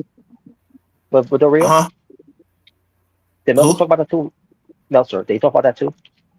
I don't know if it might have been him that started the whole thing. Oh, he signed a new contract. I know he didn't. Because he should have known better, by the way. He should have known better. Like, yeah, you should know better. You were literally there when WCW got purchased by WWE at the time. Like, really? Yeah, you would think you would think you would know better. You would think that. Yeah. That's but that Conan is actually a part of WWE now officially. Really think about it, because he was the booker. Yeah, yeah. Boy. Yeah, he does work at AAA, doesn't he? Yeah, he's Conan. the booker, I'm pretty sure. Oh, that's not about it. Conan. Oh. Conan didn't come in either to WWE when those were fold, because he, Vince McMahon didn't want him in because he rejected the idea of being Max Moon. He rejected what? Because originally Conan was supposed to be Max Moon, but it ends up being someone else being Max Moon. The Mega Man character, shooting stuff out of his hand. The Dollar Store Mega Man. Yeah. Yes. But yeah, he's gonna be in WWE. Well, then again, who knows? They might try to get rid of him. I don't know. But the only reason I say that because of Conan's podcast. That's the reason why. Probably wise. Because maybe they would probably tell him like, hey, you can't talk negative about us on your podcast. You can't do it. That too. Or at least tell him to calm it down, or to calm it down. Then at this point, it will not be called it will not be called keeping 100 no more. Yeah, it'd be keeping 100 when it comes to other companies, not WWE. Yes. Well, I mean, I could probably see him only make like small appearances, like kind of like how he was in the Hall of Fame. Like maybe like he'll show up like a segment. He's the booker for AAA. That's the reason why I brought him up. So yeah. Yeah, he's actually, or he's one of the bookers at least. He's probably not the head booker. He's one of the bookers. he promotes other promotions too, besides Super A. And no, I'm not talking about CML folks. Um, Oh, but God. yeah, Really? what? Well, we didn't see this on TV, but apparently they did something where they had Logan Paul apparently quote unquote knock out Jey Uso after Raw were off air. Yeah, What? I heard about that. I saw in the comments like, well, thank God it was on air. So, well, yeah, thank God it was on air then. So good, whatever. So Yeah. that's just not canon. Well, And by the way, Jey Uso, I don't know if you know, I don't know if you agree with this, Jalen, but I thought Jey Uso kind of looked like shit in that main event. He did not have that was not his night. He did you see how the terrible way he sold that Braun Breaker spear? I'm like, really? That was so bad. Oh, when he was outside, I gotta see that again. Like he was scared. Or when he sold the curve stop. I was like, what the fuck? Oh my God. I gotta see that again because like I wasn't like really paying attention to that. Like I mean, I was outside, but I wasn't. Or really the worst paying one, when his awful suicide dive, and then the way Seth Rollins sold it. That was and then Seth Rollins sold like he got shot. Oh, I think I remember that. I think I do remember that. Oh my God, man. Yeah, it wasn't a bad main event though, but still, it was like obviously. I mean, it was a bad main event. I thought it was alright. It wasn't. It was alright. Wait, let me ask you a question. Did he sold the freaking curve stuff like John Cena did? Like you know how John Cena. At least with Cena, even though his looked ridiculous, but at least Cena look like he really got planted. Jey Uso, Right, I don't know what that was with Jey Uso. I gotta see that. Weird. It looked like Jey Uso tried to do the Dolph Ziggler cell with pretty much. He tried to, but it just looked so bad. Oh my God, man! I guess he's trying to pull Dolph Ziggler with the cells. I don't know, but I'll look at that again because the way I'm not gonna lie, the way he sold that spear by Braun Breaker, that looked like shit. I'm like, really? I'm here to oost the world. I'm here to oost the world. Oost the world. I'm here to oost the world. Look like shit. I'm just like, bro, you took a Braun Breaker spear before, and you sold it way better than you did that time. Like, really? Maybe he was drunk. I don't know. Maybe he was drunk. Oh God! Now Jey Uso likes to drink, so I don't know. Maybe I have too much of the bubbly. I don't know. Way too much real American beer. Oh no, brother. No, he should make his own beer called the Real Oos beer. The Real Oos beer. Well, I'm sure people will actually buy that instead of Hogan's. So I'm an Oosaholic. The Oosaholic. Chris Jericho will be like, "Oh, you stole that from me." Well. Oh man. Yeah. So man. Yeah. So Roberto Del Rio. Roberto Del Rio. Del dipshit. Del Bordo.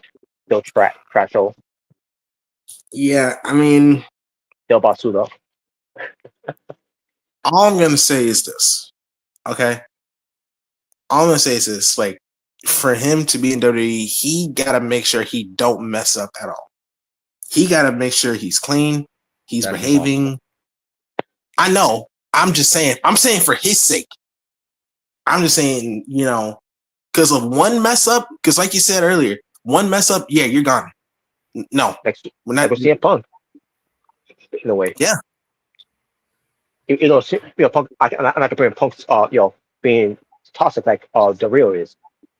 Yeah. Yeah, obviously. Yeah. Well, I mean, I'm a Punk, doing something what Burt Drill did to his to some girl and Paige and her child too. By the way, I wouldn't be surprised if that's what they probably talked about Punk before he re-signed with WWE. Is like, yeah, don't be trying to fight people or calling out people in media scrums if you have a problem with anybody.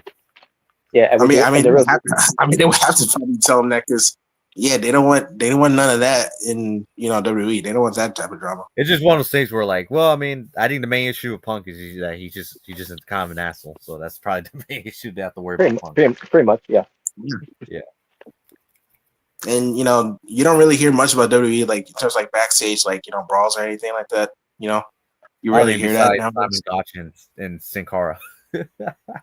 Well, yeah, obviously, but that was like that was like. But then again, that's Sin Cara, Hunico. I mean, I heard he got in a bunch of backstage fights at that time. So yeah. So yeah, all I'm gonna say is for Alberto Del Rio, this is honestly your last chance. Last This chance. is literally your last chance. Because if you mess up one thing, You're one more fucking thing, you're out. You're out. No more chances. No more. No, you're out of here. Now, with Alberto Del Rio around, I can only imagine he'll either show up at Worlds Collide or maybe he'll show up. Or maybe he'll show up in NXT for like a build up for a match. Oh, I didn't think of that, by the way. Oh shit. Yeah, I was thinking about that because like obviously we got Worlds Collide in June. Obviously it's gonna be NXT versus AAA. So, and isn't he like the AAA world champion or like is he or? Yeah, I think so. Yeah, so if he's the AAA world champion, then I can most likely see them because they've done this in Worlds Collide. They'll have like both champions face each other. So I can see most likely Obafemi versus Alberto Del Rio if they actually show him, if they actually bring him on to NXT. So that's just something to think about. And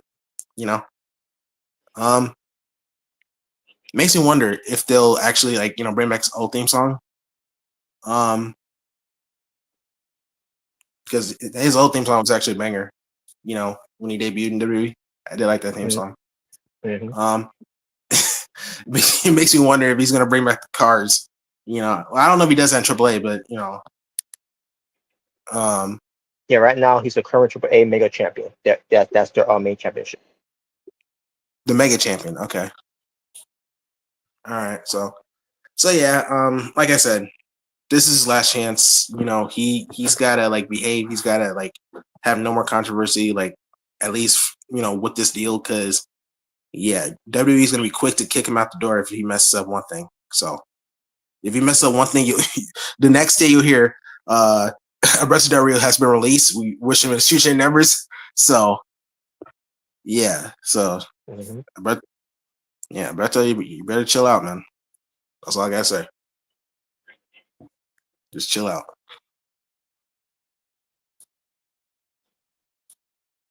Yeah. But yeah. And I heard y'all were talking about Mickie James earlier. Well, we were talking about we brought her up because we were talking about Tiffany Stratton.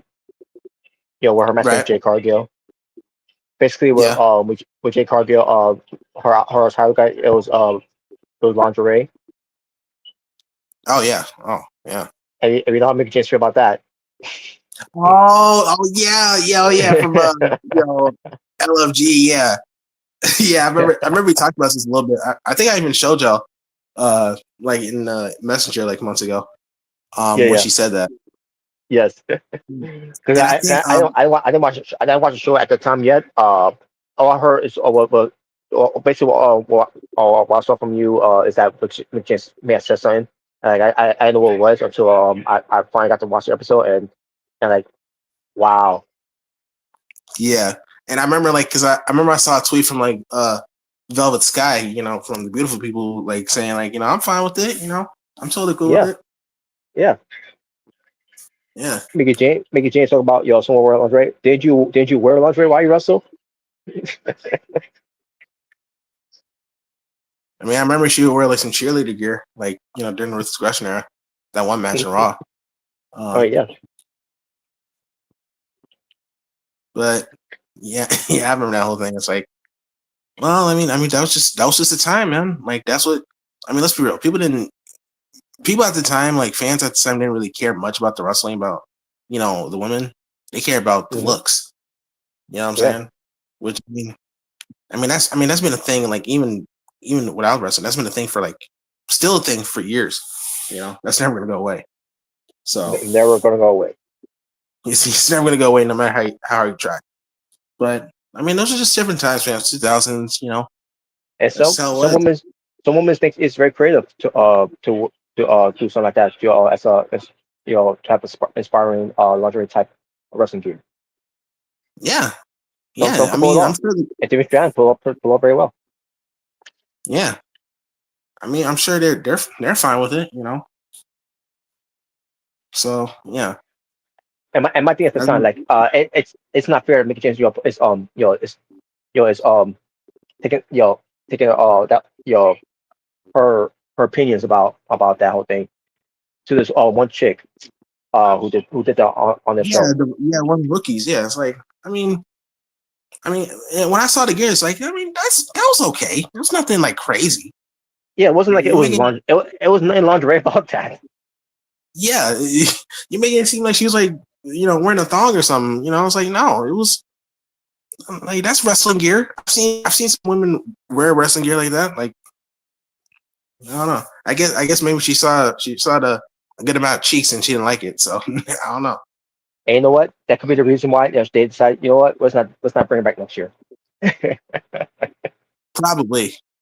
Yeah. Oh man, and that's when Michelle McCool was taking that spot. Oh yeah. That's right. Yeah, because Michelle McCool like pretty much replaced her. And, I'm sure that Michelle's like, bye bye, Piggy James. Oh no. Oh no. But yeah. What else were y'all talking about? Oh yeah, we were talking about besides Alberto Del dipshit, our list when it comes to the list of people from Triple A that's going to be appearing on WWE television. With the contract being just being the Triple A. Also guys like El Hijo, Del Dr. Wagner, who was also known as Dr. Wagner Jr.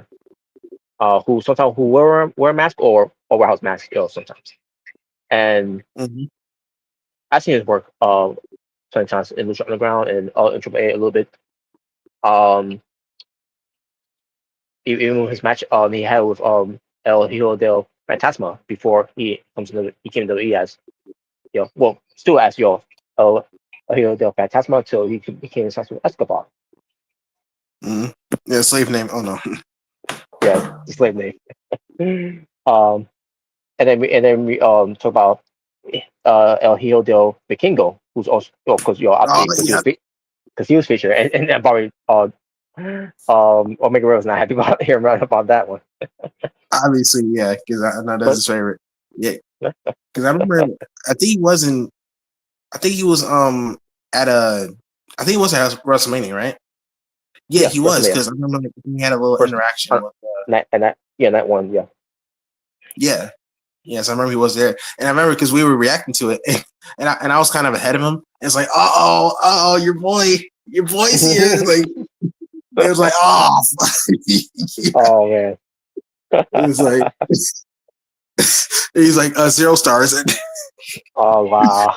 Nah, he didn't say that, but I imagine he was probably taking it. But yeah. But yeah, but Viking was one of them. Another one from the states of WCW, La Parca or LA Park. But I think they're gonna stick with La Parca. Well. Yeah. Oh, you mean Penta's dad? Wow. Pretty much, I guess. Oh man, that'll be an interaction too, by the way. A cool interaction, to do in WWE. Yeah, I mean, because obviously, Penta got the walk from La Parca, Yeah. So I can see him, doing like having like a Legends deal probably, Yeah, I mean, he's two wrestlers too, but not like he used to. Yeah. He's a lot older. Yeah. He's Oh, fat. What? wow. Well, yeah. Maybe he got extra fat, over as years went by. But another one, we have La Haldra. I think it's a woman. I could be wrong. Okay. Now, obviously, we're not gonna know who he or she is because you've never seen this person. But I'm assuming it's a woman.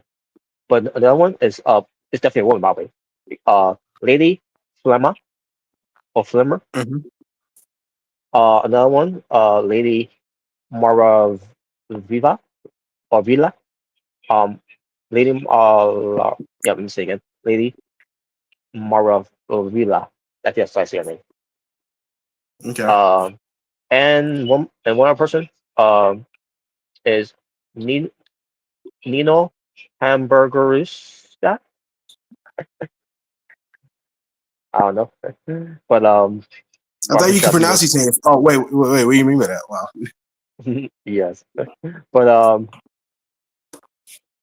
so yeah, I'm sure that's one too already. So that's pretty much the names that they showed us so far. Yeah. So Wait, hold on. I thought AEW was in partnership with AAA. What happened? Wow.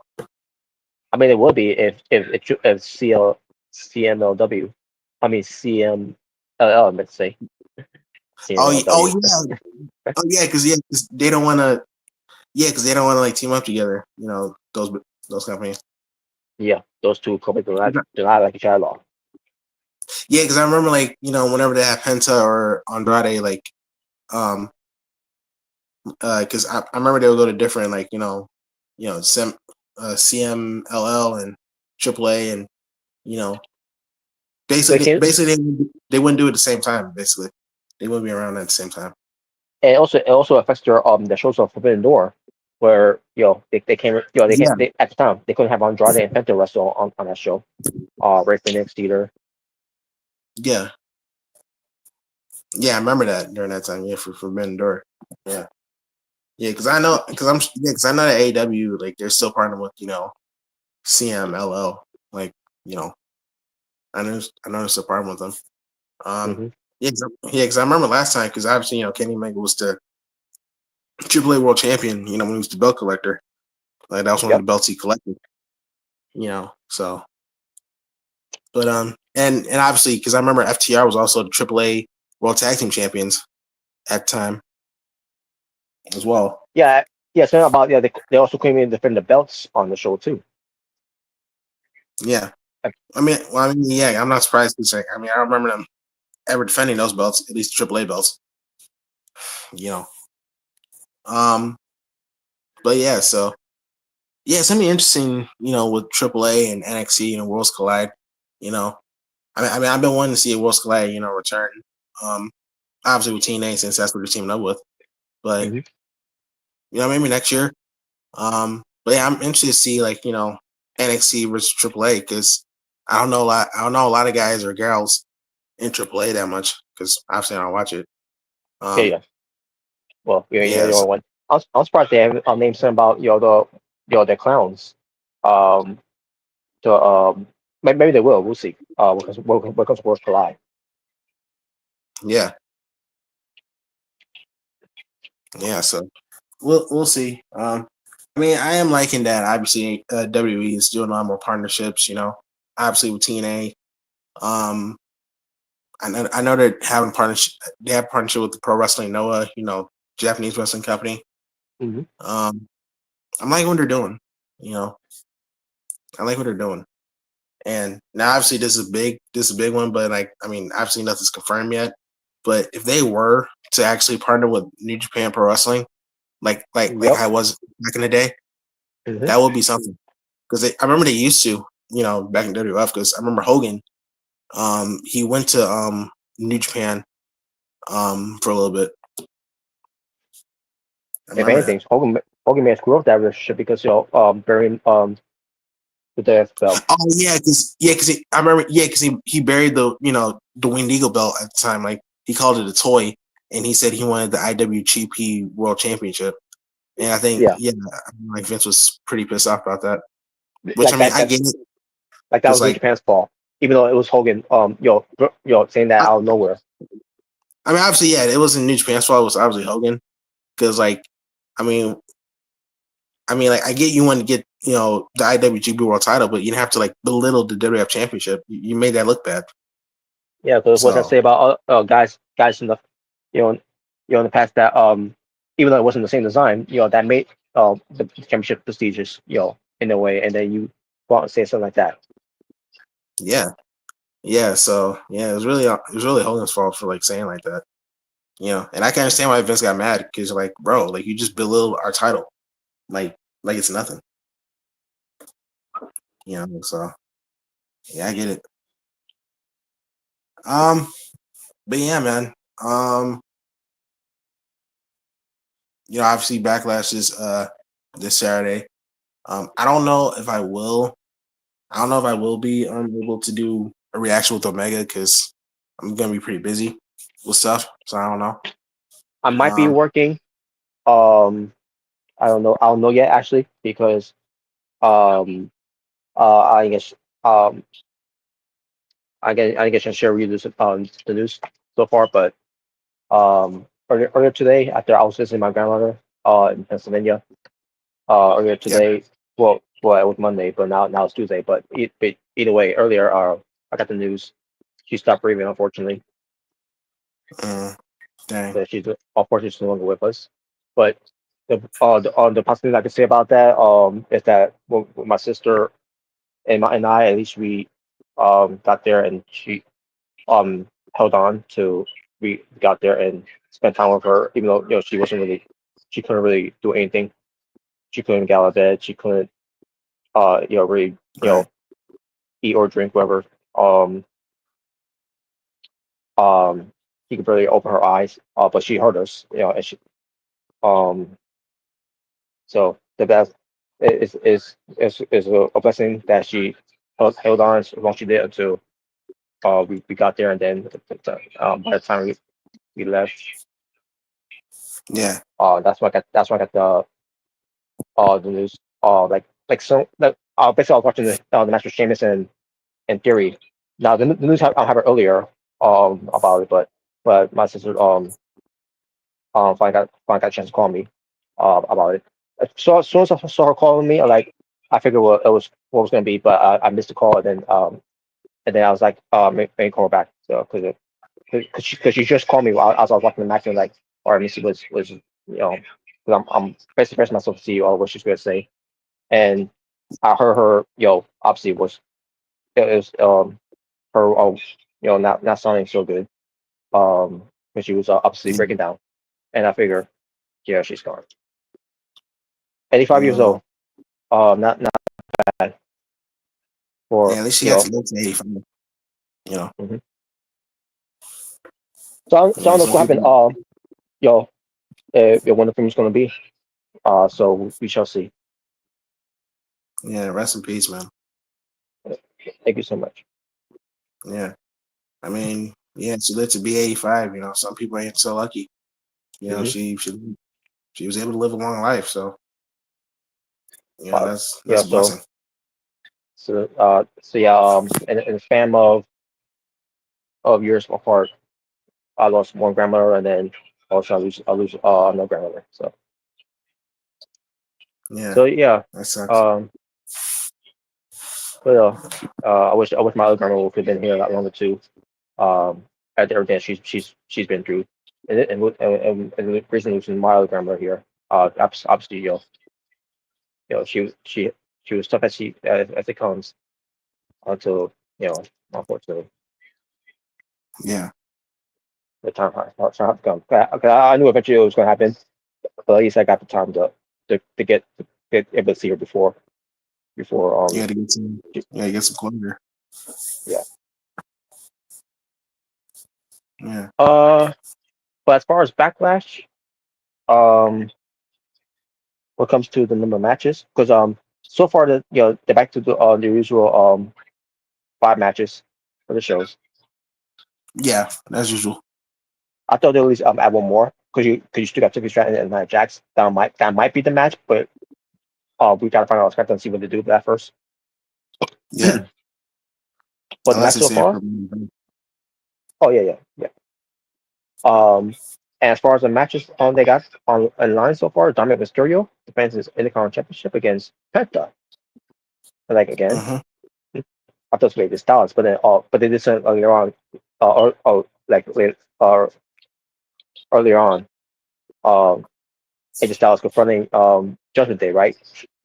And I thought this was stupid by Mm-hmm. the way from AJ Styles saying, basically, because they're asking how'd you get into the clubhouse, and then saying so that our truth told me where it is. Like, how can you tell where it is God. when how can you tell me where it is when they're always in different locations in every different cities? Like, and he's on SmackDown. Like, and I was like, whatever.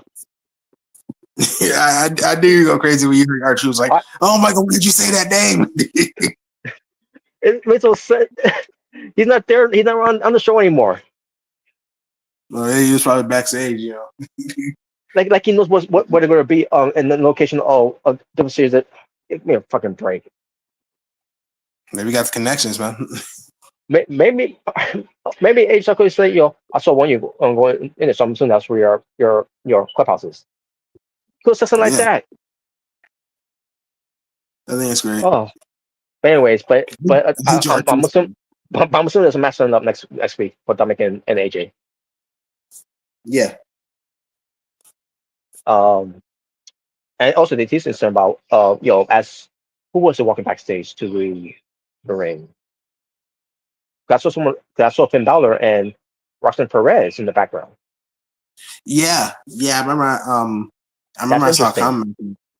Yeah, that'd be interesting. Yeah, Finn Balor wanting Roxanne to join Judgment Day, or interesting. Finn Balor knows something up with that Judgment Day, trying to portray him wherever. I don't know. Anything could happen with that one. That's pretty interesting. Yeah, because because like Finn Balor has been more of the heel in the situation, you know. Yeah. And yeah. You know, Dominic's been more of the baby face, you know, in terms of how they've been booking it. So, yeah, I can see that. I mean, he's done it before with, when Damian, he's done before with Damian and Rhea. So, not too surprising. So, yeah, that's been interesting, too. How that ends up being developed. Or not developed, more like how Triple H is cooking with that. Yeah. Come on. He's cooking with this episode. He cooks. See, he's back. He's back. Oh man. But I'm gonna get you. I'll take on my some other things too. But let's continue with this. Another match that's gonna happen is for the United States Championship fatal 4-way match. Fatu will defend against LA Knight, Damian Priest, and Drew McIntyre. Yeah. And yeah, that's good. That should be a good match. Yep. That's gonna be a really fun match. Just a bunch of chaos. Ooh. And also Sosa get involved too. Remember, no disqualifications in these 7 matches. Crazy booking. Oh boy. I can see Cornette right now saying that. Lazy booking. Wow. But Pat McAfee versus Gunther. Oh, by the way, that promo between Gunther and Pat McAfee, like, what Gunther was like when he was in the zone, like, I was like, Pat, I respect I respect you, man, but your chest is gonna be red. It's gonna look like freaking raw meat. So yeah, he's gonna murder him. Yes, he's gonna destroy him, bro. Like he's gonna do what he did to freaking Ilya Dragunov in NXT UK. Like if he goes there, yes. So yeah, it was nice. He does. No, I can't wait to see it. He's gonna pull himself around, die. I'm sure Joe's gonna enjoy that too. So yeah. Yes, that's gonna be a fun night. Yeah. And Omega was only about Pat McAfee's promo too and all. And I did listen to it because I wasn't around at home to be on the stream because I was I went out for a bit. That's something I could have done earlier, but maybe do it. Maybe go right now. Because after the game, there was news from my grandmother, which I figured it was. So it was time for me to get that fresh air. So yeah, but I did listen to Pat McAfee's promo. It wasn't a bad promo, but at the same time, like I don't care. Doesn't relate to me at all. Like I still hate you. I still want you to get your ass kicked and and how wrong, by the way, the whole thing, let's be professional. Well, that's what that ship shared a long time ago with Pat McAfee, it's acting more like a fan than a commentator when he's up on the table yeeting all the time. Like, come on, man, you can't have fun. Like, come on, man. Oh, I'm man. not funny. And Michael Cole has said best by the way. Can you eat while he's sitting? Yes, you can. You want to stand you want to stand up. You want to stand up on a table. Just Every dork. oh man. But anyways, that match is definitely happening as well. Mhm. Then for the women's Intercontinental Championship, Lyra Valkyria versus Becky Lynch. Loving this heel promo. This heel persona. Let's say of Becky Lynch. I meant to say, and her promo too. Yeah, it's been really good, man. I've been liking the promos that Becky and Lyra's been having. Yep. Now I could definitely see most likely Bailey get involved and cost her in the match. Also, when Bailey was going to show up on the show, not during this whole thing, but because Io and Roxanne had a match, and it was a very good match where Io won, and then all of a sudden Roxanne shaking her hand and all that, and like, what's going on here? And then like nowhere to turn her baby face already, and then soon enough, I heard the commotions are like, okay, Julia, okay, I figure, yeah. After Bailey's gonna come out from there to help out Io, but no, that didn't happen at all. So Yeah, because obviously Ripper wasn't there because she was over in Australia. yeah. Which, by the way, I know that Crown Jewels is actually going to be in Australia. Yeah, that's You right. know, That's why she was there too. To help promote it. which is kind of crazy because Yeah, Crown Jewel has always been like a Saudi show. yeah, But what else is funny because I remember Super Showdown was originally it originally started in Australia. Yeah. Yeah, so I guess I guess Australia's like, hey, if we don't get Super Showdown, then we're getting Crown Jewel. So we're getting something. yeah. Kind of find it funny. Yeah. That I kind of find it funny they call it Crown Jewel. For Australia. The last thing I think of Australia is anything but Crown Jewel, but whatever. You say we'll take it, mate. We'll take it. I guess they'll take it. Yeah. But yeah, that's gonna happen at Australia. So Yeah, and that's during the whole WWE takeover, Perth. Which when I heard that that whole week of Perth, like Australia, WWE gonna be in Australia. I thought for a minute they're gonna bring back takeover, but in WWE, I don't know. I thought that's that's what we are gonna do, but obviously now it's Crown Jewel. I don't have a problem with it. Makes me wonder though, are they still gonna do the Crown Jewel Championship thing? Because they're Australia, so will they actually if they do have the Crown Jewel Championship, will they actually keep it? Because they're not Saudi. I don't know because I guess we'll find out when we get to it. Because they're gonna be a Saudi for this one, so I guess we'll find out how they go what they were doing. Yeah, or unless they want to combine unless if they're not gonna have Crown Jewel, like the Crown Jewel Championship, maybe they'll bring back King of the Ring and just put in Crown Jewel the pay-per-view. I don't know. Probably. So I don't know. We'll just have to wait and see. But yeah, I mean, I'm excited because I know the crowd's gonna be electric for it. So yeah. Mm-hmm. But yeah, but Lyra Valkyria and Becky Lynch is on definitely for Backlash. Mm-hmm. For a short build they did so far. I believe they're gonna extend. I believe it will extend after Backlash as well. So yeah, I see I definitely see the time thing. Yeah. Yeah. Yeah, and you know what? Maybe I know we're a little late on a little early on predictions, but I think maybe Becky does win. Yeah, I can see that. Maybe, yeah. Maybe Becky does win. I mean, it will help the Lyra Valkyria. But if you book it right, what she gonna eventually gets the win back. Yeah, maybe they'll save it for SummerSlam. Maybe Crown Jewel. crown jewel. You know, we'll just wait and see. But I definitely see Becky coming, you know, champion. There's a Becky Hogan. No, hey, this I'll take Becky Lynch over Charlotte there because like they don't really push Becky for the world for championships hard as Charlotte. Mm-hmm. Like almost every match Charlotte has is it's a women's title match. So you know. So It's like in her contract that she got to have championship matches for WrestleMania or something. Basically. Every WrestleMania, she's either the champion or the challenger for a championship. Like, jeez. Like, my goodness, man. Oh man. Well, I mean, Rhea is too.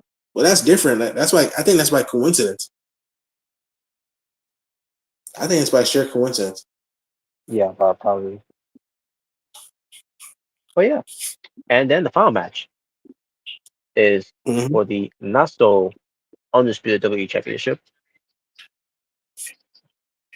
John Cena defends against Randy Orton, or just maybe the last time we ever see these two wrestle each other. Unless, because I remember I made a comment about this. Unless like John Cena pulls a No Way Out 2008 and he slaps the referee and it's a disqualified finish. Basically like, payback. Yeah. Remember that? Yeah, remember what you did to me? Yeah, they take that. But I have a feeling that something like that will happen. Like they'll probably have that callback. That was gonna be perfect for that one. They ain't gonna be Mike Yola after that much.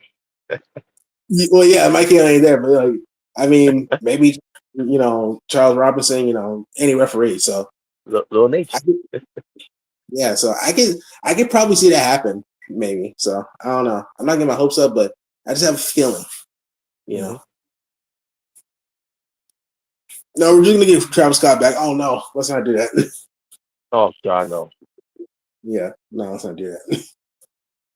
But yeah, it's crazy, man. We're living in a time where we have a heel Cena and a face Randy Orton.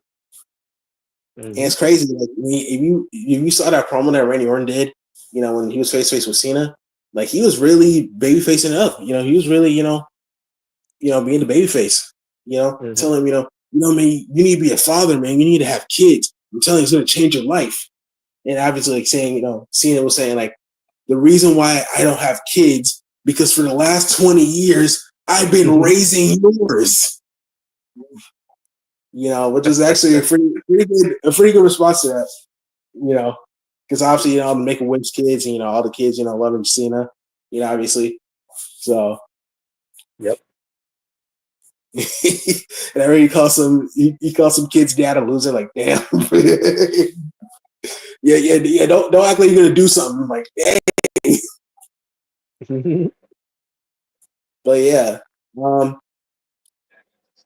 yeah. So yeah, man, Backlash in St. Louis. It's been a while since Backlash has been in the States because I remember 2023 it was in Puerto Rico, which was great. Is this true? What? She just joined OnlyFans. I told y'all Corey was a hoe. Is that true? Let me look it up. No. Well, I mean, I wouldn't be surprised. Even if she did, unless there's some content of her, holding around, sucking other, men's, Yeah.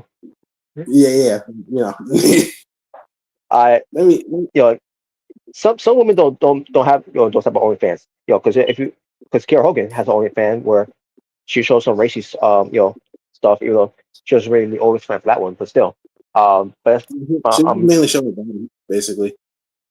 Yeah. Now Kara Hogan obviously doesn't show any nudity on hers. Yeah.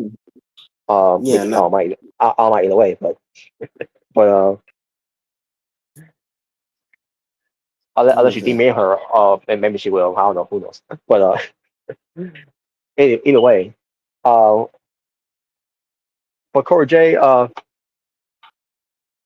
don't know. we'll see.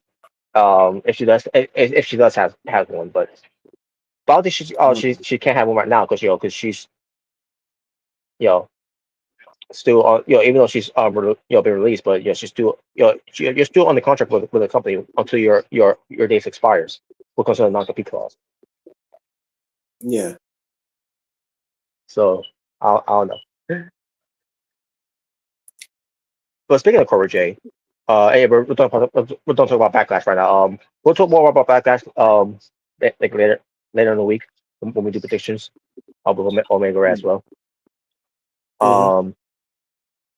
But as far as Cobra J, her real name, Brianna Koda, that's her name.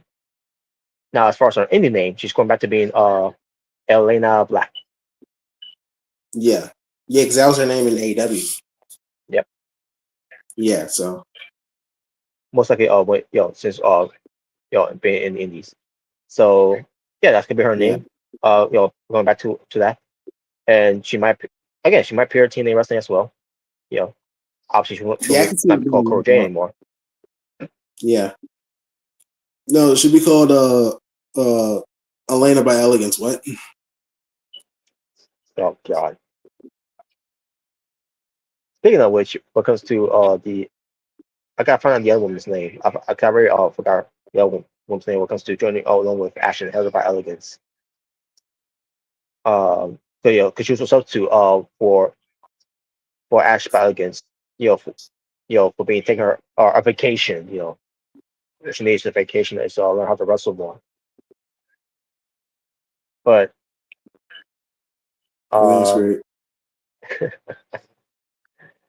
but let's see who's the other woman that was with them. I forgot her name already. With Ash by Elegance? No, it was okay. I see it right now. Let me see. Does it say a name here somewhere? Nope, they didn't put her name on there. What the fuck? Basically, they got this new chick now. She's probably taller than both of them, by the way. And she's even taller than the person across the year. But then again, he's a small guy anyway, so that's not really saying much. The name's great. What's her? Okay, let me see her name. Maggie Lee. That's her name. Maggie Lee. Okay. And she's cute. She's very very cute. She looks like she's a ginger. Yeah, because again, her hair color. And let me see if I can find, I'm trying to find her Instagram as well as she has one. All right. Have I been? Oh yeah, I've been following her. I don't know how long, but yeah, not bad about that. Not bad. I don't know. But I guess my guess maybe 5'7", 5'8", I guess. Yeah, she ain't bad looking. Okay.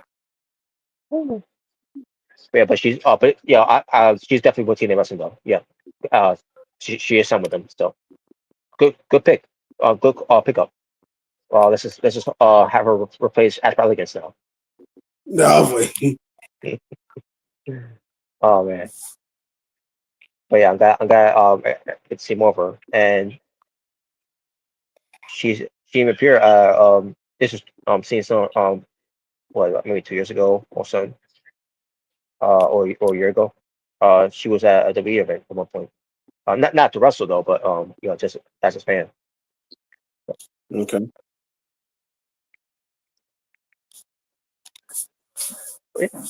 But hey, either way, you work in TNA, that could be one, that could be something, your future in your future, to eventually be part of WWE for NXT. So there you go. But let me see Cobra J if she had, if she did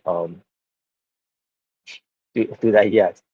But again, I doubt she already done already because again, but let me see.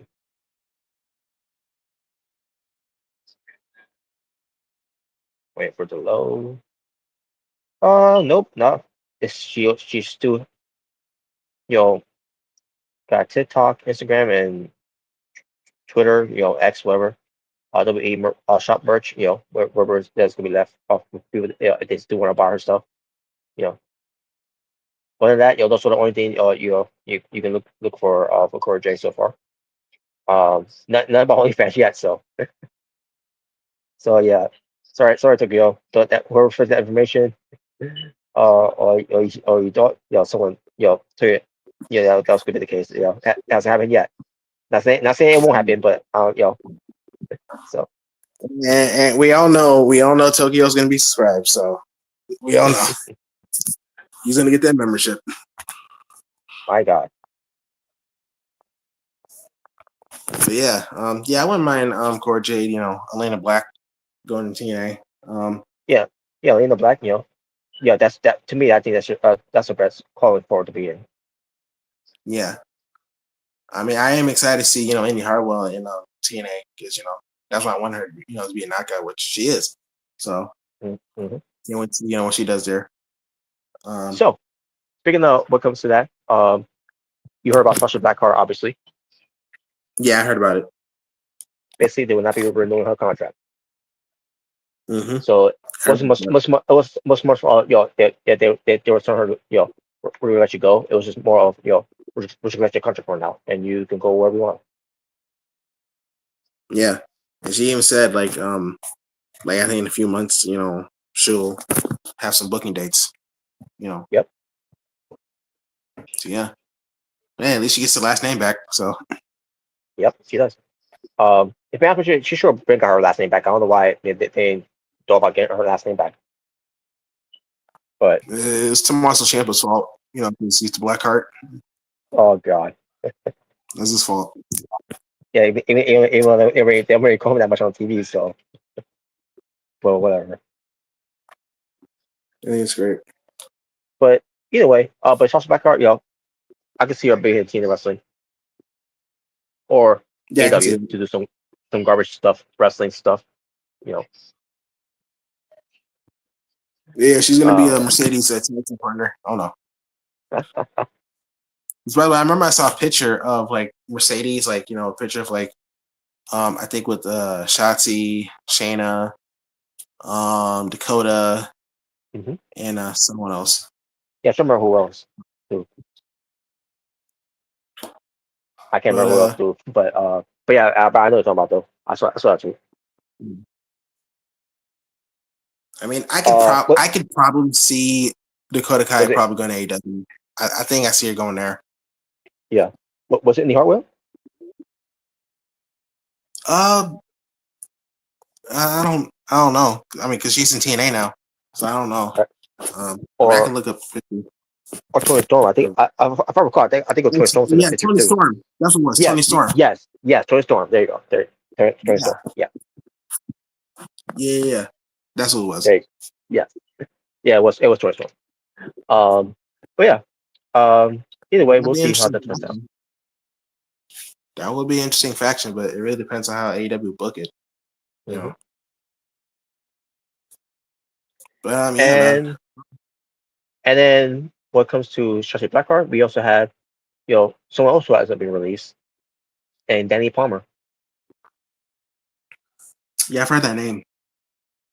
And about her from Omega, apparently she's just going to retire from wrestling. She is. Yeah. Remember, she recently had double hip replacement surgery and ACL surgery. Yeah, she pitched into prom too. So. Oh yeah, it says she's retiring. So. Yeah. What could have been with Danny Palmer, man? It's unfortunate because she and Saruka could have been a tag team because they were alike in a way. But yeah, it was not to be, unfortunately. So.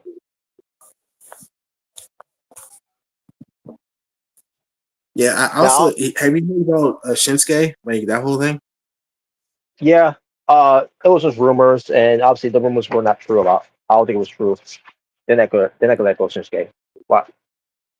Even though there's no value of Shinsuke anymore. In my opinion, it's not because I lost interest. It's because it's because how he was being used. Yeah.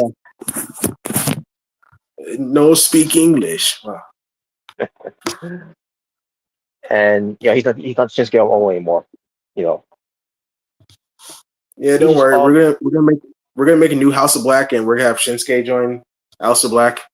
oh You know. oh oh so we're doing that. Okay, Yep. I'll be something. And then we're gonna Tina Paxley join. She'll be the new Julia Hart. Wow. You might as well, because now she's gonna be doing a whole lot since they fired Sashi Blackheart and Gigi Dolan. Yeah, because her faction's pretty much gone. Yeah. I'll get it, man. It's kind of like with Zoe Stark, because the faction's gone too. It's like, Shayna got released, Sonya got released. So yeah, they both lost their factions. But what comes to these people being released, these people being released. I don't know if you heard about this from because Omega said this to me earlier. What comes to Dave Meltzer's reason why they were let go. Oh, I think I heard about this, but go ahead. Yeah, basically, they weren't working hard enough. Yeah, I heard that. I was like, no, like what is them? I came up with a list of names, for those that were released that wasn't working hard enough. Cora J, I guess she wasn't working hard enough when she was going back and forth for NXT and TNA, right? Yeah, I mean, like, they were shown on television a lot, along with Gigi Dolan, and Scarlett Jackson. Gigi Dolan, the same thing. She wasn't working hard enough, when it comes to her, going back and forth for NXT and TNA. Yeah, and even Gigi Dolan said something about that, like saying like that's BS. Of course it is. So I guess Scarlett Jackson wasn't working hard enough, but also, same thing with her back and forth with TNA and NXT. Yeah, so like when I heard that, it's like, bro, stop. That is not the reason why they got released, really. So now we're saying that, well, they were being lazy, so that's why they got fired. Yeah, being lazy. No. That's nowhere. I know where her too, being lazy. I guess Braun Strowman was lazy. The help of guys like Bronson Reed and Jacob Fatuke, though, as monsters. Yeah, I guess he was lazy too. Yeah. Even though Braun Strowman, this state right now, he's not the same Braun Strowman anymore. Obviously, yeah. But yeah, I mean, he was helping out, Jacob Fatu, Bronson Reed, helping them get over as monsters. Like, but nah, he was being lazy. Nah. Like what are you talking about, Dave? Like, come on, bro. We get releases like every year. Like, so what? So what, are you gonna say, like, with that logic? I guess they released Dolph Ziggler, and Mustafa Ali because they were being lazy, I guess. Remember, they were working. Even Mustafa Ali was working until the day they got fired. Yeah, because he was gonna have obviously how he has presidential campaign gimmick. He was gonna have that in NXT for the North American Championship. Yep. Because I remember they had a vignette of it, but obviously he got released before that. Before that ever happened. Yeah, basically the moment that he got that out, he was getting that over, and finally was going to get an opportunity. He was finally become the champion. They fired him. Yeah, he was finally going to do the gimmick he wanted to do, and then he gets released. And now he's doing it in TNA, and obviously he became exhibition champion the next year or the last year. And he's back in TNA, actually signed with TNA. So, and who knows, he could eventually go back to WWE after that. Yeah, he could. Yeah, with the partnership with NXT. Yeah, he could, and maybe he can do on some unfinished business. Going for North American Championship. I can see it like Mustafa Ali. I was gonna take that championship from a convicted criminal named Dominic Mysterio. Yeah. But then they canceled me. Oh wow. or no. Well, since he's a presidential, they impeach me. Well, and they being the main bench, I guess. Well, yeah, benched. I don't know.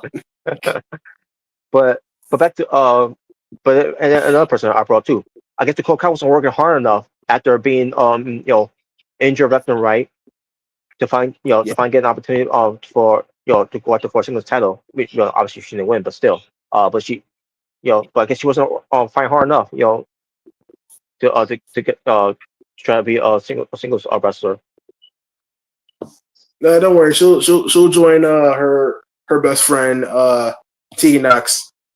Yeah, we'll call them the injury prone girls. Wow. Which by the way, where she been? Probably in the Indies, maybe.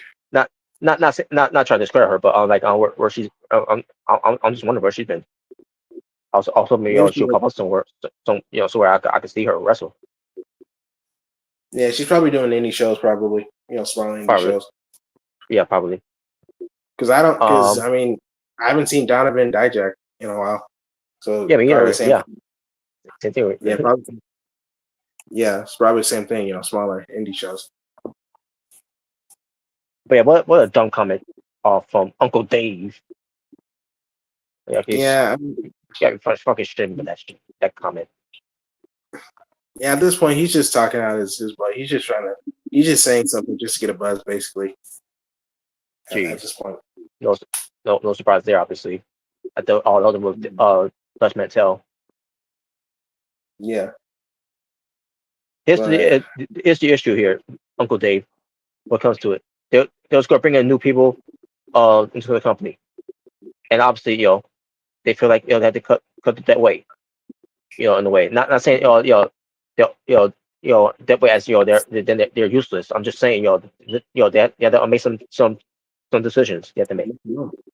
It ain't gonna be a popular one. Ain't gonna be a popular one, but it's just business. Yeah, that's all it is. It's just business. I mean, releases happen like all the time, and it's not even just WWE. TNA and AEW does it.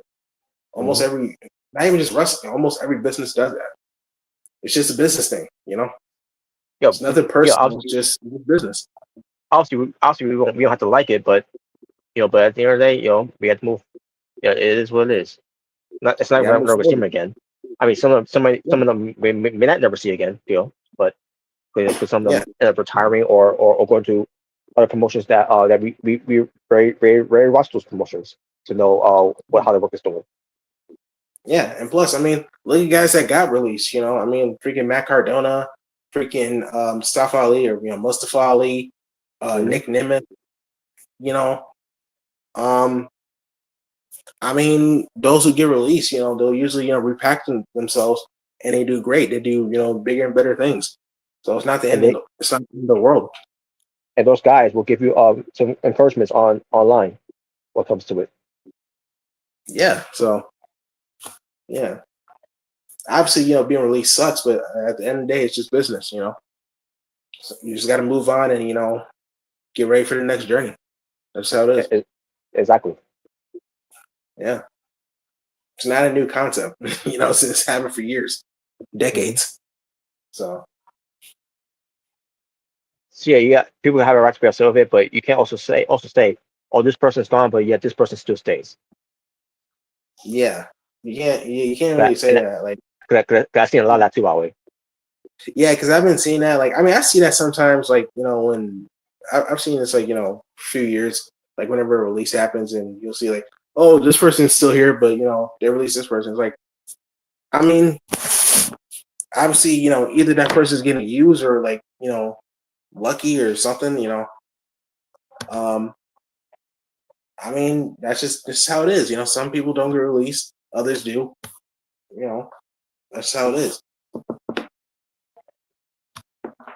That's just, that's how it is. And here's the thing, I don't want obviously no one wants them to lose their jobs. Nobody wants that. But at the end of the day, I mean, some of these releases you kind of saw coming, like, like Shayna, who else? Freaking who else I saw coming? The Spitfire Warriors, the Munchkins. I knew they were getting released because we barely saw them. I mean, we barely did. I had a feeling that. And I was also upset with that because these were your only tag women's tag team division that you have left. And you always talk about women's tag team division, which there is none. There is none. And after that, at least it just shows you that you don't give a shit. Yeah. Yeah. I mean, some of these releases were surprising. Some of them weren't. It is what it is. At the end of the day, like in a few weeks, we're just gonna move on, and then we'll see them most likely in a different company, whether it's AEW or TNA or New Japan or wherever. And obviously, we'll talk about it. Or Stardom, wherever. Or Stardom, for women. I mean, that's how it is. I mean, we've done it before. We'll do it again. It's the same thing. It's always gonna happen. So it's like CM Punk said, they're just cog on the wheel. It's just keep on spinning. Yeah, the wheel's gonna keep on turning. Yeah, that's how the business is. Keep on turning. Yes. Yeah, and hell, you never know because some wrestlers that do get released are able to come back. They do end up coming back. Yeah, it's not like once they get released, that's it. Like they're never coming back. Eventually they will be back. Maybe like more repackaged, more better. I mean, Cody Rhodes, Drew McIntyre. That's a huge example there. Yeah, they got released and then they came back and they became better than ever. They became world champions. So they became top guys. So yeah, but yeah. We just have to wait and see what the future holds for the released talent.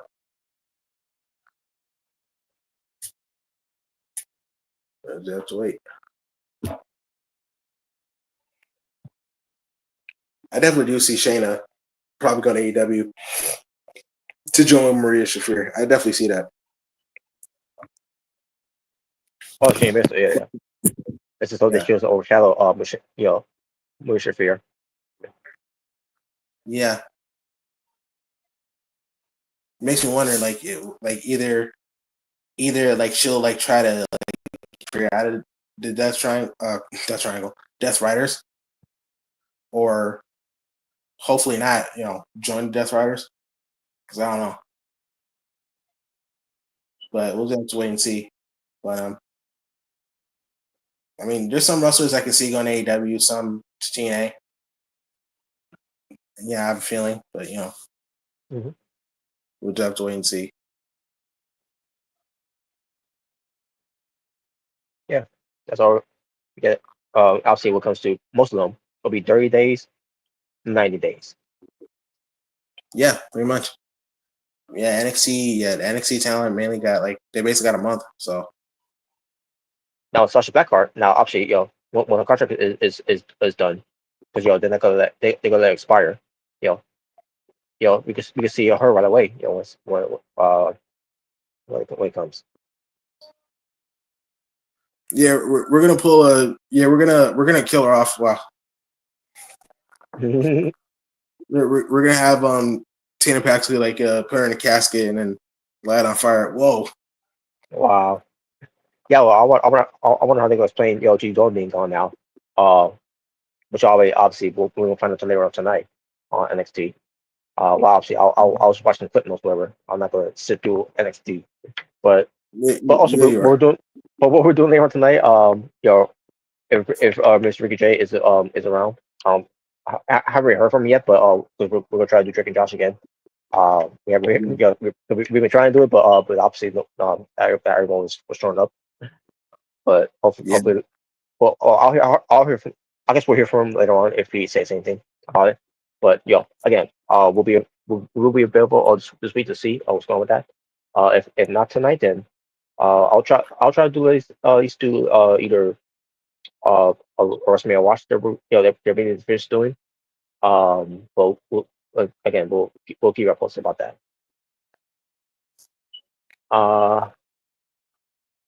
But yeah. Oh God. What? I saw something very disturbing. Oh, In wrestling. It's Seth Rollins, but this was years ago, um, before WWE. That's but I'm moving away from that. Um, but anyways, uh, okay, here we go. Corey J has teased OnlyFans after being released from WWE. Okay, so there you go. That's where Tokyo, on it. All right, so here we go. Uh, so June 2nd is when she's gonna start doing that, I guess. Okay. But we'll see if it's true or not. But again, it could be Photoshop, to make it look like it according to saying that. Unless she said something about it, I don't know. We'll see when we get to that date. mm, There's a picture I see by Ric Flair and Sting at WrestleCon. All I can say is, Sting looks way better than Ric Flair. Aging. yeah, So you can see a yeah, picture of Ric Flair. Oh sure, his age really showing. Um, Now Sting, obviously, he can get away with it because he's wearing face paint. yeah. The face fans really hides it. Yeah, I love he's using the Wolfpack scheme. Uh, Yeah, because he got the goatee back basically, mhm. and obviously he's not dyeing his hair because he got the gray hair, so you know.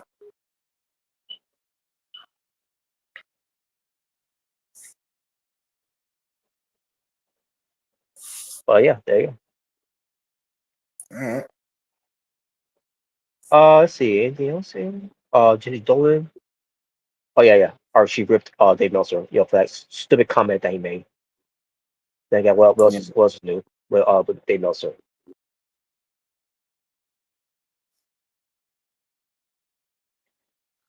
Now I do want to say something when it comes to SmackDown because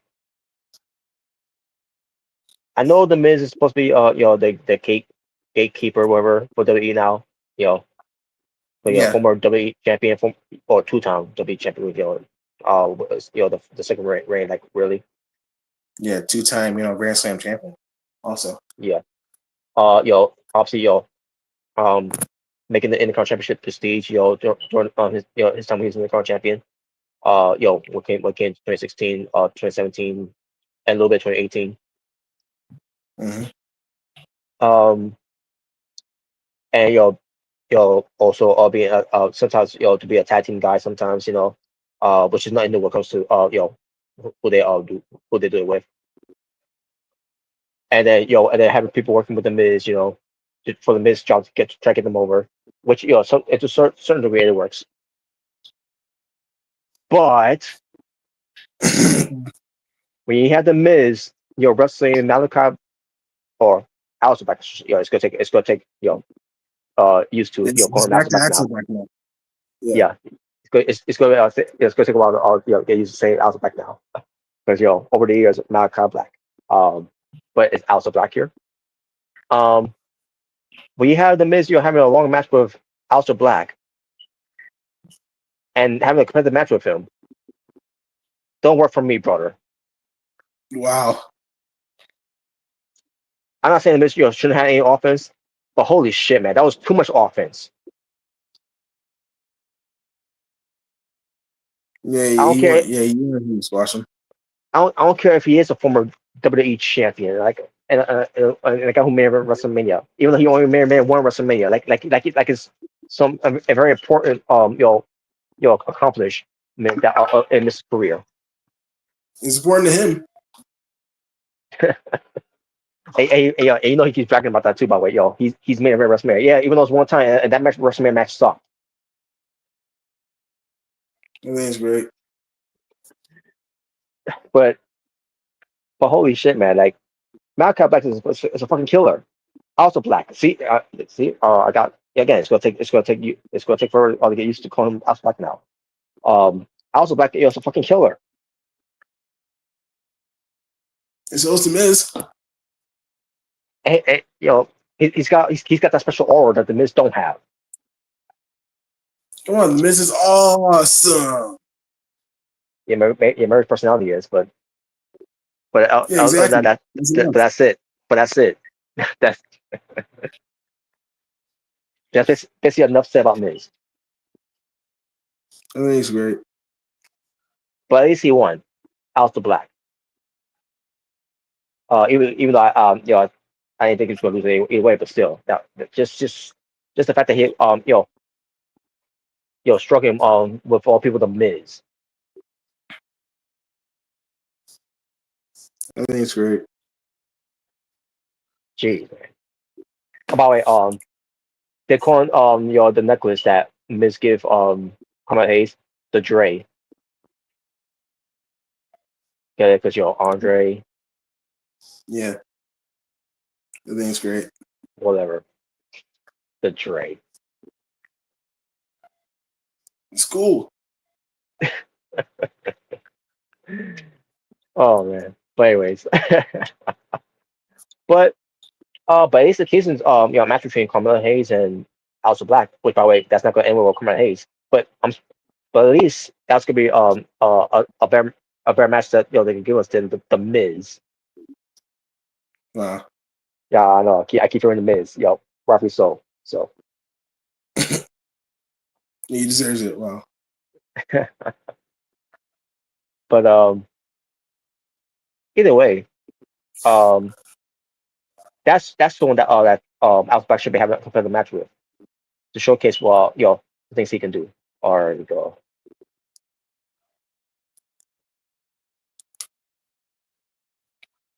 But yeah, another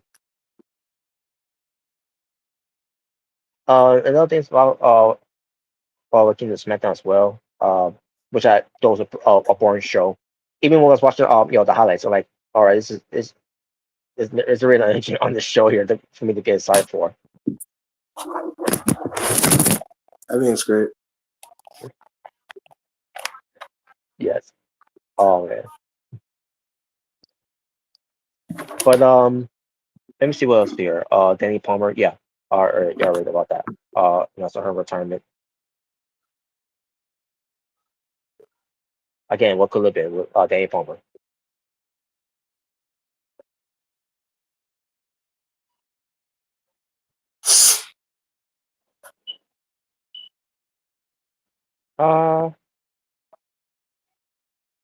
Now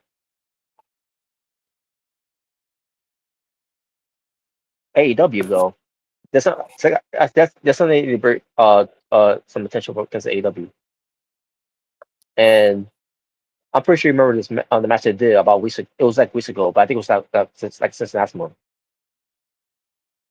It was a match, for a chance to win. I think it was what $10,000. This this this 8-man tag team match they did. And I guess winner will each get $10,000, whatever. Yeah. And the team was Will Ospreay, Mike Bailey, Kevin Knight, and Mark Briscoe. And basically they were facing Ricochet, who teamed up with Leo Rush, Action Andretti, and I can't remember who else was teaming up with them. Yeah. Yeah, and basically, he said, "I'm the captain now." So yeah, but I can't remember who else was teaming up with them. But either way, it's not that's not point. The important thing is what the babyface were saying. Basically, they were each saying, if, what are you gonna do when we get the money, right? I can't remember what Ross. I don't remember what Osprey said. It was like a month ago. About it, but I don't remember exactly what Osprey said what he would do with it. But Mike Bailey said that he would buy some Nike sneakers like that, because get it, he doesn't wear shoes. Yeah, yeah. And then Kim Knight saying something about something that relates to surfing and stuff. I can't remember. I don't remember what it was. Because again, it was like a month ago. And then Mark Briscoe said something about spending money for his his kids, college funds, whatever. And then, Okay. but it was something that he said. It was kind of funny too in a way, but and then it's like, but it's not point. And then he goes back to his usual Mark Briscoe personality, which is great. And obviously they end up winning the Mark match. Briscoe is gonna get some college, funding for my children. Yes. But they end up winning the match though. And I'm like, okay, so they did all this, because they're gonna win the money. And like, so are we gonna see this played out? By doing some vignettes No. of it? No. I mean, some people said they did on Collision. I'm like, okay, but who watched the Collision? In fact, last I checked, they did this whole thing on Dynamite. So why come they do this shit on Dynamite? Because well, Did they really expect us to watch Collision to see how they go fall up on that? No, but no one gives a shit. I do. Unless you want to watch the stuff that XR is doing, which they're doing. I think they're doing great. With the last heels so far, especially when they got Sophie Hathaway part of. Mm-hmm. Which, by the way, is just doing explain why. Which they'll never will, by the way. They still need to explain why he and Christian are no longer a thing anymore.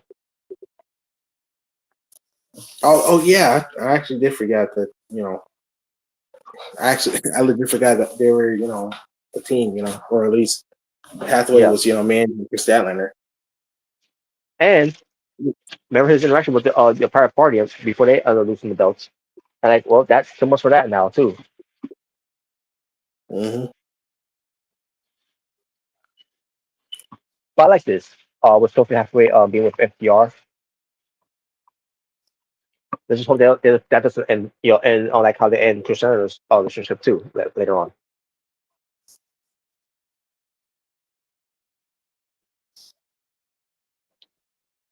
But anyway, because I remember like Chris Statlander, she basically became babyface, like once again, with no explanation.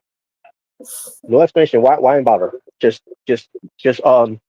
enjoy the show. Don't even think anything of it. Because we're both for the sickos. Because we're the best wrestlers. Yeah, or The Rock would say, just enjoy the ride. And that's another thing about The Rock, Because remember, he said that on NXT, where he's basically, what was the point of him being there? It was just his pop-up ratings, which, I'm pretty sure it did, but still, it was basically a whole nother because he didn't know what to say. People, basically calling out people that would complain about him saying and doing what he was doing on Raw, putting over Cody Rhodes, the same Rock who threatened Cody Rhodes and talking trash about his Mama Rose, and then after having a bad blood, but he's doing the throat slash and all that, and basically Willie Rose just come up and sit and enjoy the ride, and we did. We enjoyed we sat to enjoy the ride, except one thing, we didn't enjoy it because it led to nothing. It was all your fault.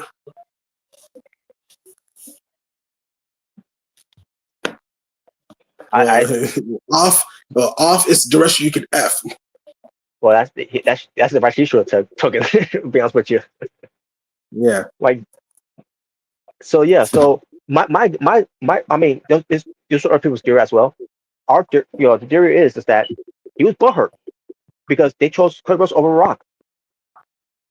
Yeah, he still feels some type of way about that because he was getting booed during that time. Yeah. And he never forgot. And to be fair too, the fans. I think fans some fans took overboard when they went to the Rock's family.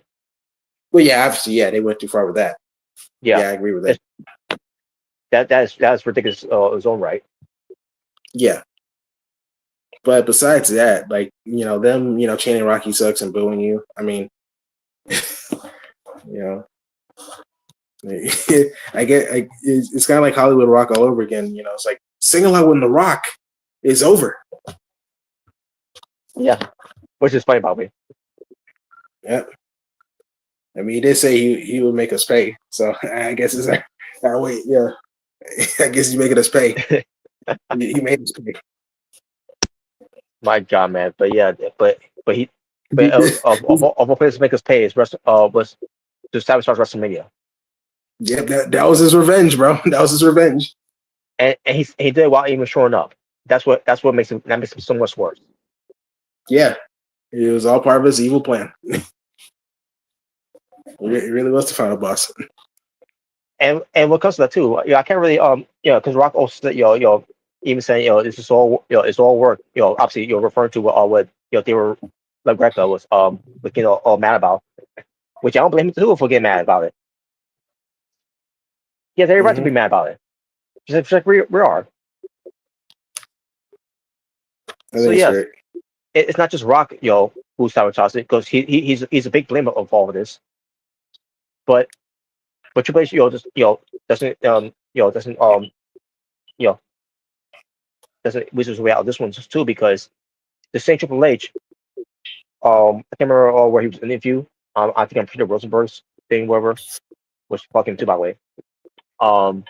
But basically, again, it may have been on Peter Rosenberg or maybe on Pat McAfee's. I don't know. I can't remember. But either way, the point is, Triple H said this because the fans complaining about, or what we complain about, because there's lack of bill for WrestleMania. Yeah, I remember. For someone, Papa H, people always say, "Oh yeah, Papa H is cooking. He's cooking." Well, I mean, he was cooking. But you would think, when it comes to systems like this, he try to change the recipe that The Rock gave him, to make it to salvate where The Rock was cooking. I don't know what that was cooking was about. That maybe he'll show some cooking influence from NXT, and we saw none of that. And then then he has the nerve to say, for fans to stop complaining and just enjoy the show and all that. Well, I'm sorry, but when we got fans that are tuned into your Netflix shows and other platforms to pay subscriptions to watch your shows, especially when it comes to paying subscriptions to WrestleMania, where you maybe got something in store for us, and then when shit like that happens, what you expect us to do? Just sit down and shut up about it? Yeah. Sorry, it doesn't work for us, brother. No boy. Yeah, this worked for me, brother. It'd be like it'd be like Moose, saying, telling us to just shut up, and start complaining about what we didn't do on that night with Leon Slater. I think it was great. And by the way, that was dumb. That was again, I talked about it before, but again, tone deaf comment there from Moose. You because you never stepped into the ring, but y'all know what you're talking about.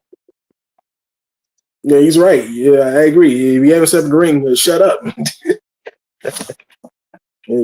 Marks. Wow. None of us don't have to be in the ring to know that was dumb. What happened? From everything else that they did. Wait for them to jump on them, only for them to not catch them. Even though they were just standing there, wait for them to go on them, and with some of them, didn't catch them. They fell down like they took the brunt of it. It looked ridiculous.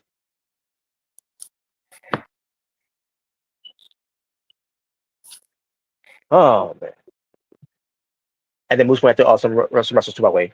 When they talk about that too, like, I'm pretty sure I made mistakes like that too. No, they haven't. I remember Stevie Richards, making mistakes like that before. I remember Ricky Morton making mistakes like that before.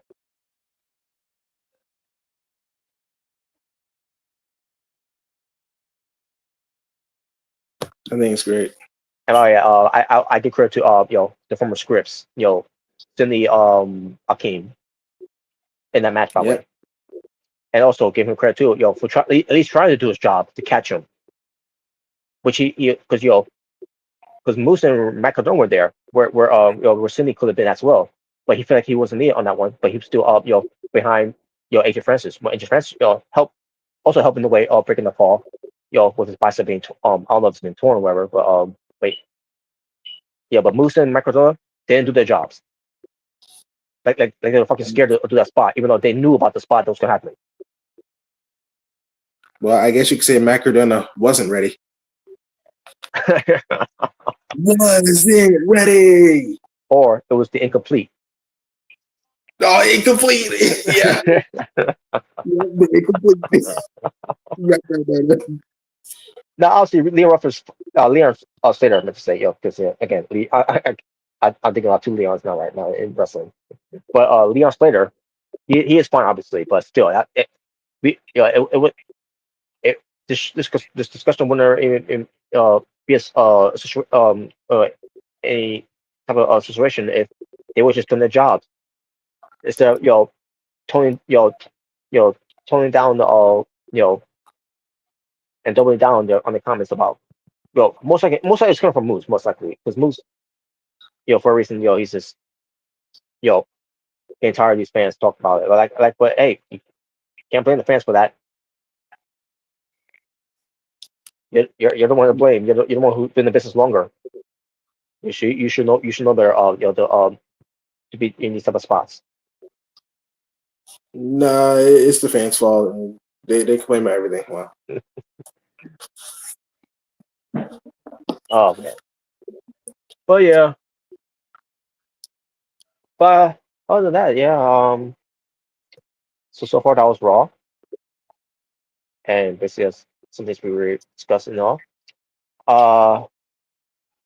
Again, we'll see what happens later on tonight if we're going to do a show for Mr. Rick and Jay, or we might do a show later on. We'll see. It depends, where Mr. Rick and Jay's status is, later on tonight. With that being said, folks, so we're done here. So we're gonna head on out, and I'm gonna be posting some things right now, folks, because again, my grandmother, has fortunately passed away. So I don't know when the funeral is gonna be. I don't know if I'm gonna be able to take a time off from work again for this week. Well, it depends. We shall. I'll keep you guys posted on it. I'll keep everyone posted on the group chat as well when it comes to a friend's of mine. I let them know about my situation as of late. So I'm gonna get to share with them when I can. So, but folks, thank you for watching. Shout out to Jordan. Shout out to John. Shout out to Tokyo, the only moderator on here. Shout out to also Jaber, who ends up being part of the stream and have some discussions with us with some things that we discussed here. And for anyone else that watched and didn't y'all join along with the conversation, hopefully you'll do it next time. But keep it positive and only keep it positive. And there you go. So I don't know what we're gonna do later tonight, folks, but we shall see. If anything comes up, I'll be sure to let you know if I can. But that being said, for the True Jaber and the Omega Red, it's not your born driller. As I say, peace on the streets, do well, stay safe, take care of yourself, that's going on in the world. For I am out here, stop for now. That's a picture and Abdu. Goodbye and good night to all of you. And folks, if you have a grandmother, that's that you feel like your grandmother is going to be going away, where she doesn't have much time, and that's also goes the same with grandfathers too. I think grandparents you have that's up there in age and they look at they're about to go away and make sure you spend all those final times with them before they leave you, because you never know when that day will come. And unfortunately for with my grandmother, that her day finally came, but at least I got to spend the days with her on that weekend. So in a way, I was glad to some time off from work, because I probably would have regret not visiting her for the last time, even though she heard me and she saw a little bit of me. Um, I just wish that she was active, that she could have talked, she could have you know looked at me fully, and have interactions, conversations before she finally decided to go. And in the worst time that she ended up going when me and my sister finally left, and then on that Monday, because right now it's Tuesday, but on that Monday, like that's when I got the news from my sister, obviously during Raw, as I was watching Raw, that she's finally gone. But she was gone like I don't know how long she's been gone, but Monday was the day that she finally stopped breathing, and uh we gotta find out when the funeral's gonna be for her. But folks, um for all the loved ones close to you, even to those all loved ones that that will no longer be here, because they've been here for the longest time in this world. And that's what I'm talking about. What comes to grandmothers and grandfathers, to the grandparents. Make sure you spend those times with them. Let them know that you love them. So, that being said, folks, take care of yourselves and each other. God bless. Take care. And for my grandmother, rest in peace. I'll see you again. I love you, Grandma.